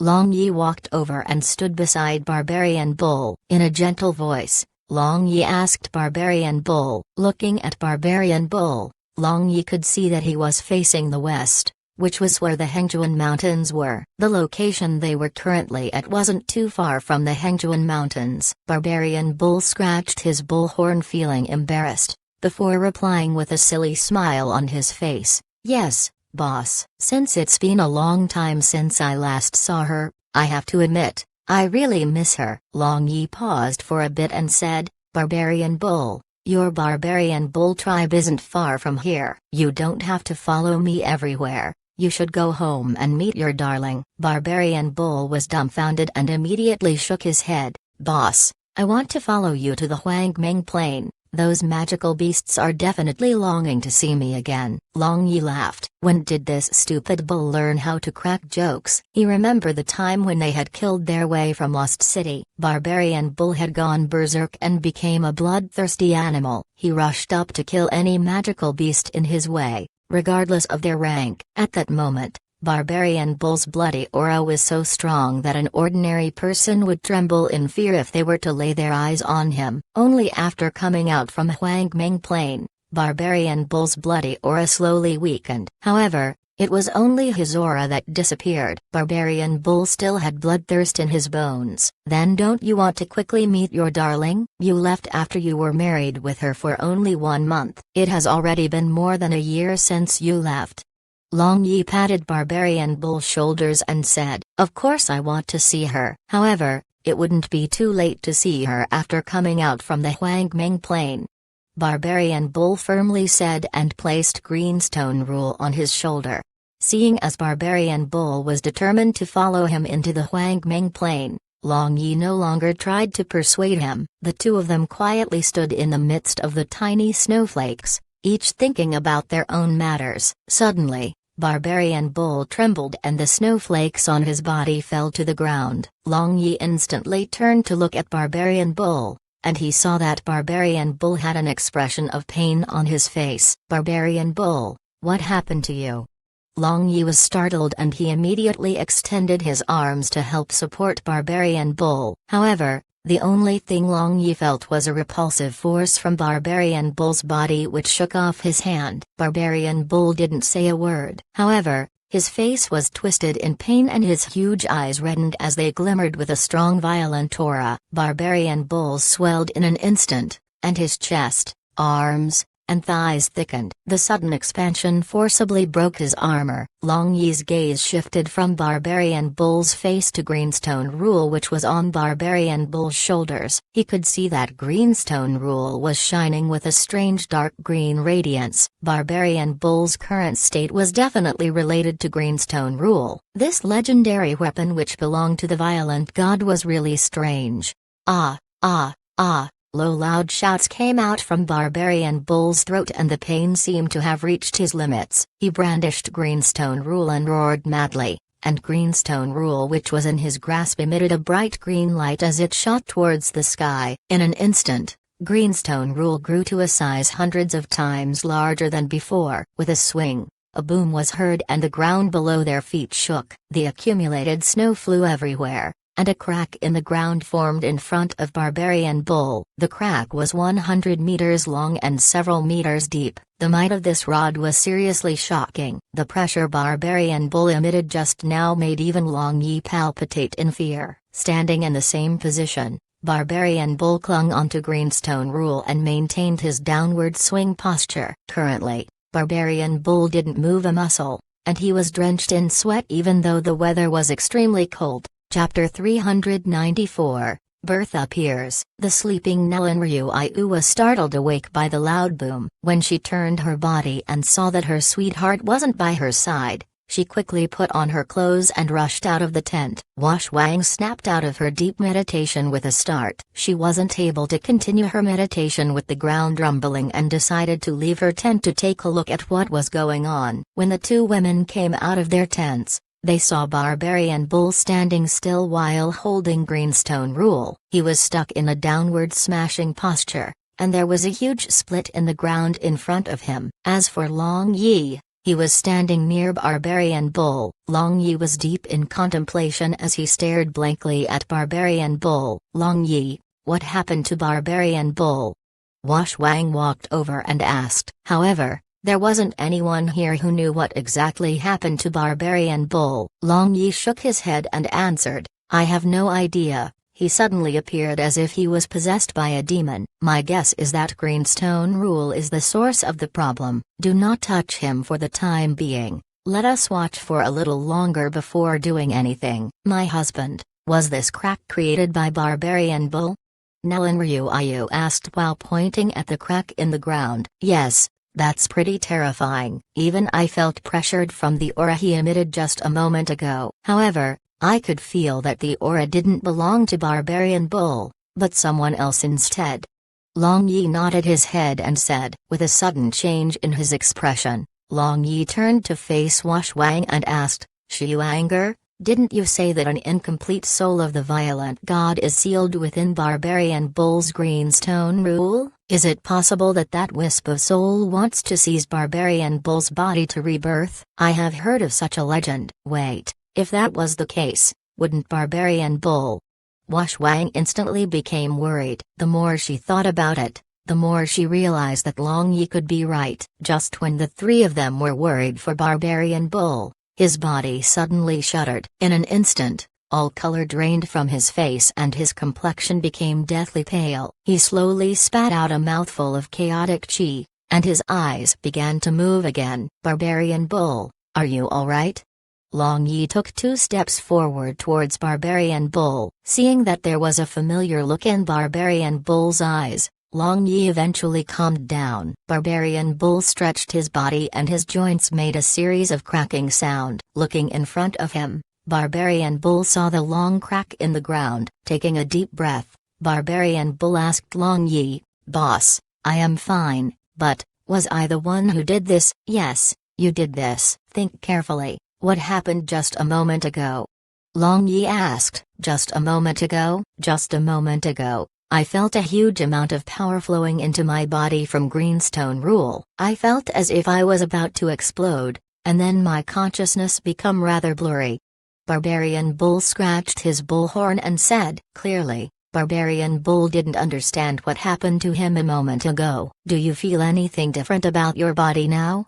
Long Yi asked. Immediately, Barbarian Bull started to feel about his entire body. Before long, he replied, the only difference I feel is that my breathing became extremely smooth. It feels like there are no obstructions when I breathe. Also, I feel as though something sprouted inside my brain. The thing feels extremely long, and it seems to have just appeared inside my brain.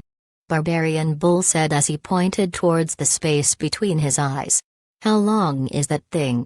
Long Yi casually casted 2 light balls which floated beside Barbarian Bull. He carefully stared at the space between Barbarian Bull's eyebrows. That place seemed to have a vague mark which couldn't be seen clearly due to the fine hair on Barbarian Bull's face. Long Yi looked higher and after carefully looking for a long while, he said to the 2 girls, you two, come over and look. Is there a mark between Barbarian Bull's eyes? Nellen Ryuayu and Wang immediately approached Barbarian Bull and stared at the space between his eyes. Finally, they came to a conclusion that there was a faint golden mark which couldn't be seen if one didn't look carefully at Barbarian Bull's face.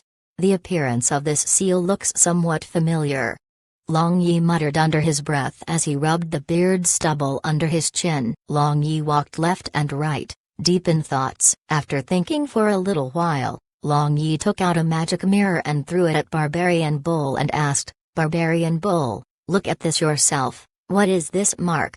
When Barbarian Bull caught the magic mirror, Long Yi's gaze was fixed on Greenstone Rule, which was in Barbarian Bull's hand. Before Barbarian Bull could say anything, Long Yi shouted excitedly, "I know where I have seen it." Barbarian Bull, look at the handle of Greenstone Rule. Doesn't the mark on your forehead look like the mark on Greenstone Rule? Barbarian Bull looked at his reflection in the magic mirror for a long time before looking at the mark on Greenstone Rule. Finally, after alternating between his reflection and Greenstone Rule, Barbarian Bull said, "Indeed, they are very alike. However, how is this possible?" Long Yi shrugged his shoulders and replied, "Ask the violent god sealed within your club. How would I know?" Finally, Wang opened her mouth. "If my guess is correct, that mark is the mark of the violent god." "Probably." "Since this mark appeared on Barbarian Bull's forehead, does this mean that he is the next violent god?"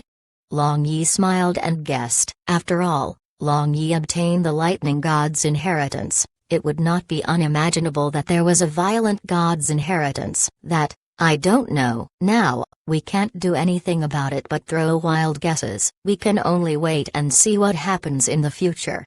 Nellen Ryuayu cut in. Yes, since the sun isn't even up yet, it is a good time for us to catch some sleep." "Okay, Barbarian Bull, return to your tent and rest. Remember to feel the changes in your body."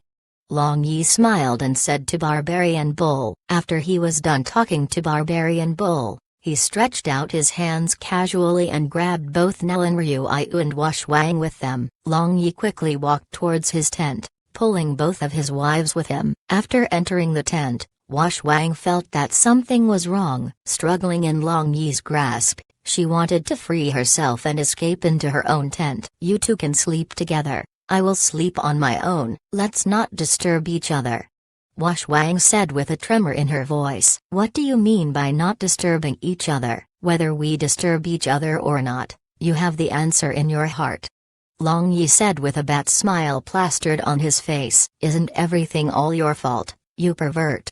Wang glared at Long Yi and said, gnashing her teeth, "Well, don't stir up trouble. I will just go to sleep while hugging the both of you. I assure you, I won't do anything bad to you," Long Yi said in all seriousness. "Yes, big sister Wang, sleep together with us. Our husband happens to have 2 shoulders, one for each of us." You should know that Long Yi's bosom is really warm. Nellen Ryuayu happily persuaded. She already knew that monopolizing Long Yi was just a pipe dream. Since she knew that it wasn't possible to monopolize Long Yi, she realized that the next best thing was to have a good relationship with her other sisters. Wang's internal struggle eventually disappeared and her expression also relaxed. About Long Yi's embrace, she naturally knew how comfortable it was. From the bottom of her heart, she also coveted that warmth. If Long Yi was able to keep his promise to only hug them and sleep, Wang would be very willing to sleep in Long Yi's tent tonight. However, Wang knew that if Long Yi were to keep his promise, the sun would rise from the west tomorrow. Finally, after a show of reluctance, Wang yielded. In the end, Wang ended up on Long Yi's big bed. Currently, Long Yi was lying on the bed with Wang on his left and Nellen Ryuayu on his right. They were both using Long Yi's chest as a pillow and they could hear his firm heartbeat while lying on his chest. His firm heartbeat made the two of them feel at ease. It was beyond Wang's expectations, but Long Yi didn't take advantage of this occasion to pull off his tricks. His big hand was only moving about her back to appease her. This gave Wang a feeling of being pampered and she enjoyed it very much. Compared to Wang, who had a sense of unease at first, Nellen Ryuayu fell asleep easily. The moment she lied on Long Yi's chest, she entered dreamland. As for Wang, she eventually started feeling sleepy when she heard Nellen Ryuayu's deep breaths. At this moment, Wang was starting to feel sleepy and Long Yi's hands were still on her back. He really didn't break his promise, which made to Wang when they entered the tent. This gave Wang a subtle feeling of gratefulness. Suddenly, Wang's tiny hands grabbed Long Yi's hand as they pulled Long Yi's hand downwards. Pulling on Long Yi's arm, she eventually pressed his hand on her plump and soft breast. "Wang, you Long Yi was stunned and he didn't know how to respond for a moment. "This is your reward. Just put your hand here and don't move about randomly. You are not allowed to reach for a yard after getting an inch. I am going to sleep now." Wang yawned and using Long Yi's warm chest as her pillow, she closed her eyes, entering her dreamland. Long Yi couldn't help but need the plump and soft in his hand. Eventually, after playing with it for some time, Long Yi had a wry smile on his face as he muttered, "I really have no idea if you are rewarding me or punishing me. Seems like making you come here to sleep tonight was a wrong decision." The currently asleep Wang snorted softly as if she was refuting Long Yi. Long Yi calmly held Wang's with one hand and reached out his other hand towards Ryu's bosom to catch her jade hair. Comparing them with each other, he discovered that both of them were similar in size, and both of them had a fine elasticity. Both of them gave him a tactile impression, and Long Yi realized that both Wang and Ryu were evenly matched. As he was thinking about whose was better, Long Yi started to close his eyes. However, Long Yi had only closed his eyes for 2 minutes before he opened them again. Rolling his eyes, he cursed under his breath, "It seems like I will not be able to sleep tonight." Although he said so, he didn't intend to get up. When they had set up camp, Long Yi placed 3 sensing nets around their camp as a precaution in case anything happened. The moment something or someone intruded their campsite, the sensing nets would immediately send the general outline of the intruder to Long Yi's sea of consciousness.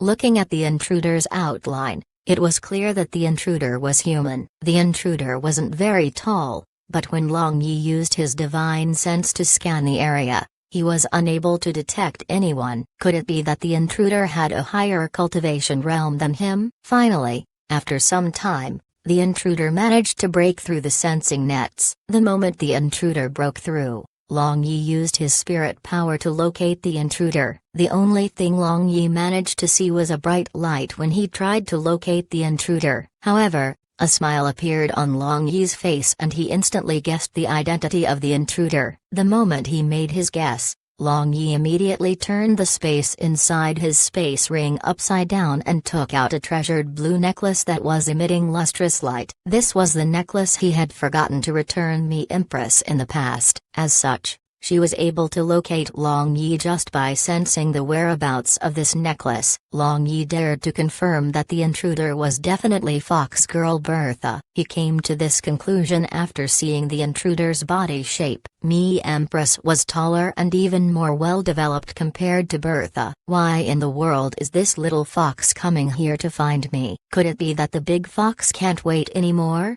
Long Yi thought in his heart and recalled Me Empress's fiery hot figure. Her coquettish expression made her charming to the bones and Long Yi involuntarily swallowed a mouthful of saliva. Bertha used her Fox clan's vanishing magic to conceal herself and walked to the entrance of Long Yi's tent. When she thought of Long Yi, a complex feeling appeared in her heart. Bertha didn't hate him, and it can be said that she had a little interest towards him. However, giving herself to him for the sake of the entire Fox clan was an entirely different matter altogether. That wasn't the love she yearned for, as she was just using herself to exchange for the clan's interest. However, Bertha had to admit that at this moment, she earnestly wanted to see him. "Little fox, why are you standing there blankly? I have already removed the barrier, making it easier for you to enter."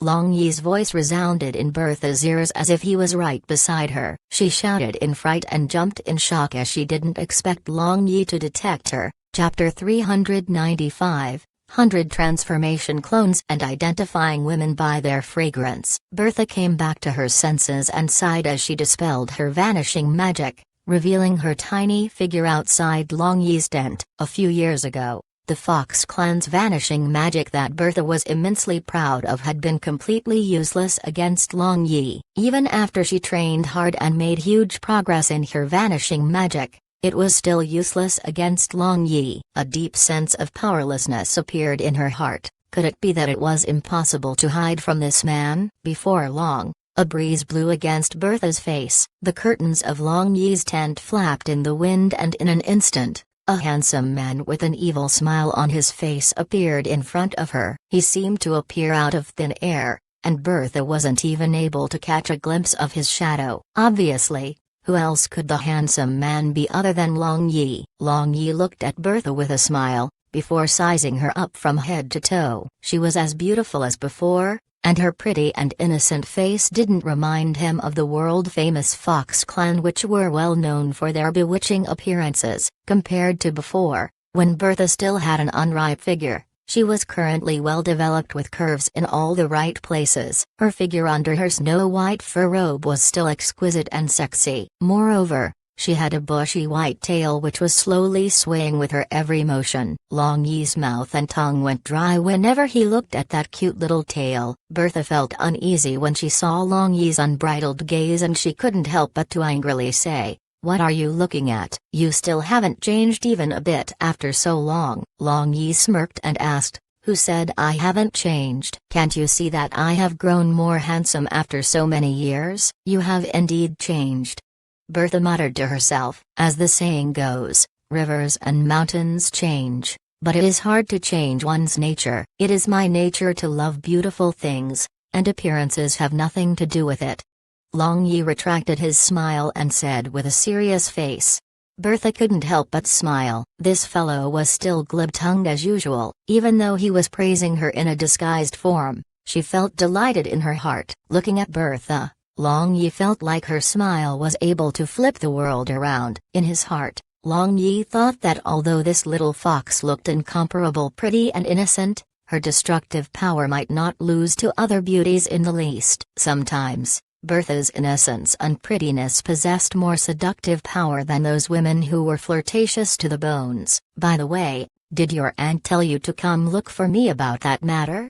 Long Yi took out that blue necklace as he asked. Bertha's pretty face reddened as she nodded her head. Looking at the ground in a shy manner, Bertha said in a soft voice, "My aunt said that as long as you help us achieve our objectives, we agree to all of your conditions." "Agree to all conditions? I remember that you were part of my conditions too."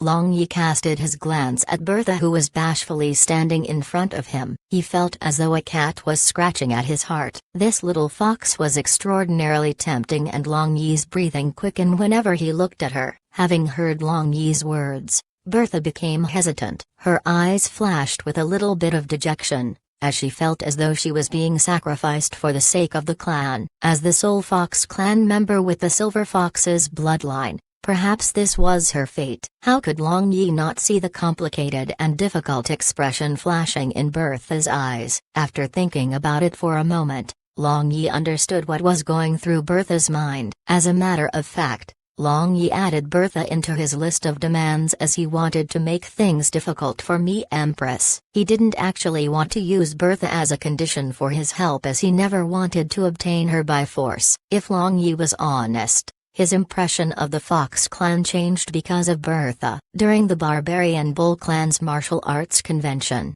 Long Yi developed a deep impression of this unyielding little fox who refused to concede. Later, when Bertha took off her fox fur robe and placed it over him when he was pretending to fall asleep on the mountain, the deep impression changed into a good impression. Her little actions made Long Yi develop a good impression of her in his heart. "Little fox, you can completely disregard the conditions I have set before." "I was only joking then. You don't have to become my woman for me to help the Fox clan."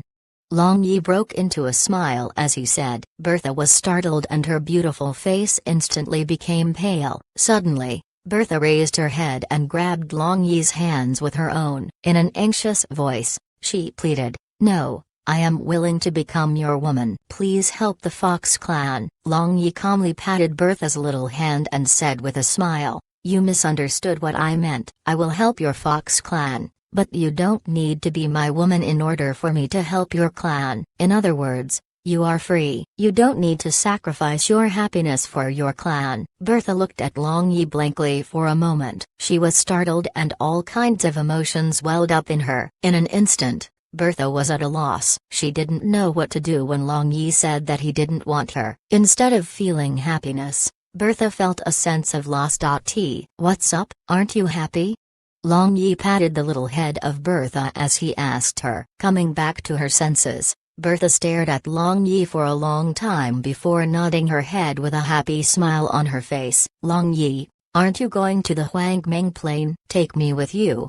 Bertha exclaimed excitedly at Long Yi. Bertha used to dream about adventuring the Blue Waves continent, exploring every corner of the land. However, her aunt always had high expectations for her, not allowing her to move around on her own. As a result, she had never visited anywhere else other than the Hengjuan Mountains and Mi Principality. Huangming Plain is a very dangerous place. There are many magical beasts there. Aren't you afraid they will eat you? Long Yi tried to intimidate her and had a scary expression on his face. Do you think I have anything to be afraid of? You are so powerful. Of course, you will protect me. Besides, I can defend myself even if you don't protect me. Bertha said with some pride in her voice. Currently, she behaved as though she was Long Yi's little sister. Oh, so you can protect yourself now? Does that mean that you have achieved great success in 1,000 extreme illusions?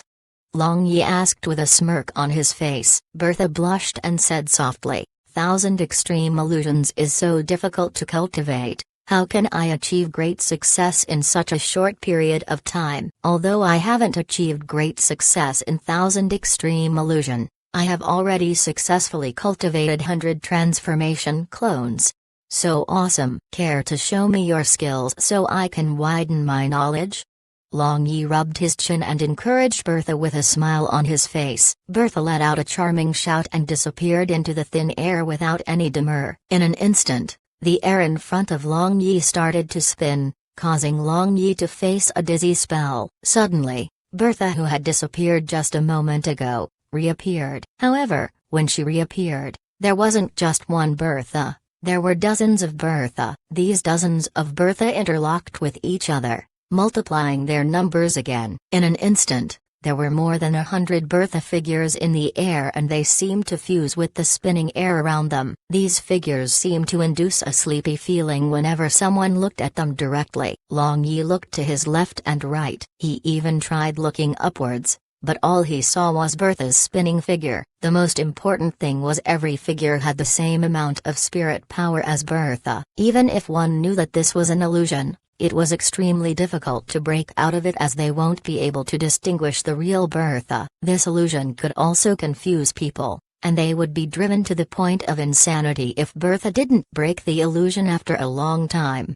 If an average person was trapped in Bertha's illusion, they would have already collapsed. They might even be driven crazy. However, was Long Yi an average person? Obviously not. Long Yi had unimaginably powerful spirit power as well as firm and tenacious determination. This small trick by Bertha was nothing in his eyes. Having felt enough, Long Yi flicked his finger towards the real Bertha who was hiding somewhere in the illusion. Along with a hissing sound, the illusions in front of Long Yi instantly collapsed. Bertha fell to the ground with a red face and she clutched her chest with both her hands. Long Yi was startled. As a matter of fact, he had flicked Bertha's arm. How could he have mistakenly flicked her chest? Could it be that his true chi cultivation was tainted with his lecherous habits? Long Yi, you rogue.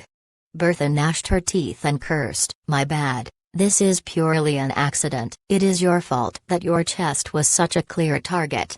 Long Yi grinned and laughed at Bertha. After hearing Long Yi's words, Bertha burst into rage at this hoodlum. Well, I really didn't do it intentionally, don't be angry.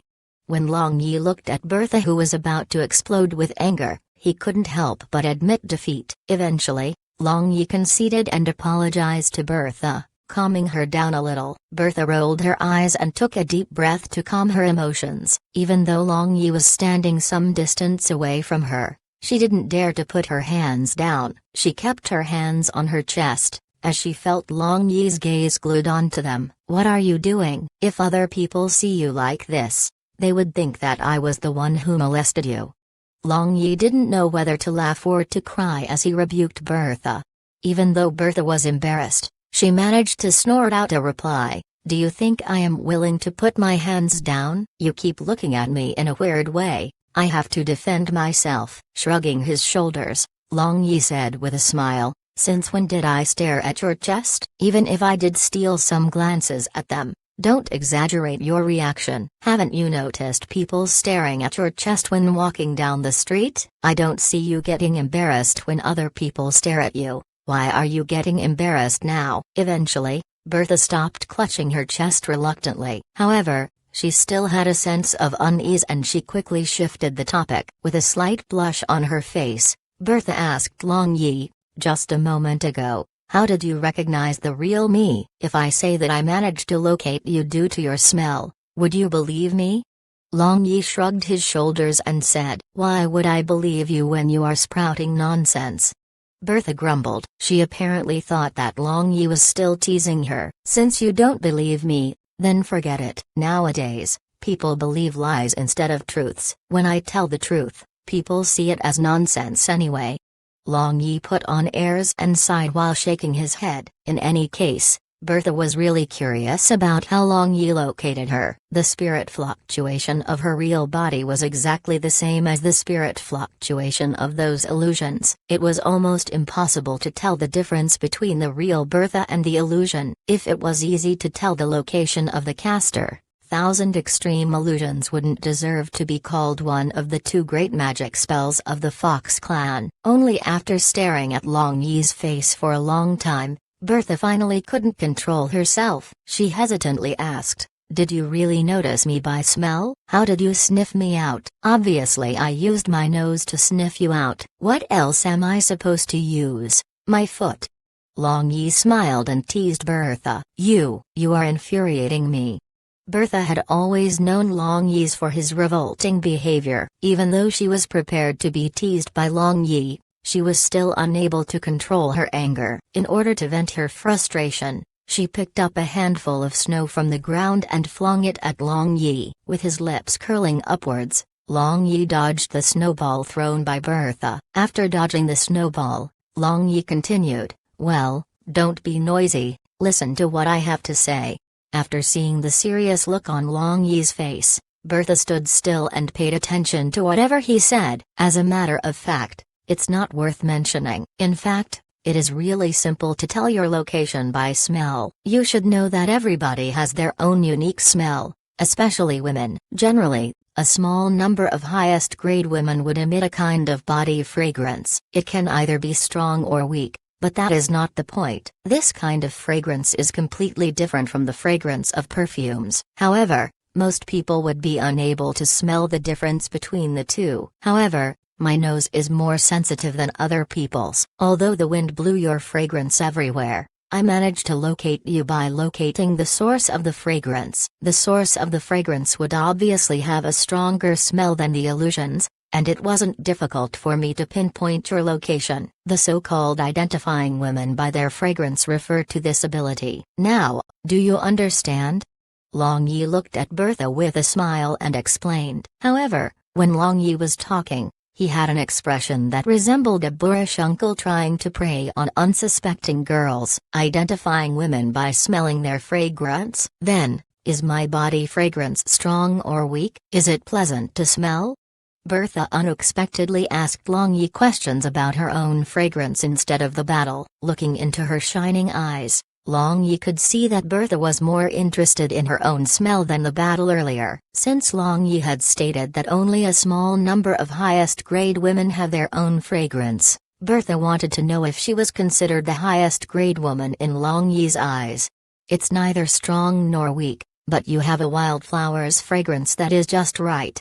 "One?" Long Yi said in all seriousness. However, a trace of a teasing smile formed at the corner of his mouth. "One? Wildflower can also mean a woman of easy virtue." Chapter 396, Fashan Shadowless Kick and Flying in Pairs. Bertha was unable to understand Long Yi's answer in the slightest. Wildflower? There were thousands upon thousands of wildflowers. Which wildflower was Long Yi referring to? Was it good or bad? Of course it's a good thing. Wildflower is the general smell. As the saying goes, a family flower is not as good as the wildflower. Ayo, why on the earth are you kicking me? Long Yi shook his head as a wicked smile bloomed on his face. He hastily jumped to one side in order to avoid Bertha's angry kick. "What are you even saying? I want to kick you to death, you rogue." Bertha wasn't slow in her attack. Her kicks were extremely quick and she hastily blocked Long Yi's path of retreat. "Wow, Fashan shadowless kick!" Long Yi exclaimed with exaggeration as he grabbed Bertha's ankles. His devil's talons started to scratch at her ankles, which made Bertha lose all strength instantly. "Release me," Bertha angrily said. Long Yi shrugged his shoulders and obediently released her. However, the moment he loosened his grip, Bertha's foot shot towards him. Instead of going for his face, she aimed at his little brother down there. How could Long Yi allow her to kick his little brother? It was as valuable as his life. "Since you are using Fashan shadowless kick, this young master will use lofty my dragon claw." Long Yi swung his palm at Bertha, aiming at her chest. Naturally, he didn't infuse any internal force in his palm. Both of them hit each other at practically the same time. Long Yi clamped Bertha's little legs between his thighs, and his big hands pressed down on Bertha's towering and soft bosom. Within his palm, Long Yi felt a nice and elastic feeling. However, Long Yi was wondering why he was groping this little fox's chest. Could it be that he didn't use lofty my dragon claw just now and used the legendary grabbing breast dragon claw instead? After a few seconds, Bertha screamed with her face flushed red. With a single slap, she slapped away Long Yi's hands which were pressed onto her chest. However, her leg was still clamped between Long Yi's thighs and she wasn't able to free herself from Long Yi's grasp. "Don't you dare move. Move again and you will be in danger." Long Yi narrowed his eyes and threatened Bertha. Moreover, his aura suddenly became dark, which caused Bertha's heart rate to speed up all of a sudden. She no longer dared to move a single muscle as she was afraid of what Long Yi might do to her. "I will release you. But don't kick again, especially down there. If you kick again, I will immediately ARP you."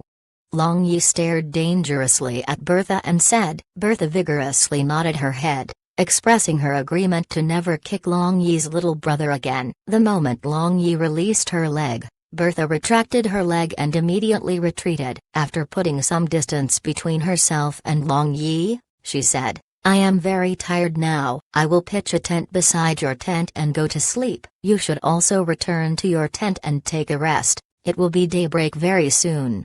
The moment she finished speaking, she walked to a spot beside Long Yi's tent. Taking out a tent from her own space ring, she started building her tent. Without a single glance at Long Yi, Bertha entered her tent as if she was a startled rabbit. "Am I so terrifying?" Long Yi smiled and shook his head. Turning around, he thought about holding his two beauties in his own tent and quickly returned. The moment he entered his tent, he saw that both Nellen Ryu and Wang were awake. In fact, they were whispering something to each other and were not aware of his return.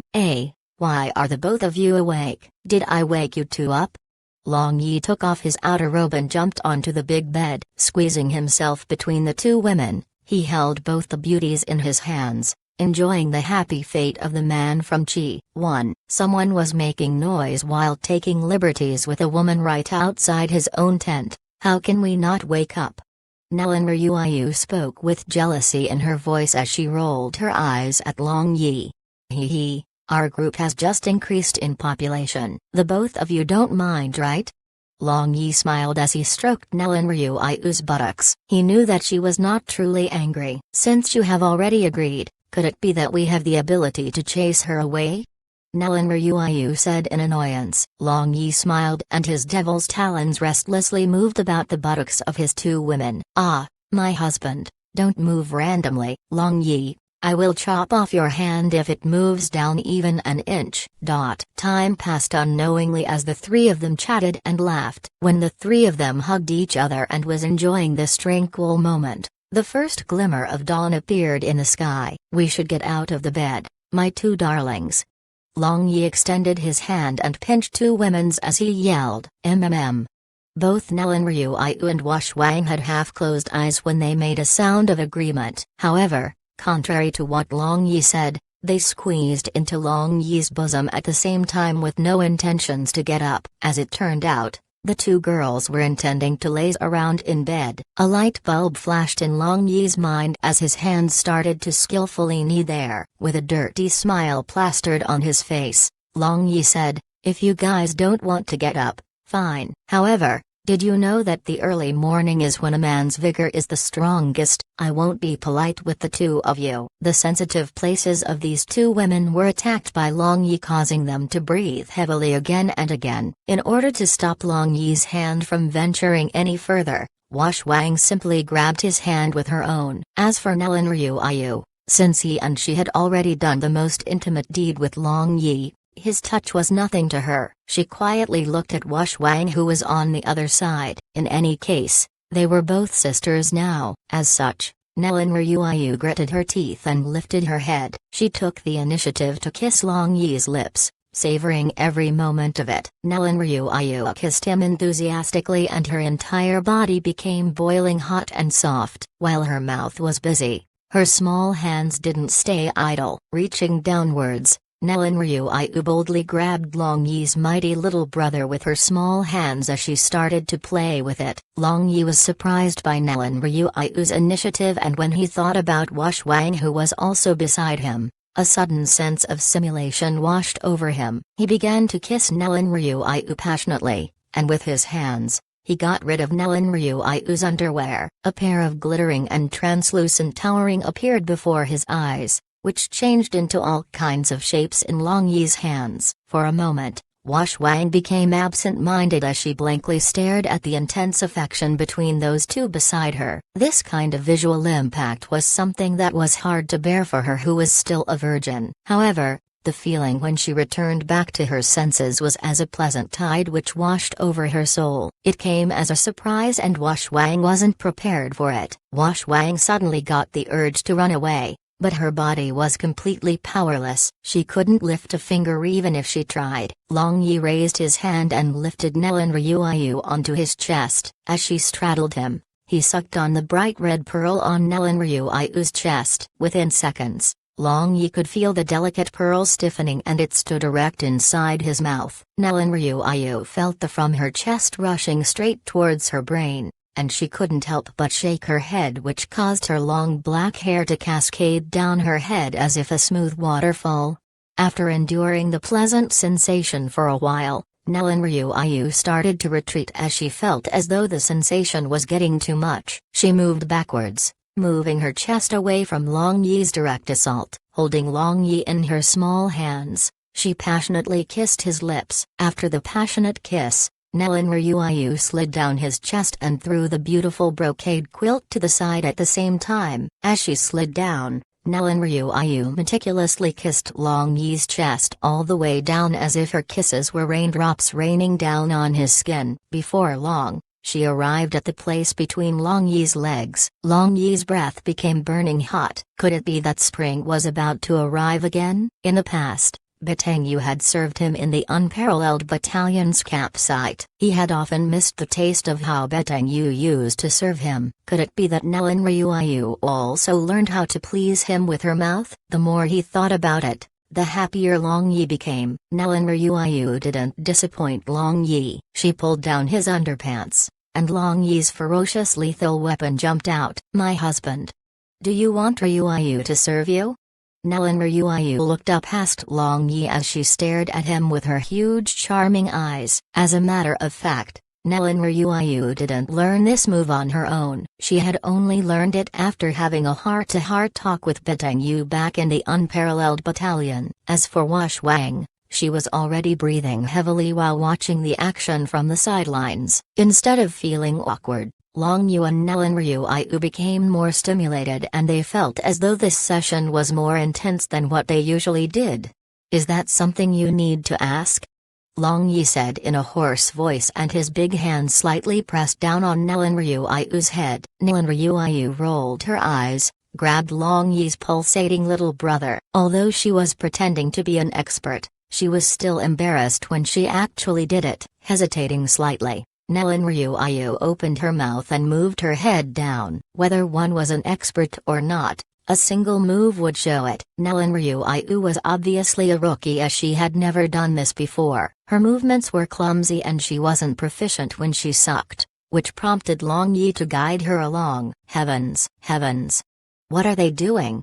Looking at Nellen Ryuayu's actions, Wash Wang's understanding towards was nearly destroyed. Never in her wildest imagination would she have thought that the matter between man and woman would be explicit to this extent. While Wash Wang was in disbelief, Nelin Ryuayu's actions had already become smooth. Under Long Yi's guidance, Nelin Ryuayu quickly learned how to effectively. Long Yi half closed his eyes and was laying back, enjoying the feeling of Nelin Ryuayu. The entire body of Wash Wang heated up, and she felt a burst of in her lower abdomen. There was no need to mention, but Wash Wang's panties was already soaked. No, I cannot stay here, I have to leave. Wash Wang shook her head as she thought about leaving. She struggled to get up as she wanted to get out of the bed. Long Yi caught Wash Wang's actions from the corner of his eye, and he immediately pulled her back. Wash Wang, who had just stood up, staggered a few steps before falling to her knee. However, her legs lost strength and she sat down. It was a coincidence, but she sat on Long Yi's face. Ah, Long Yi. No. Don't. Wash Wang only felt a burning hot breath as well as a moist, warm object assaulting her private part. Naturally, she was able to guess what it was. However, she had already spent the final bit of her strength and was unable to stand up. Long Yi immediately raised his hands and grabbed Wash Wang's buttocks. He began to work his hands and kneaded her buttocks into a variety of shapes. Wash Wang had already lost her power to resist and a pleasant sensation drowned her. On the other end, Nelin Ryuayu sat Long Yi's waist and was currently moving up and down. Her hands held the chest of Long Yi and occasionally, when her feelings were in chaos, she would lick Wash Wang's smooth back. Finally, the two women simultaneously let out a long drawn-out moan and they collapsed. Long Yi. Please. Please. Don't take my chastity. Wash Wang slid down as she bit her lips. She begged Long Yi softly and moaned into his ear. Long Yi was startled. He didn't understand why Wash Wang wasn't willing to allow him to take the final step even though they were already at this step. However, Long Yi had always respected his women's choices. Since Wash Wang had asked him not to, Long Yi would not take her chastity right now. Since he could do nothing to Wash Wang, Long Yi only attacked Nelin Ryuai, who was still riding on his body. Just when Long Yi was having the time of his life, a loud shout came from outside his tent. It was Bertha's voice, as that little fox was calling out for him. Long Yi, when exactly are you planning to set out to Huangming Plain? Long Yi was startled. When he thought about it, he didn't set up the sound insulation barrier outside his tent after he returned yesterday. Doesn't this mean that the voices of the three of them were heard by both Barbarian Bull and Bertha? What a blunder. 1. The happy fate of the man from Chi, idiom. The joy of having several partners. Chapter 397. Reaching Lost City once again. No one knew when, but the snowfall had already stopped in the middle of the night. Even so, the sky was still cloudy and the ice-cold northern wind was still whistling as it blew past the lands. Even if one was as doughty as a dragon, they would still shiver involuntarily. This wasn't a physical kind of coldness, rather, it was a kind of spiritual coldness which was created by the 10,000 li ice bound ahead of them. Stretching his muscles, Long Yi yawned, slowly turning his glance towards Bertha, who had a red face at the tent's entrance. He said with a smile, "Why are you shouting so early in the morning? Do you know that you are causing a disturbance?" Bertha scorned and said, "Seems more like disturbing your spring dream. If we don't move out now, then it will get dark again." Bertha was right. As it was currently winter, daytime was short. There wasn't any sunlight in the evening or at dawn. Moreover, with the cloudy weather, they really couldn't tell when was daytime. In Long Yi's previous world, whenever the weather was dim and dark like this, people used to run into electric poles. After wasting time rolling on the bed, the two girls finally got dressed and left the tent with red faces. They looked more charming after doing it with Long Yi and left the tent with their skin glowing and faces flushed. "Well, let's pack up the tent and move out," Long Yi shouted loudly. Hearing his command, everyone placed their tents back into their space rings. It wasn't long before the group stepped into the entrance of the Huangming Plain. Currently, Huangming Plain was a true wasteland. Originally, the grass that reached up to the waist had been blown to the ground by the northern wind, resembling a layer of very soft yellow carpet. Strangely enough, Although the entrance of Huangming Plain was separated from Proud Moon Empire by one war front, the difference in the environment was unbelievable. First, other than a layer of extremely thin accumulated snow at the edge of the plain, there wasn't a single snowflake anywhere else. On the grass, they could see glittering and translucent frost. When they stepped on the grass, the sound of ice breaking resounded. "Ha ha, this is truly amusing." Bertha cheered while jumping left and right. She was really enjoying this and she appeared just like a playful little girl. "Wimpy kid, what's so funny?" Nellen Ryuayu softly whispered. Apparently, Nellen Ryuayu still remembered when Bertha barged into their tent this morning, disturbing the three of them. Bertha's ears shook as she turned around to look at Nellen Ryuayu. She gave Nellen Ryuayu a playful smile before returning to her usual antics as her white bushy tail swayed behind her. "Okay, stop playing. We are going deeper into the plain now," Long Yi yelled. The further they went inside Huangming Plain, the smaller the effect of cold chi. There wasn't a single sign of life chi at the border of Huangming Plain as all the magical beasts had migrated deeper into the plain. The group only started to meet magical beasts on the fourth day of their journey. It appeared as if the inhumane massacre they suffered at Long Yi's hands several years ago had no effect on the magical beasts. There was still an incredible number of magical beasts roaming about which showed their insane procreating ability. When Long Yi thought about it, Huangming Plain was extremely large. There were more than 10 million magical beasts all around the plain, and the number of magical beasts Long Yi and his group killed in the past could be completely disregarded.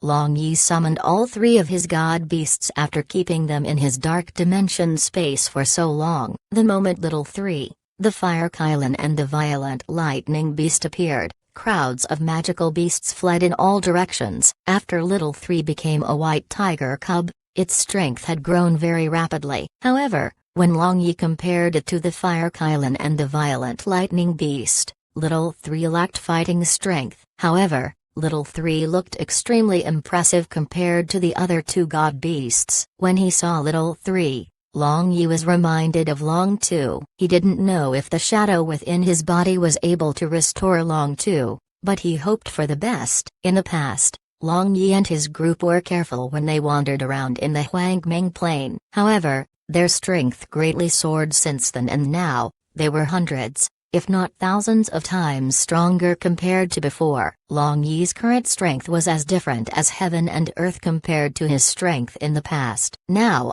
the magical beasts in Huangming Plain already had no threat to Long Yi. Even if he ran into powerful magical beasts, what about that? With three god beasts, Wang, and of course Long Yi himself with terrifying combat abilities, even if an SSS-ranked magical beast appeared, it would have to bow down and surrender. After adventuring for 20 days, the group stood on a small stone which was protruding from the ground. They were staring blankly at the pile of debris not far away. The sky above the ruins was still shrouded with a layer of thin dark mist and they could feel a dense dark aura surrounding this place. "Father, Mother, my holy city's people, Ding Ning is back." The white robe which Wang was wearing fluttered, and with her eyes full of sadness and pain, she looked at the holy city before her. It had once been a brilliant magical civilization that used to be her home, but now, only the ruins remain. Long Yi and other quietly stood behind Wang. They didn't disturb her as she needed a place to release her feelings. After thousands of years, the world had already changed. All of her loved ones were already long buried underground, changing into Lois. She lost all her friends and family. In such conditions, how could one keep calm? Suddenly, a drop of glittering and translucent teardrops slid down from Wang's face, and the wind blew it onto Long Yi's face. Currently, Long Yi was also feeling heartache, as Wang's feelings were always reflected in his heart. Long Yi was sharing whatever Wang felt. The feeling of sympathy rose up in him, along with a huge sense of heartache. Boundless prairie is my root. There were amiable people there, and there were fresh flowers everywhere. Lofty holy city is my home. It is a magnificent civilization and the people there are beautiful. Wang slightly opened her mouth and a melodious singing voice rang out in Huangming Plain. This was a song that sang praises of the holy city. But when this song came out from Wang's mouth, it sounded really sad instead. Nell and Ryu and Bertha were already full of tears. Their hearts were as soft as tofu. When they heard the sad and dreary song Wang sang, their hearts moved and they felt some of the sadness Wang had. Wang sang over and over again, and finally, she wept. She slowly walked towards the ruins and did her utmost to recognize the city where she grew up in. My husband. Shouldn't we go and console big sister Wang? She is too pitiful. Nell and Ryu pulled on Long Yi's sleeves and said while crying. Long Yi shook his head, gently patting Nell and Ryu's head. He sighed, "We will follow her from a distance, don't go and disturb her. She needs some time alone." As he walked, Long Yi looked around. The scene where he was adventuring in the past with Leng Yu, Lucia, and Barbarian Bull appeared in his mind. It truly was a miracle that they were able to return from Huangming Plain alive when they were so weak. Several years ago, when they had first arrived at Lost City, it maintained a little bit of its original look. However, they touched a mechanism in the city lord's mansion and the entire Lost City became buried underground. Grass had grown all over the ground and only some incomplete broken tiles were faintly visible if they looked carefully at the ground. Kaka. Suddenly, many undead creatures wearing broken armor and holding rusty weapons climbed out from inside the ruins. Long Yi and other three quickly rushed forward to protect the mourning Wang. It was a pure defensive formation as they didn't want the creatures to affect Wang. However,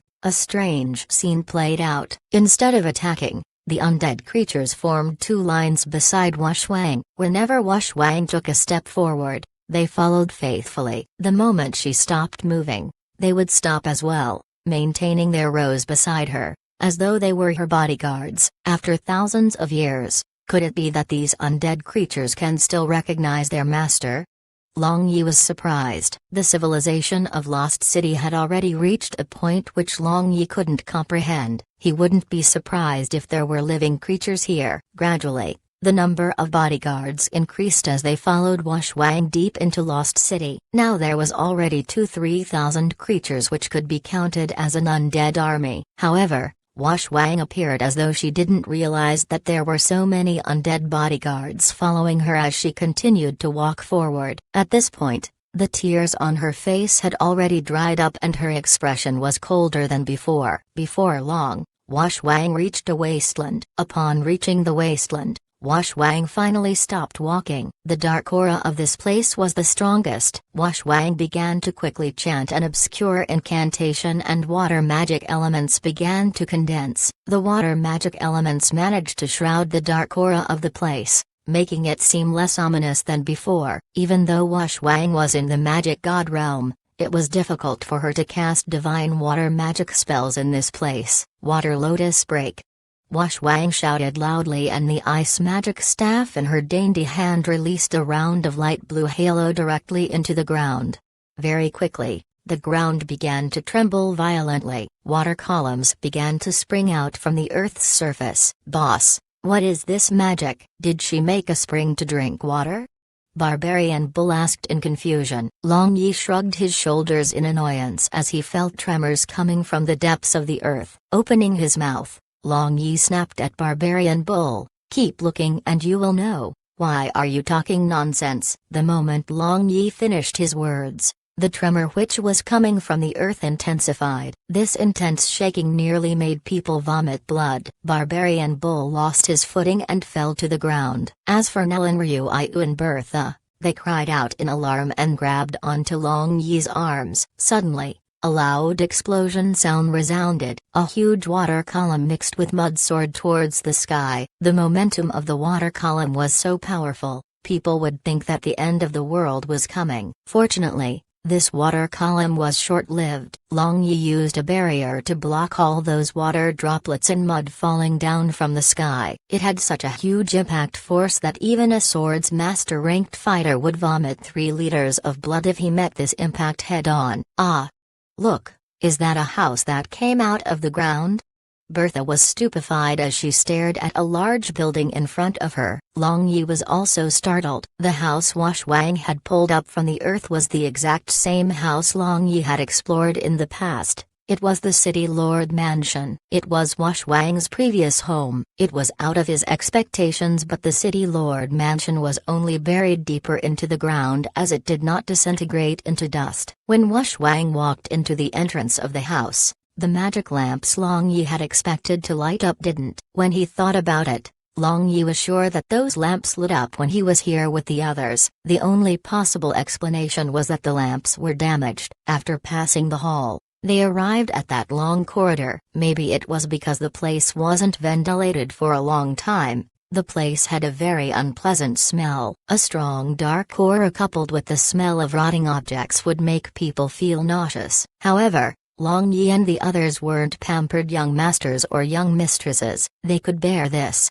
Wash Wang walked along this long corridor and stopped in front of a door. Long Yi vaguely remembered that this was the room where he had found the magic crystal which recorded Wash Wang's appearance. This was presumably the room where Wash Wang used to live in. Sure enough, Wash Wang extended her somewhat trembling hand to push open the door and she walked into the room. The decoration inside the room was already damaged and the room looked nothing like what it was in the past. The furnitures, bed, and other objects were already broken beyond repair. The slightest touch would change them into powder. Father, mother.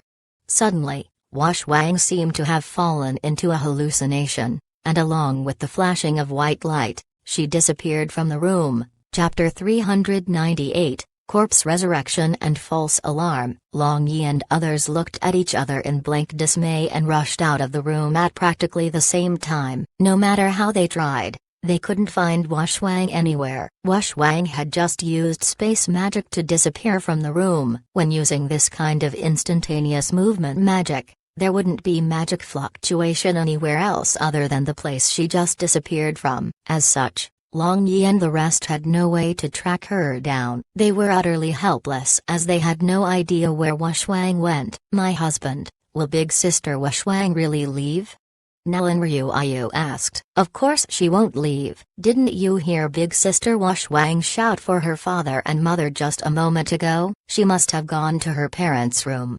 Bertha gave a confident stare to the rest of the group as she analyzed the situation. In addition, she shot a contemptuous glance at Nellen Ryuayu. It was as though Bertha was laughing at Nellen Ryuayu for being stupid as she couldn't understand such simple logic. How could Nellen Ryuayu allow this little fox to mock her? After shooting a glance at Long Yi who had a slight smile on his face, she turned to Bertha and gave her a cold snort. When she was looking at Long Yi, she had a gentle gaze in her eyes. However, she turned and glared at Bertha right after looking at Long Yi.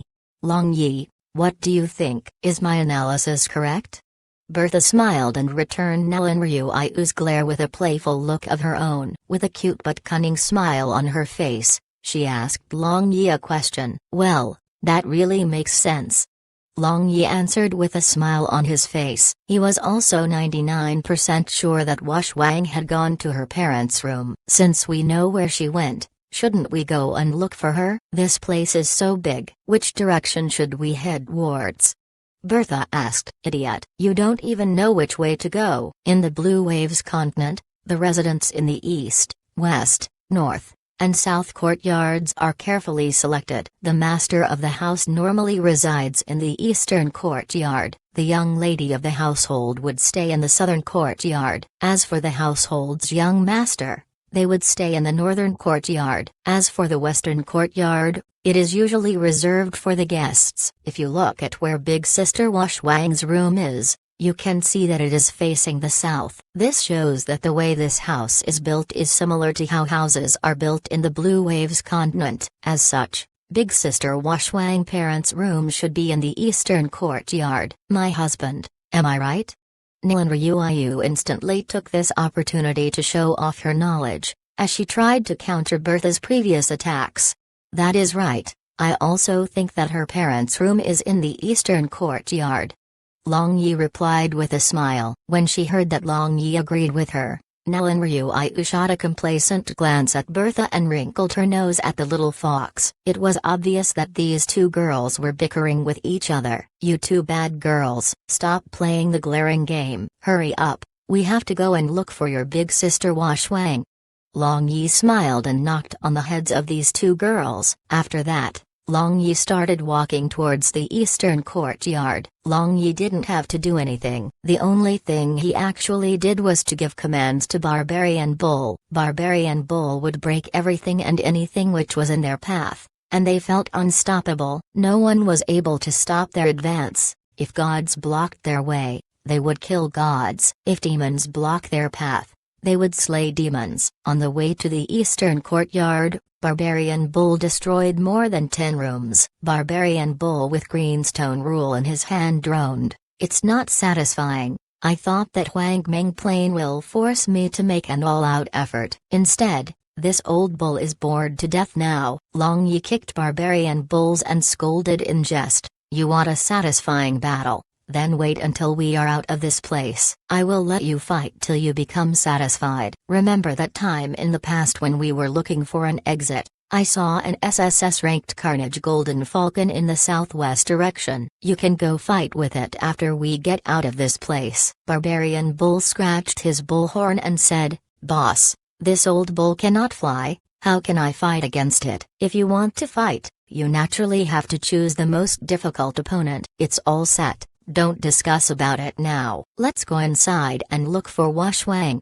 When Long Yi entered this courtyard, he sensed Wash Wang's aura. Sweeping away several boulders blocking their way, Long Yi turned a corner and saw a worn-out, fan-shaped door. In front of that door, Wash Wang was kneeling with her head touching the floor. Her pure white dress was full of dust and her back view looked lonely and sad. Long Yi and others slowly walked forward. When he took a step towards Wash Wang, Long Yi's heart skipped a beat. He started to feel anxious and his palms were starting to become sweaty. The pupils of Long Yi suddenly shrunk, and he became extremely alert like a leopard. His innate beast-like intuition was screaming at him to alert him of the danger ahead. Seeing as Long Yi felt something, Barbarian Bull immediately coordinated with Long Yi. Barbarian Bull instantly leapt into an attacking stance along with Nellen, Ryu, Iu and Bertha. Although they didn't know what was going on, all of them became alert. The 4 people slowly walked to the entrance,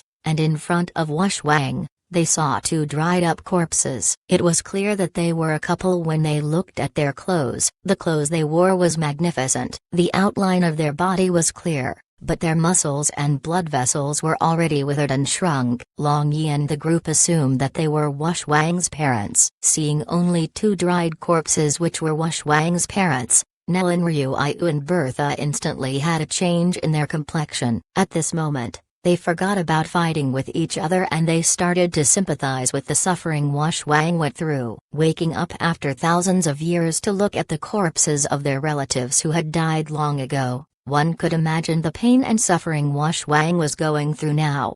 Long Yi, on the other hand, didn't let his guard down the slightest. When he was standing close to Wash Wang, the feeling of danger had intensified, which made Long Yi feel extremely uncomfortable. He carefully observed those 2 corpses which were supposed to be Wash Wang's parents. In a single glance, Long Yi was able to see that the room was covered in a layer of dust. However, the area where the corpses were lying on didn't have a single speck of dust on it. Magic array? What a strange feeling.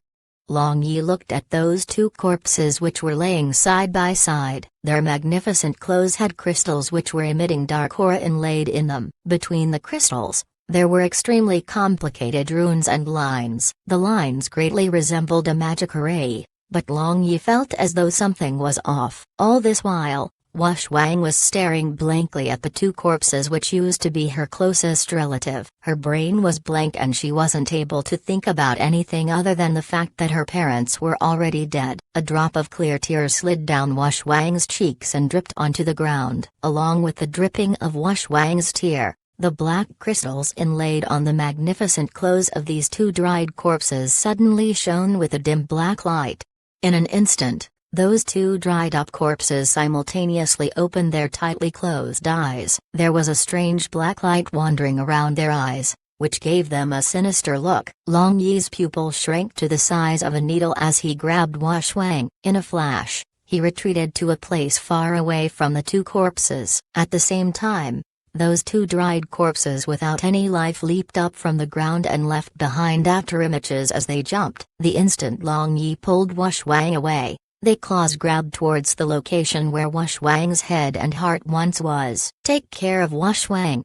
Long Yi passed Wash Wang to Nellen Ryu and Bertha. Looking at Barbarian Bull, they came to a tacit agreement and started their attack on the skeletons. Because these dried corpses were the remains of Wash Wang's parents, Long Yi had his hands and legs tied. However, the power of those two corpses were out of Long Yi's expectations. Long Yi was able to feel that they had reached the sword's god realm and they ignored everything while attacking Long Yi. Bang! Barbarian Bull and Long Yi were sent flying and a trace of blood appeared on the corner of their mouth. Long Yi wasn't able to do anything but give a wry smile. This city lord and his wife who had changed into dried-up corpses unexpectedly resurrected, not to mention the fact they started attacking their own daughter when they came back to life. Could it be that this world has turned upside down? Those undead guards outside recognized Wash Wang and didn't possess the slightest intention to attack her. However, her very own parents attacked Wash Wang the moment they opened their eyes. What has this world come to? Those two dried corpses mechanically turned towards Wash Wang and the black lights in their eyes intensified. In an instant, they stretched their withered claws directly towards Wash Wang. Wash Wang finally snapped out of it and didn't dare to believe her eyes. With a sad sigh, she said, "Father, Mother, it's me, Ninger. I am your daughter, Bing Ning." Turning a deaf ear to whatever Wash Wang said, they shot their withered claws towards Wash Wang's vital spots. Bertha and Nellen Ryu cried out in alarm and pulled Wash Wang backward. As for Barbarian Bull and Long Yi, they rushed up to stop the two corpses. Having no other choice, Long Yi had to use all his power to take care of this. He used his Gi and compressed magic to attack the two corpses, and this courtyard which was on the verge of collapse caved in. Wash Wang struggled free from both Bertha's and Nellen Ryu's grasp. She immediately rushed into the battle, which made the battle more chaotic. Wash Wang didn't dodge nor hide. On the contrary, it was as if she had gone mad. She dodged Long Yi's protection and rushed towards the two dried-up corpses. For a moment, the pressure on Long Yi and Barbarian Bull increased greatly as they tried to help Wash Wang. Before long, the black-colored Gi knocked out Barbarian Bull and Long Yi had no choice but to summon the three god beasts to help him. "All of you, get out of the way. Since father and mother want to kill me, let them kill me already." Wash Wang burst into tears as she teleported beside the two corpses using space magic. In order to stop Long Yi and the rest, she casted a magic barrier to trap herself with the two corpses. "Wash Wang!" Long Yi shouted in grief and he madly amassed the internal force within his body. The moment he saw the barrier, he knew that he had to destroy the barrier in order to save Wash Wang. However, Wash Wang was a magic god and in order to break the barrier casted by her, Long Yi would have to spend some time in order to do so. In such a situation, where was Long Yi going to find the time to break the barrier? Helplessly watching Wash Wang torn into pieces by the claws of her own parents, what can be more painful than this? Wash Wang spread her arms open and left herself defenseless. In a low voice, she muttered, "Father, Mother, do you want Ninger to be buried with you too?" "Ninger is willing." Seeing Wash Wang in front of them, the two corpses sped up their attack. Their four withered sharp claws instantly pierced through the chest of Wash Wang and her blood quickly dyed her white clothing bright red. "Wash Wang!" Long Yi roared with a sad voice as he felt a stuffy feeling rising up in his chest. Long Yi vomited a mouthful of blood as he stared at Wash Wang who was dyed red with her own blood. It was as though Long Yi turned crazy as he desperately rammed against the barrier set up by Wash Wang using his own body. The corner of Wash Wang's mouth twitched and she slowly turned her head to look at Long Yi who was in a state of madness. At this moment, her sparkling untranslucent pupils glimmered with apology and love for him. Looking into her eyes, Long Yi could see how much Wash Wang loved him. Her love for him was deeper than the sea. At this moment, Wash Wang only had two sentences she wanted to say to Long Yi: "I am sorry. I love you." It was blood red. Blood-like red brilliance flashed from the arms of these two dried corpses. At the same time, All those crystals inlaid on their magnificent clothes completely disintegrated. With the sudden burst of a breeze, these two dried corpses faded away as if an illusion. Only a fist-sized crystal ball fell from midair, which rolled a few times on the meadow and no longer moved. In the next moment, Wang collapsed and she happened to land onto the crystal ball. The moment Wang collapsed, the barrier she casted disappeared. Long Yi practically rolled and crawled to Wang's body, with his tears overflowing. He immediately casted the light healing magic onto Wang as he simultaneously injected true qi into her body. I want to resuscitate her. I want to resuscitate her. The lips of Long Yi trembled as he continuously repeated this sentence. Long Yi, Long Yi. Bertha pulled on Long Yi's shoulders as she called out for him. Your mother. Don't touch me, can't you see that I am trying to save Wang? Long Yi roared and Bertha's eyes immediately filled up with tears. I only want to say. Big sister Wang appears to be fine.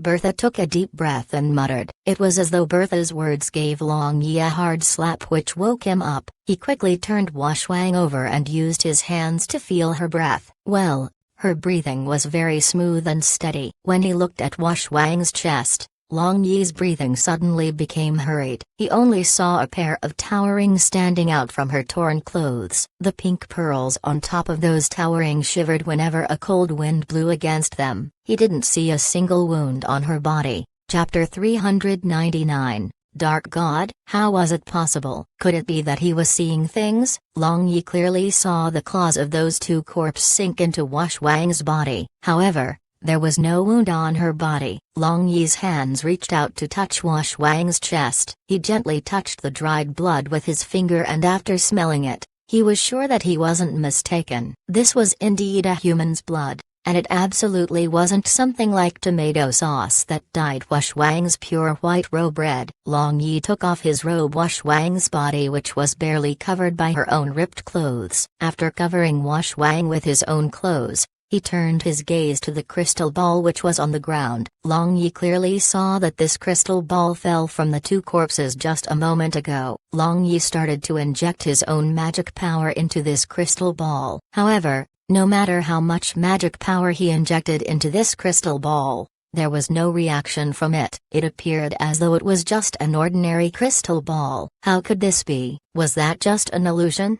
Nellen Ryuayu didn't dare to believe what she just saw. The events which happened a moment ago was truly hair-raising. Nellen Ryuayu was frightened stiff by what just happened. Furthermore, Long Yi's previous outburst made her extremely worried. If she was in Wang's place just a moment ago, would Long Yi also go crazy trying to save her? Nellen Ryuayu thought in a daze, as he stared at Wang who was unconscious on the floor. Long Yi sighed. After looking at Wang for a while longer, Long Yi finally stood up and said, let's rest here for the time being.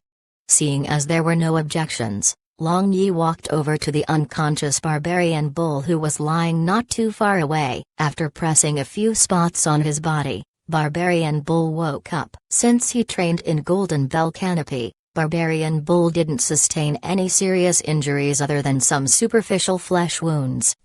It was a dark night in Lost City. The dark fog enveloping the sky was even denser. The stars and moon in the sky weren't visible and the undead army gathered everywhere. These undead creatures surrounding the city lord mansion had crawled out of the ground after Wang returned. Throughout the night, they stood quietly and motionlessly in neat rows, just like statues. The surprising thing was that these undead creatures were under no one's control. This kind of strange scene could only be seen in Lost City. After thinking about it, Long Yi deduced that everything that had happened was due to Wang. Eventually, the group decided to set up their tents at the eastern courtyard of the city lord's mansion. Since it had already been destroyed in the battle, Long Yi only had to sweep away the debris with a wave of his hand before it became a plot of land suitable for them to rest. As for Wang, she was resting on the soft bed in one of those tents. Currently, Long Yi was sitting at the top of the tallest building in the city lord's mansion and was playing with the crystal ball. Although it was just an ordinary crystal ball in his hand, Long Yi seemed to be lost in thoughts as he stared at it with a frown on his face. The events which happened in the City Lord's mansion today were replayed in Long Yi's head as if he was watching a movie. The more the thought about it, the more Long Yi felt as though there was something suspicious going on. He felt as though everything was enveloped with a layer of dense fog, and he was able to smell a plot brewing. According to legend, Lost City was cursed by the Dark God. As such, Long Yi wondered if the series of incidents was made possible due to the Dark God. However, he couldn't think of any reason why the Dark God would do something like this. Seeing as he was stuck, Long Yi decided to slowly analyze everything from the beginning. The arrangement of the City Lord and his wife was very interesting. Moreover, the clothes they wore was even more suspicious. Due to their honorable status, they would definitely not lie on the ground to wait for their death after being affected by the curse. Not to mention the fact that their corpses were neatly arranged. It was clear that this was a setup from the beginning. After thinking about it for a long time, Long Yi started to question himself again. Could it be that the City Lord and his wife had already passed away thousands of years ago and the arrangement was to deal with Wang? The more he thought about it, the more Long Yi thought that it wasn't possible. Who would know that Wang would come back to life thousands of years later? Thinking deeper, Long Yi started to recall the situation which happened earlier. The sudden resurrection of those two dried corpses was due to the Wang's tears falling into the clean area of the room. The moment her tears touched the floor, the strange magic array which was on the clothes of the two corpses began to operate. Everything led to the incident where Wang was pierced by the claws of the two corpses. After thinking about it, everything was set up in such a way to target Wang. Long Yi muttered under his breath. The more he thought about it, the dizzier he felt. In the end, Long Yi gave up trying to find a reason for the things which happened. After he stopped thinking about the matter with Wang, Long Yi suddenly remembered the shadow within his body. That old fellow had been bugging him to go to the dark space of this lost city for such a long time. Now that he was at Lost City, the shadow had disappeared without a trace. What was going on? Smelly kid, what are you thinking about? You're definitely making malicious remarks behind my back again. A familiar cold voice resounded in Long Yi's mind. As Long Yi haven't heard this voice in a long time, he felt relieved when he finally heard the voice of this shadow again. Old man, I have already told you, if you are going to come out, greet me first. What are you trying to do when you come out like this? Scare me to death?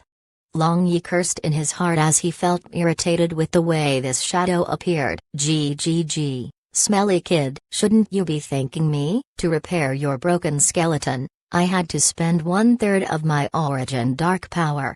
The shadow said after a strange laughter. Long Yi could hear the exhaustion the shadow had in his voice. Was it so hard? Old man, I truly give you my thanks. When you recover your physical body, I promise you get you tasty food and good drinks. If you want money, I'll give you money. If you are looking for girls, I'll get you some girls.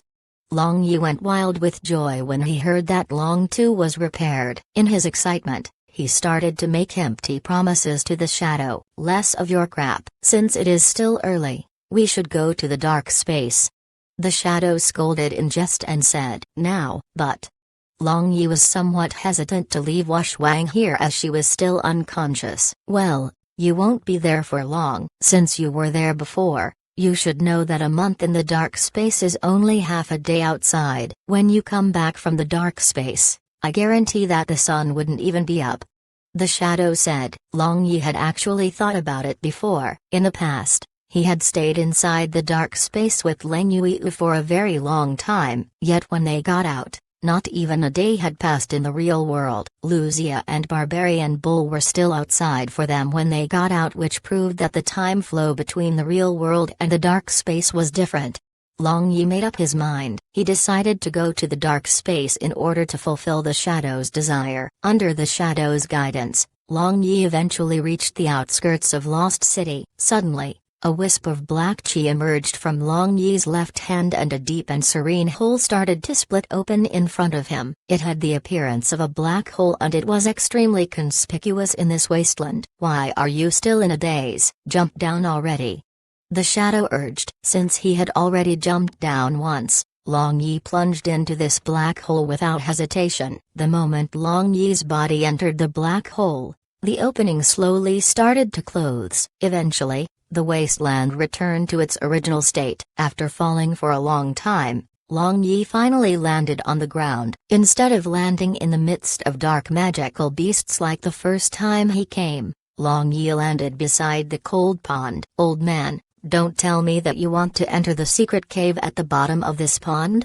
Long Yi asked. Now, he had misgivings in his heart. Could it be that? "Less nonsense, don't waste time and quickly go down," the shadow said with annoyance. He was clearly aware of what Long Yi was thinking. Long Yi felt apprehensive. He wondered why the shadow wanted to down into the cave, but after thinking about it, Long Yi realized that he could easily reach the cave this time. Withstanding the cold chi and pressure, he swam down for a period of time. After quite some time, Long Yi finally saw the entrance of that secret room. When he saw the entrance, Long Yi used his old method of entering. As he was much more powerful this time, Long Yi easily dealt with the strange fishes and entered the secret path. Along the path, he was unimpeded. Those fellows that had changed into statues had already been turned into coke by the lightning violent beast in the past. The remainder had been refined into 7 baleful puppets which were dissolved when they were made to be stoppers at the Death Sea of Flowers. After stepping into that familiar hall, Long Yi had a surge of unknown excitement in his heart. Each and every cell in his body suddenly got excited and he felt as if electricity was flowing through his body. "Put the Dark God magic staff into it, you should know how to do that." The voice of the shadow started to tremble. One could well imagine that he was also very excited. Long Yi came back to his senses. He was excited due to the influence of the shadow within his body. Long Yi eventually found the groove on the ground and stabbed the magic staff into it. He was curious about what was going to happen next. Was the shadow inside his body the legendary Dark God? Creak creak, the innermost wall flipped. Long Yi was expecting it as a statue which was covered with a black robe from head to toe appeared in front of him. "Is this the Dark God?" Long Yi asked. "Hey, old man, where did you go?" Hearing no reply from the shadow, Long Yi looked inside his sea of consciousness. Surprisingly, the shadow had already disappeared from his sea of consciousness and was nowhere to be seen. Just when Long Yi was shocked at the disappearance of the shadow, the Dark God statues started to emit a dark light which covered the entire hall. Even though the dark light weakened after a while, Long Yi was petrified as the statue of the Dark God came back to life. "Gg. It feels really good to have my body back." The signature strange laughter of that shadow resounded inside this underground hall. After looking around, he jumped down from the divine altar. Long Yi wasn't able to see his face, but he saw a pair of strange purple eyes. Although Long Yi had guessed the identity of the shadow in his heart, Long Yi was still greatly shocked. The Dark God really existed, not to mention the fact that the Dark God resided in his body for a few years. Are you truly the Dark God?"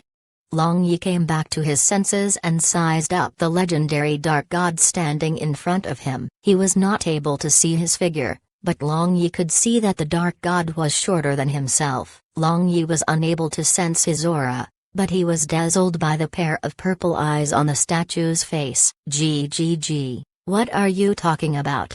The Dark God gave a strange laugh. Long Yi rolled his eyes. He didn't feel like he was meeting with a god. Perhaps it was because of the shadow. No, it should be because he was very familiar with the Dark God. In his heart, the Dark God was still that playful very old monster residing in his sea of consciousness. "Old man, I would have never thought that this was your real body. Anyway, why are you wearing a worn-out robe?" Long Yi looked at Dark God with disdain and casually mocked him. The strange laughter of the Dark God ceased abruptly due to Long Yi's words. "Let me ask you a question for real. Did you curse Lost City?" Long Yi retracted the frivolous expression he had on his face and asked in all seriousness. Chapter 400, Male or Female? "No." The Dark God shrugged his shoulders and answered quickly. The action of him shrugging his shoulders was clearly copied from Long Yi. "If you didn't do it, who could have done such a thing?"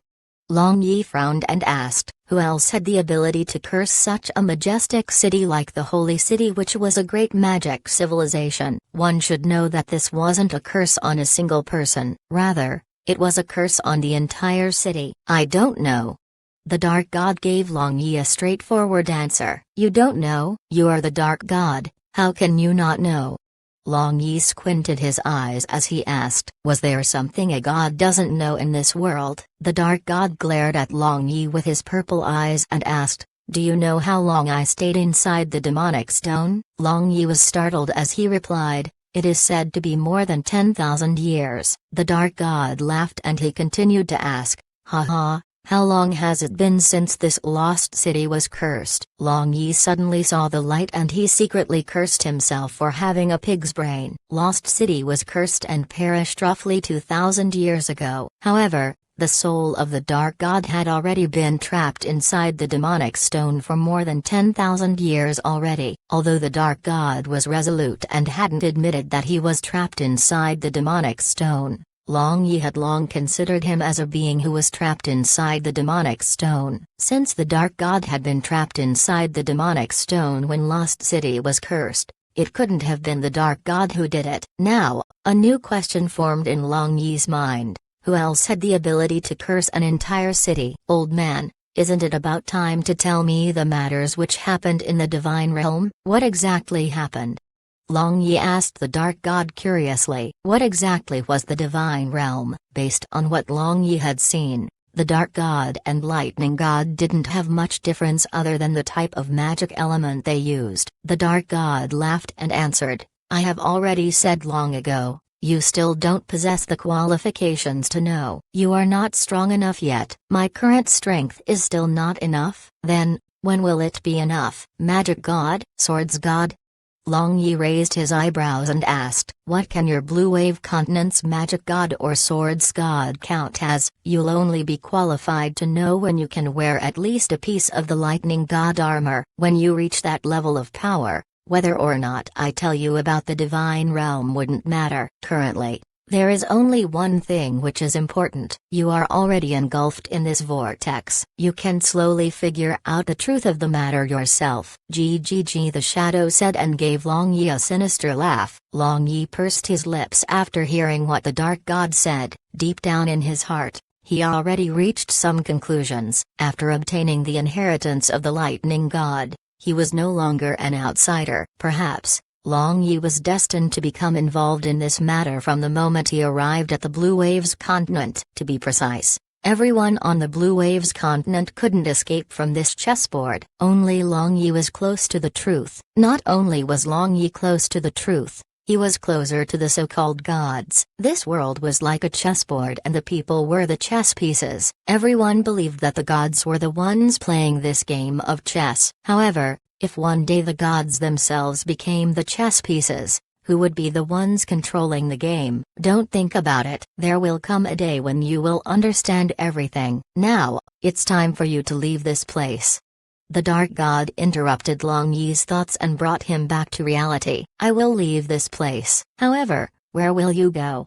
Long Yi asked with hesitation. Although Long Yi was finding ways to get rid of this shadow from his sea of consciousness, he was feeling a sense of loss when the shadow actually left. People's thoughts can be so ironic sometimes. The Dark God will naturally stay in the dark space. With a flash, the Dark God disappeared. The Dark God's magic staff, which was treated like chicken ribs in Long Yi's hands, had been returned to the Dark God. This Dark God magic staff is the weapon that has accompanied me for tens of thousands of years. For you to obtain it can also be regarded as the will of heaven. However, a large amount of tyrannical chi is contained inside this magic staff. If you were to use this staff with improper technique, it would devour you. The only reason you can't feel the power of this magic staff is because it has been sealed by numerous light priests long ago.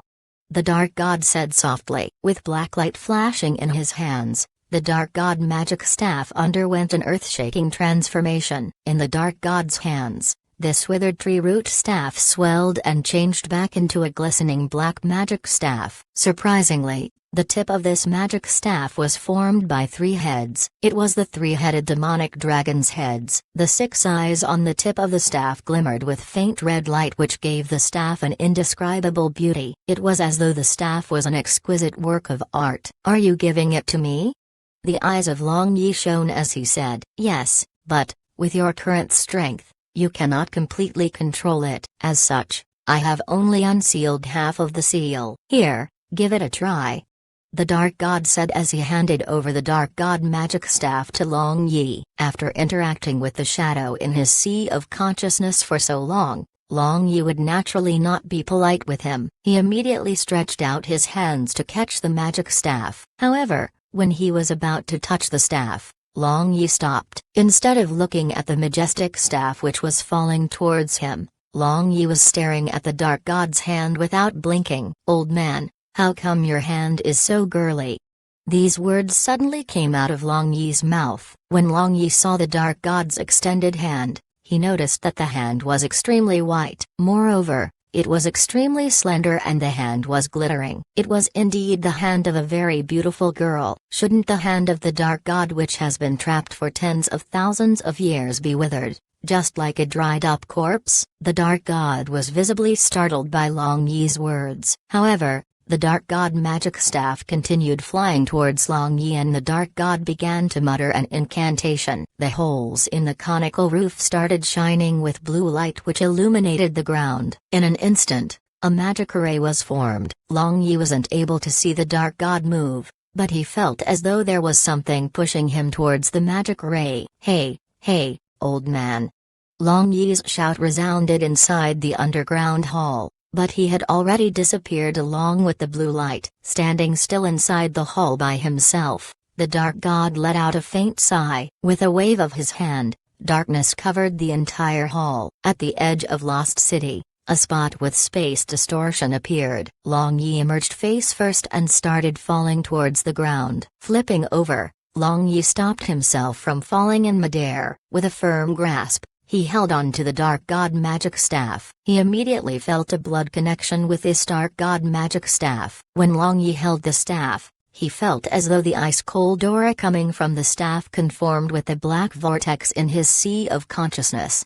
Long Yi hissed and muttered while rubbing the stubble on his chin, but that hand truly resembled a girl's hand. However, how can the Dark God be female? Also, that laughter. Long Yi shook his head. He didn't dare to believe his thoughts. It was terrifying whenever he thought about that ear-piercing laughter coming from the Dark God. Since the Lightning God has already appeared, and the Dark God just appeared, what God would appear next? In an instant, Long Yi shifted his thoughts from the Dark God's hand. He started thinking about the events which occurred and which God would appear next. Wait a minute. Long Yi frowned as he seemed to have grasped something in his heart. God, statue. He recalled seeing the Water God statue inside Ice Palace, the Fire God statue in Illusory Forest. He also remembered the panicked expression of that woman from the Ice Palace when he touched the Water God statue's chest. Also, there seemed to be traces of someone living in the secret room where the Fire God statue was located. Could it be that all of those statues were living people? Long Yi was shocked and frightened by his own speculation. What a joke! If they were really living beings like what Long Yi had imagined, wouldn't Long Yi be in serious trouble? He had groped the bosom of both the Water God and Fire God, not to mention the fact that he had on the Fire God's bed. Who knew what troubles that would bring Long Yi? No, no way. Long Yi shook his head. If they were aloof and remote gods, how could they allow him to defile their body? But, since he had already defiled their body, there were 2 possibilities. First, they were simply statues. Second, they were powerless to do anything when Long Yi groped them. Long Yi felt that the second possibility was more likely. Also, Long Yi naturally hoped for the second possibility to be true. Thinking about how he had groped the breasts of goddesses, he got excited. Why didn't I grope them more? Long Yi thought in his heart. On one hand, Long Yi was. On the other hand, Long Yi flew towards the Lost City's City Lord residence. Since he had only been inside the dark space for an hour or so, he guessed that only several minutes had passed outside. Lady, look at our Ninger. At such a young age, She reached the advanced magician realm. She will definitely become an outstanding magician in the future. A handsome and refined middle-aged man was standing side by side with a beautiful woman as they spoke. They were smiling while looking at a little girl practicing magic not far away from them. "Yes, my lord. I truly had never thought that the both of us would give birth to a daughter with outstanding talents in magic when we were both warriors. This is truly unimaginable." The woman was also very happy. "Father, mother."